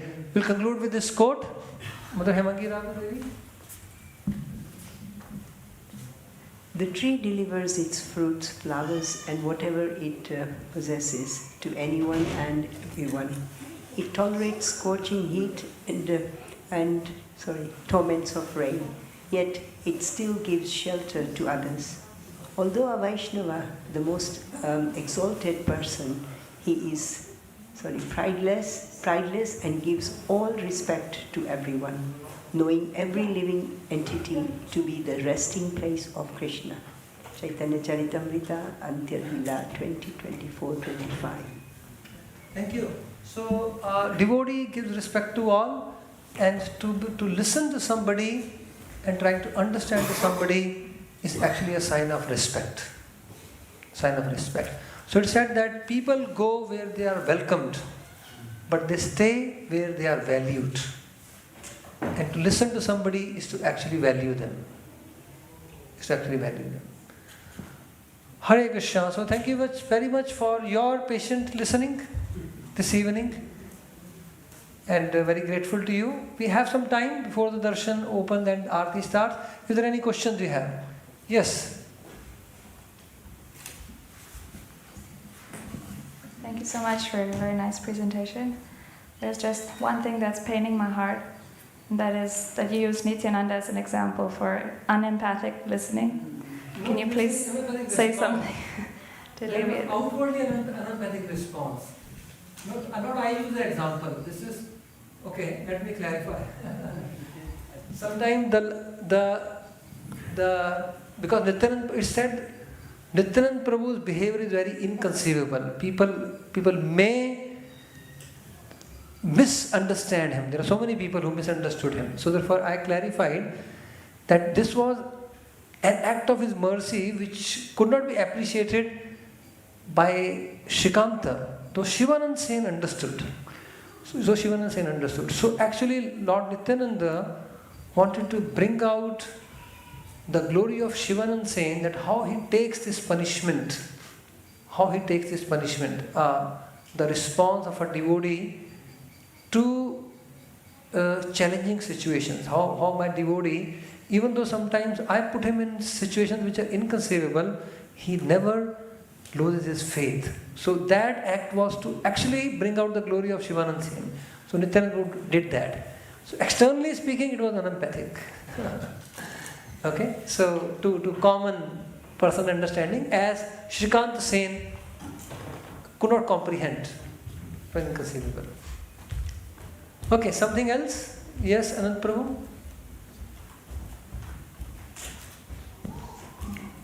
Sometimes people come to us saying that they need answer to a philosophical question, Okay. but their hidden motive is that they want to express, they want to vent out, they want our time basically. Yeah. So I've made this mistake many times that I just answered that question for which they came for, not understanding the underlying reason. Yeah. So how to figure that out?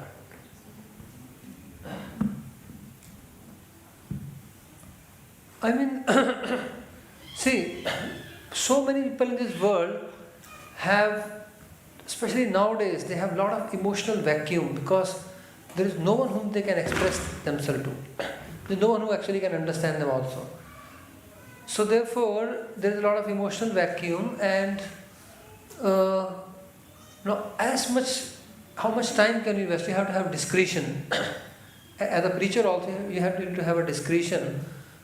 And how much time you can invest. If you see there is somebody whom if you can hear them out, and they're asking some questions, and you could just paraphrase back the question, okay, so is it that you want to know, this is this? And then they will start expressing it. Basically.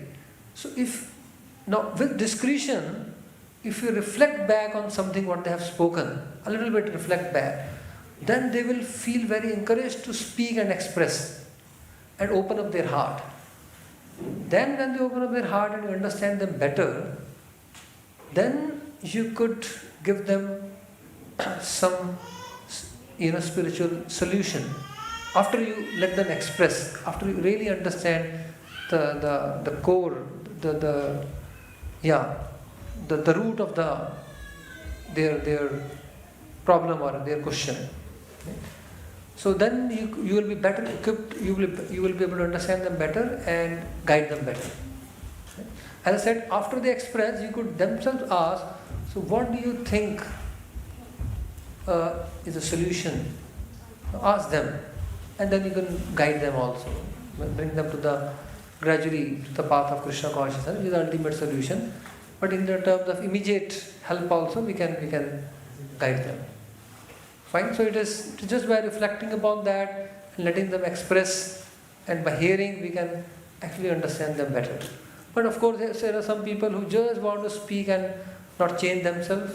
Then you have to have that discretion. With whom we want to invest how much time. But especially when there is some relationship, there are some other devotees who need some time, there are sincere devotees many a times, then it's our duty to invest some time to help them out.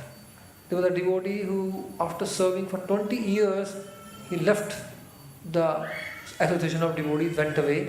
He had some heartburns, and when I got to know, then I called him. Somehow I picked up my phone, and then I told him, I said, please tell me how you're doing, I want to know. And then he started expressing, and I just empathized with him, and he went on for 1 hour, right? And he was criticizing and so on and so forth. But then I saw that criticism, that he had some bad experience. He need to let it out. He need to let it out. So I just said, oh, I'm so sorry you had to undergo this bitter experience. I had to undergo. I didn't say that person hurted you. Oh, I'm so sorry that you felt hurt at this point of time, etc., etc. So then he was much more composed after 1 hour of speaking. Then he was ready to listen, and then he said, oh, I'm so sorry I spoke all this, but it was my heart was being burdened by all this. He himself felt sorry after speaking all that, but he need to let it out. So there are many such devotees at time, they need someone to express themselves, and then we can actually, then they become open to hear and open to change gradually. But this is required at times. So we need to become better listeners.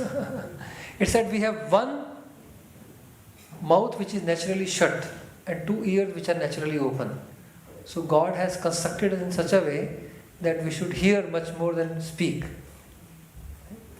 And yes, if we can become better listeners, we will see that our whole life will make tremendous progress, that ripple effect as you were talking. Something else? You have 1 or 2 minutes? Yes?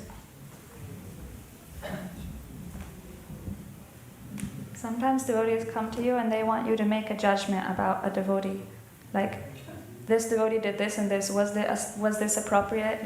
No, never make a judgment about devotees. You can just say, oh, I'm so sorry that you felt hurt. But probably that person may not want to hurt you. We can empathize by saying, oh, I'm so sorry that you felt hurt, but probably we need to clarify that devotee may not have any intention to hurt, but you may have felt hurt. So we need to check. We need to clarify our perceptions. So after you empathize, you may have to give some positive thought to them and remove that negativity. Fine? So we don't want to. They want to make judgment, but we should not make any judgment. The last thing we should do. But without making judgment, we can empathize also. Fine? Something else? Yes. Do you have a website? Because you're talking about devotee care and this being... devoteecare.org. Just type devotee care on Google. That's the first website that opens. devoteecare.org. Okay, Hare Krishna. So now the darshan will be opening and the Arati and the Kirtan will start. I am so thankful to you for your empathic listening towards me. Hare Krishna. Jai Srila Prabhupada ki Jai. Nitai Gaur Premanand. Hare Krishna, Krishna Krishna, Hare Hare, Hare Rama, Rama Rama, Hare Hare. Hare Krishna.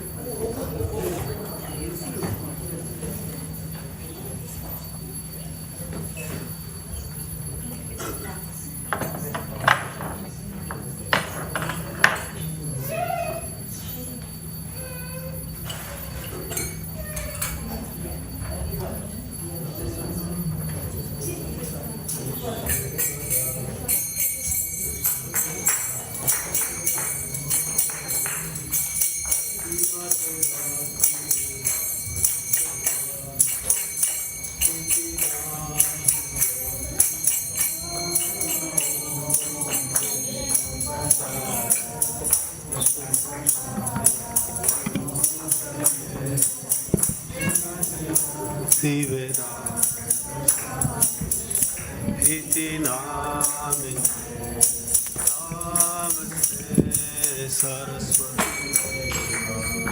Gaura Acharine Nirvishesha Shunyavadi Pashatya Deshatarine Namaste Saraswati Devi Gauravani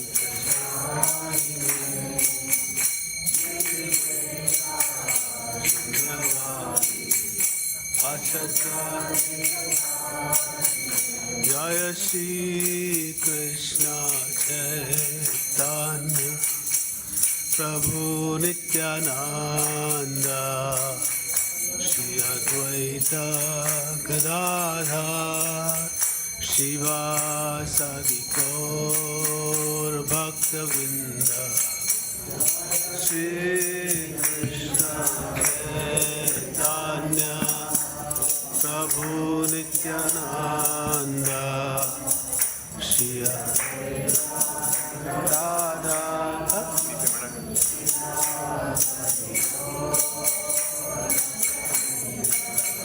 Jaya Shri Krishna Chaitanya Prabhu Nityananda Shri Advaita Gadadhar Shivasadi Gaur Bhaktivedanta Krishna Chaitanya Prabhu Nityananda Shri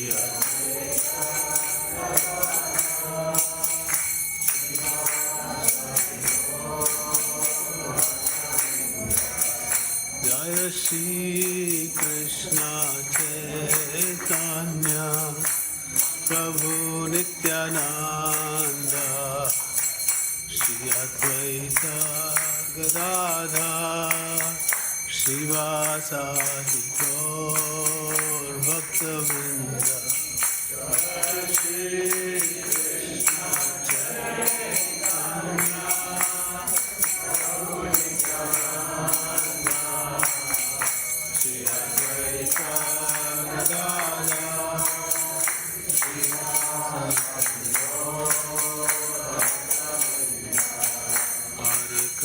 Hare Krishna Krishna Krishna Hare Hare Hare Rama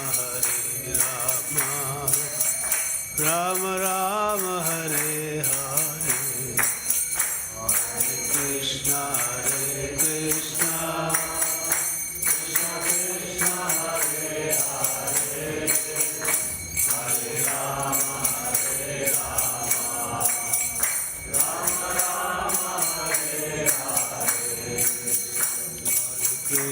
Hare Krishna Krishna Krishna Hare Hare Hare Rama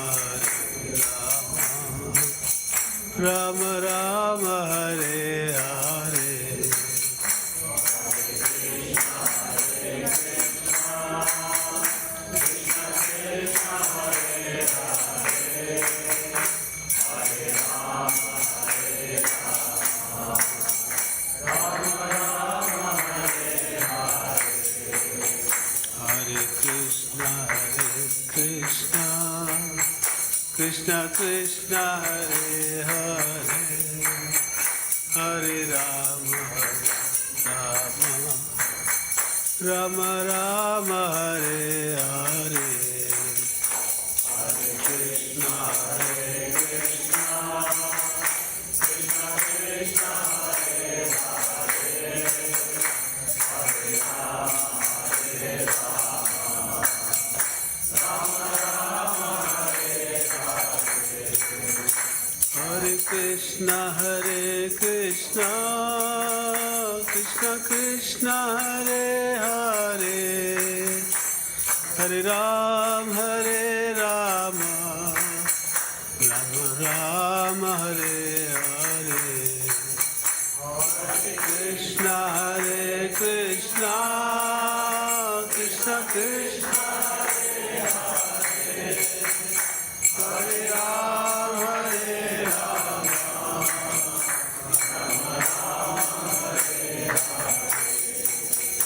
Hare Krishna Krishna Krishna Hare Hare Hare Ram Hare Rama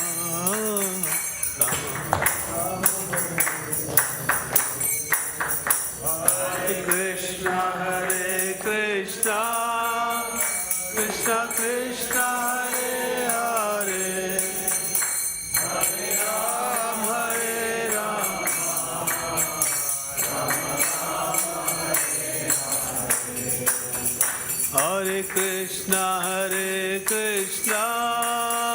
Krishna Krishna Hare Hare Hare Ram Hare Rama Hare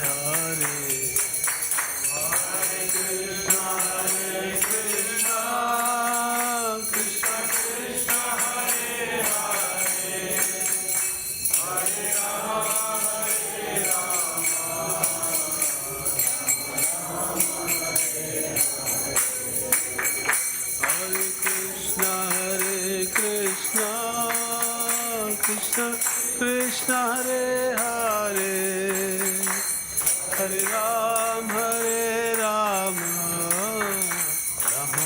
Rama Hare Hare Hare Krishna Krishna Krishna Hare Hare Hare Rama Hare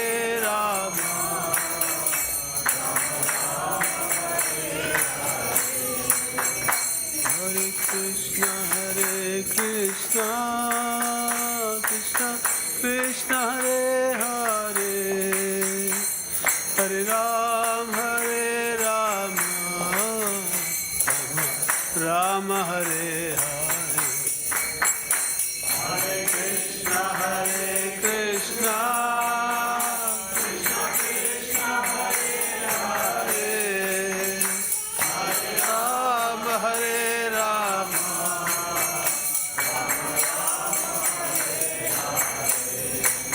Hare Krishna Krishna Krishna Hare Hare Hare Ram Hare Rama Rama Hare Hare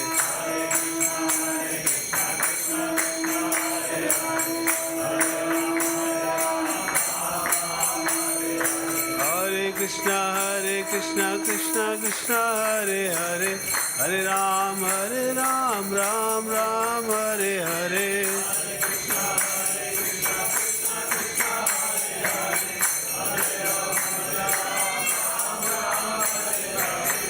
Hare Krishna Krishna Krishna Hare Hare Hare Ram Ram Ram Hare Hare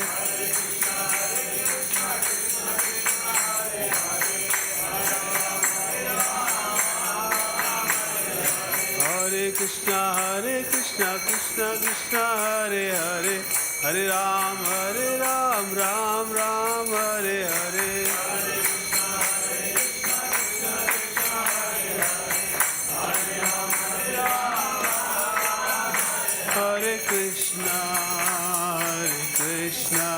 Hare Krishna Krishna Hare Hare Hare Rama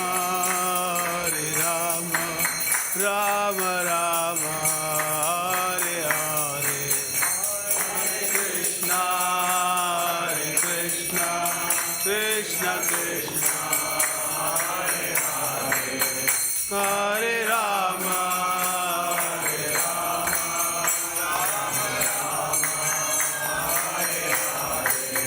Jaya Radha Gokulananda Radha Gokulananda Shri Radhe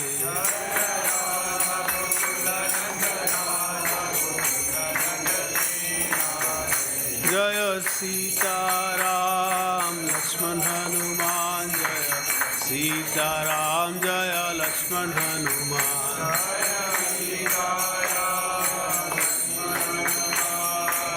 Sita Ram Lakshman Jaya Gaura Nitai, Gaura Nitai, Gaura Nitai, Jaya Gaura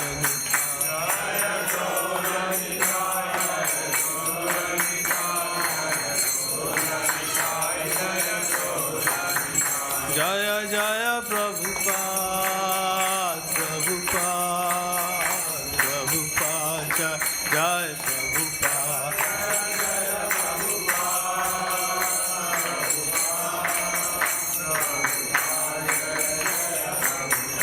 Prabhupada, Prabhupada, Prabhupada, Prabhupada. Jaya Jaya Prabhupada, Prabhupada, Prabhupada, Jaya Jaya Prabhupada.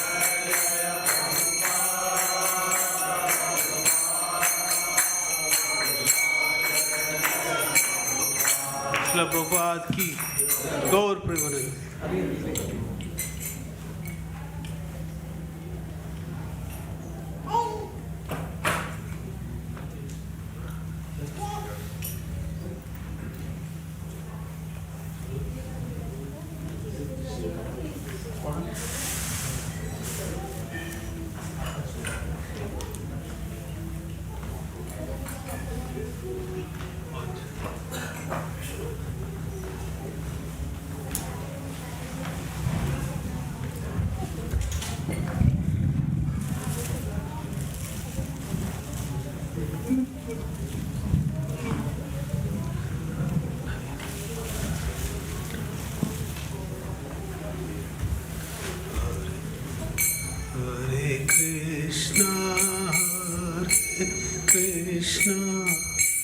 Krishna Krishna Hare Hare Hare Rama Hare Rama Rama Rama Hare Hare Krishna Hare Krishna Krishna Krishna. Please sing. Hare Rama, Hare Rama, Rama Rama, Hare Krishna, Hare Krishna, Krishna Krishna, Hare Hare, Hare Rama, Hare Rama, Rama Rama, Hare Hare, Hare Krishna, Krishna Krishna, Hare Hare, Hare Rama, Hare Rama, Rama Rama, Hare Hare, Hare Krishna, Hare Krishna, Krishna Krishna, Hare Hare, Hare Rama, Hare Rama, Rama Rama, Hare Hare, Hare Krishna, Hare Krishna, Krishna Krishna, Hare Hare, Hare Rama, Hare Rama, Rama Rama, Hare Hare, Hare Krishna, Hare Krishna, Krishna Krishna, Hare Hare, Hare Rama, Hare Rama, Rama Rama, Hare Hare, Hare Krishna, Hare Krishna, Krishna Krishna, Hare Hare, Hare Rama, Hare Rama, Rama Rama, Hare Hare. Please sing. Hare Krishna, Krishna Krishna, Hare Hare, Hare Rama, Hare Rama, Rama Rama, Hare Hare, Hare Krishna, Hare Krishna, Krishna Krishna, Hare Hare, Hare Rama, Hare Rama, Rama Rama, Hare Hare, Hare Krishna, Hare Krishna, Krishna Krishna, Hare Hare, Hare Rama, Hare Rama, Rama Rama, Hare Hare, Hare Krishna, Hare Krishna, Krishna Krishna, Hare Hare, Hare Rama, Hare Rama, Rama Rama, Hare Hare, Hare Krishna, Hare Krishna, Krishna Krishna, Hare Hare, Hare Rama, Hare Rama, Rama Rama, Hare Hare, Hare Krishna, Hare Krishna, Krishna Krishna, Hare Hare, Hare Rama, Hare Rama, Rama Rama, Hare Hare, Hare Krishna, Hare Krishna, Krishna Krishna, Hare Hare, Hare Rama, Hare Rama, Rama Rama, Hare Hare, Hare Krishna, Hare Krishna, Krishna Krishna, Hare Hare, Hare Rama, Hare Rama, Rama Rama, Hare Should all sing without considering whether we are good or bad singers, because by singing Krishna's holy names we are glorifying Krishna, not ourselves.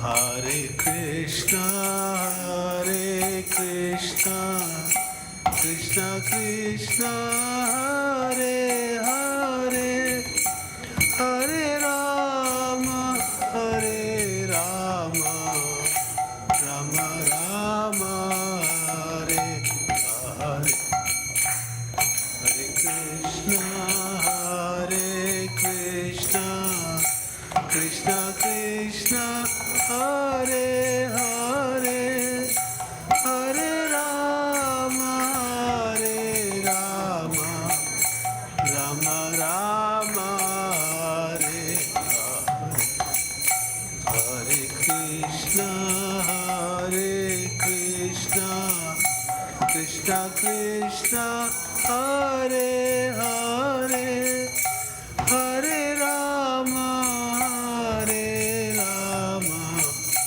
Rama Rama, Hare Hare, Hare Krishna, Hare Krishna, Krishna Krishna, Hare Hare, Hare Rama, Hare Rama, Rama Rama, Hare Hare, Hare Krishna, Hare Krishna, Krishna Krishna, Hare Hare, Hare Rama, Hare Rama, Rama Rama, Hare Hare, Hare Krishna, Hare Krishna, Krishna Krishna, Hare Hare,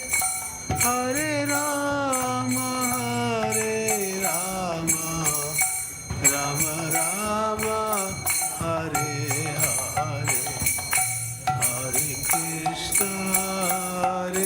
Krishna, Krishna Krishna, Hare Hare, Hare Rama, Rama Rama, Hare Hare. Now let's sing Darshan prayers.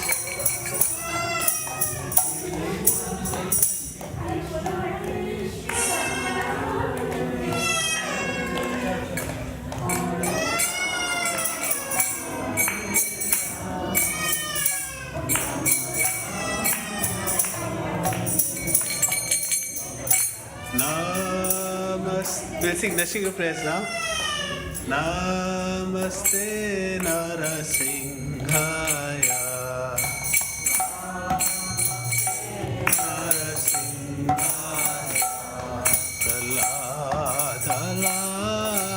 Daine,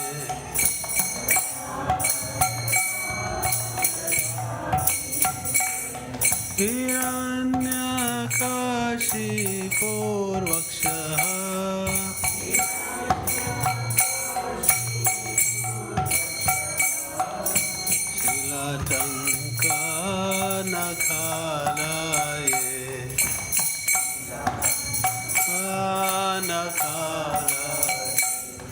Ito Nasimho Parato Nasimho Parato Yato Yato Yamikato Nasimho Tato Nasimho Bahir Nasimho Hridaye Nasimho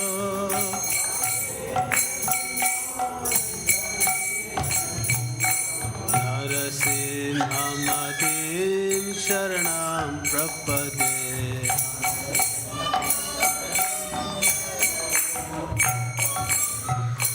Avakara Kamalavare Nakha Adbhuta Shinga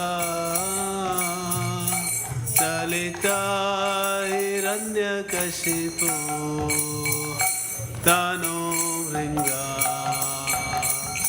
Keshavadrita Narari Rupa Jai Jagadisha Re Jai Jagadisha Re Jai Jagadisha Re Navakara Kamalavare Nakha Adbhuta Shinga Dalita Hiranyakashipu Tano Vringa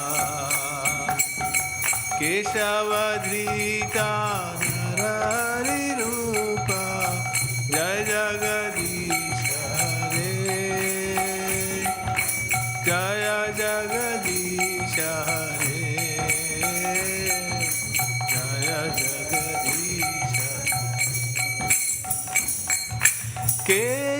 Keshavadrita Narahari Rupa Jai Jagadisha Re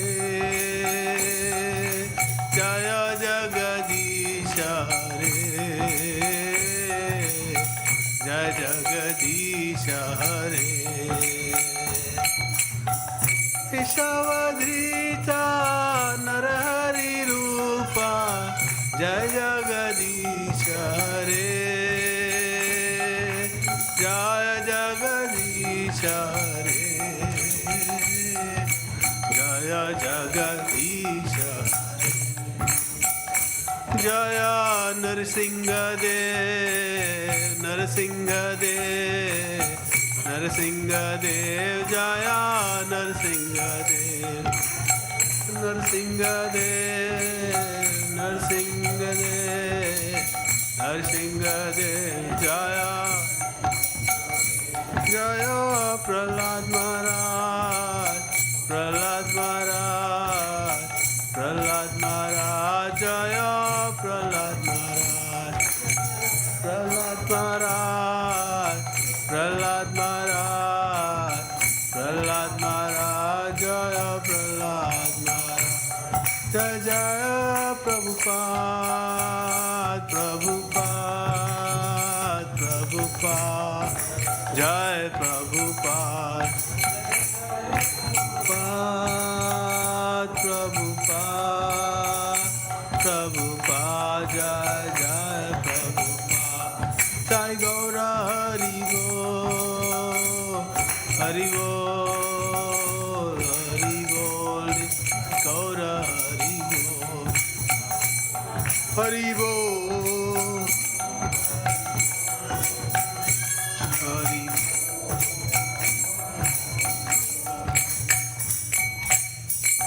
Hare Krishna, Hare Krishna, Krishna Krishna, Hare Hare, Hare Rama, Hare Rama, Rama Rama, Hare Hare, Hare Krishna, Hare Krishna, Krishna Krishna, Hare Hare, Hare Rama, Hare Rama, Rama Rama, Hare Hare, Hare Krishna, Hare Krishna, Krishna Krishna, Hare Hare,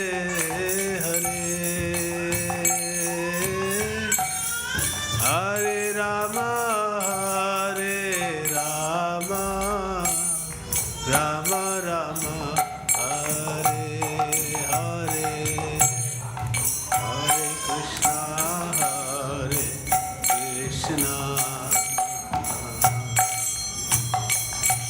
Krishna Krishna, Hare Hare, Hare Rama,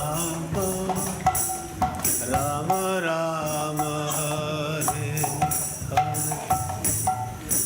जय श्री श्री राधा गोकुलानंद की जय, श्री श्री सीताराम लक्ष्मण हनुमान की जय, श्री श्री गौरताय की जय। हरे नाम हरे नामेव केवलम, कलौ नास्तेव नास्तेव नास्तेव गतिरन्यथा। श्री हरिनाम प्रभु की जय।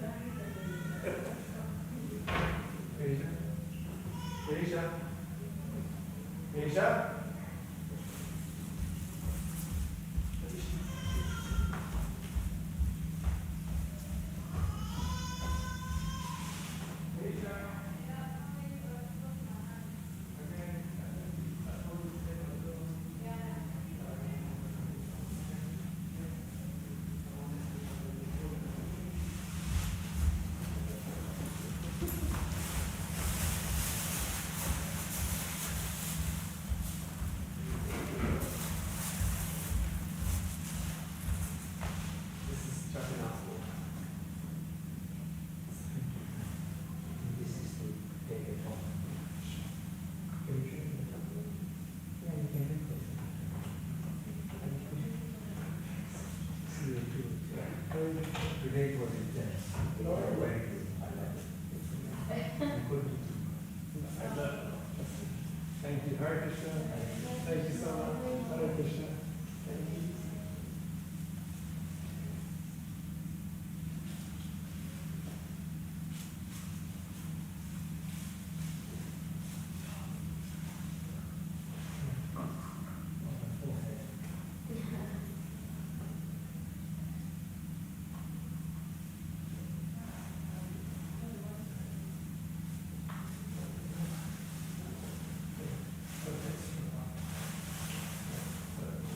Thank you very much.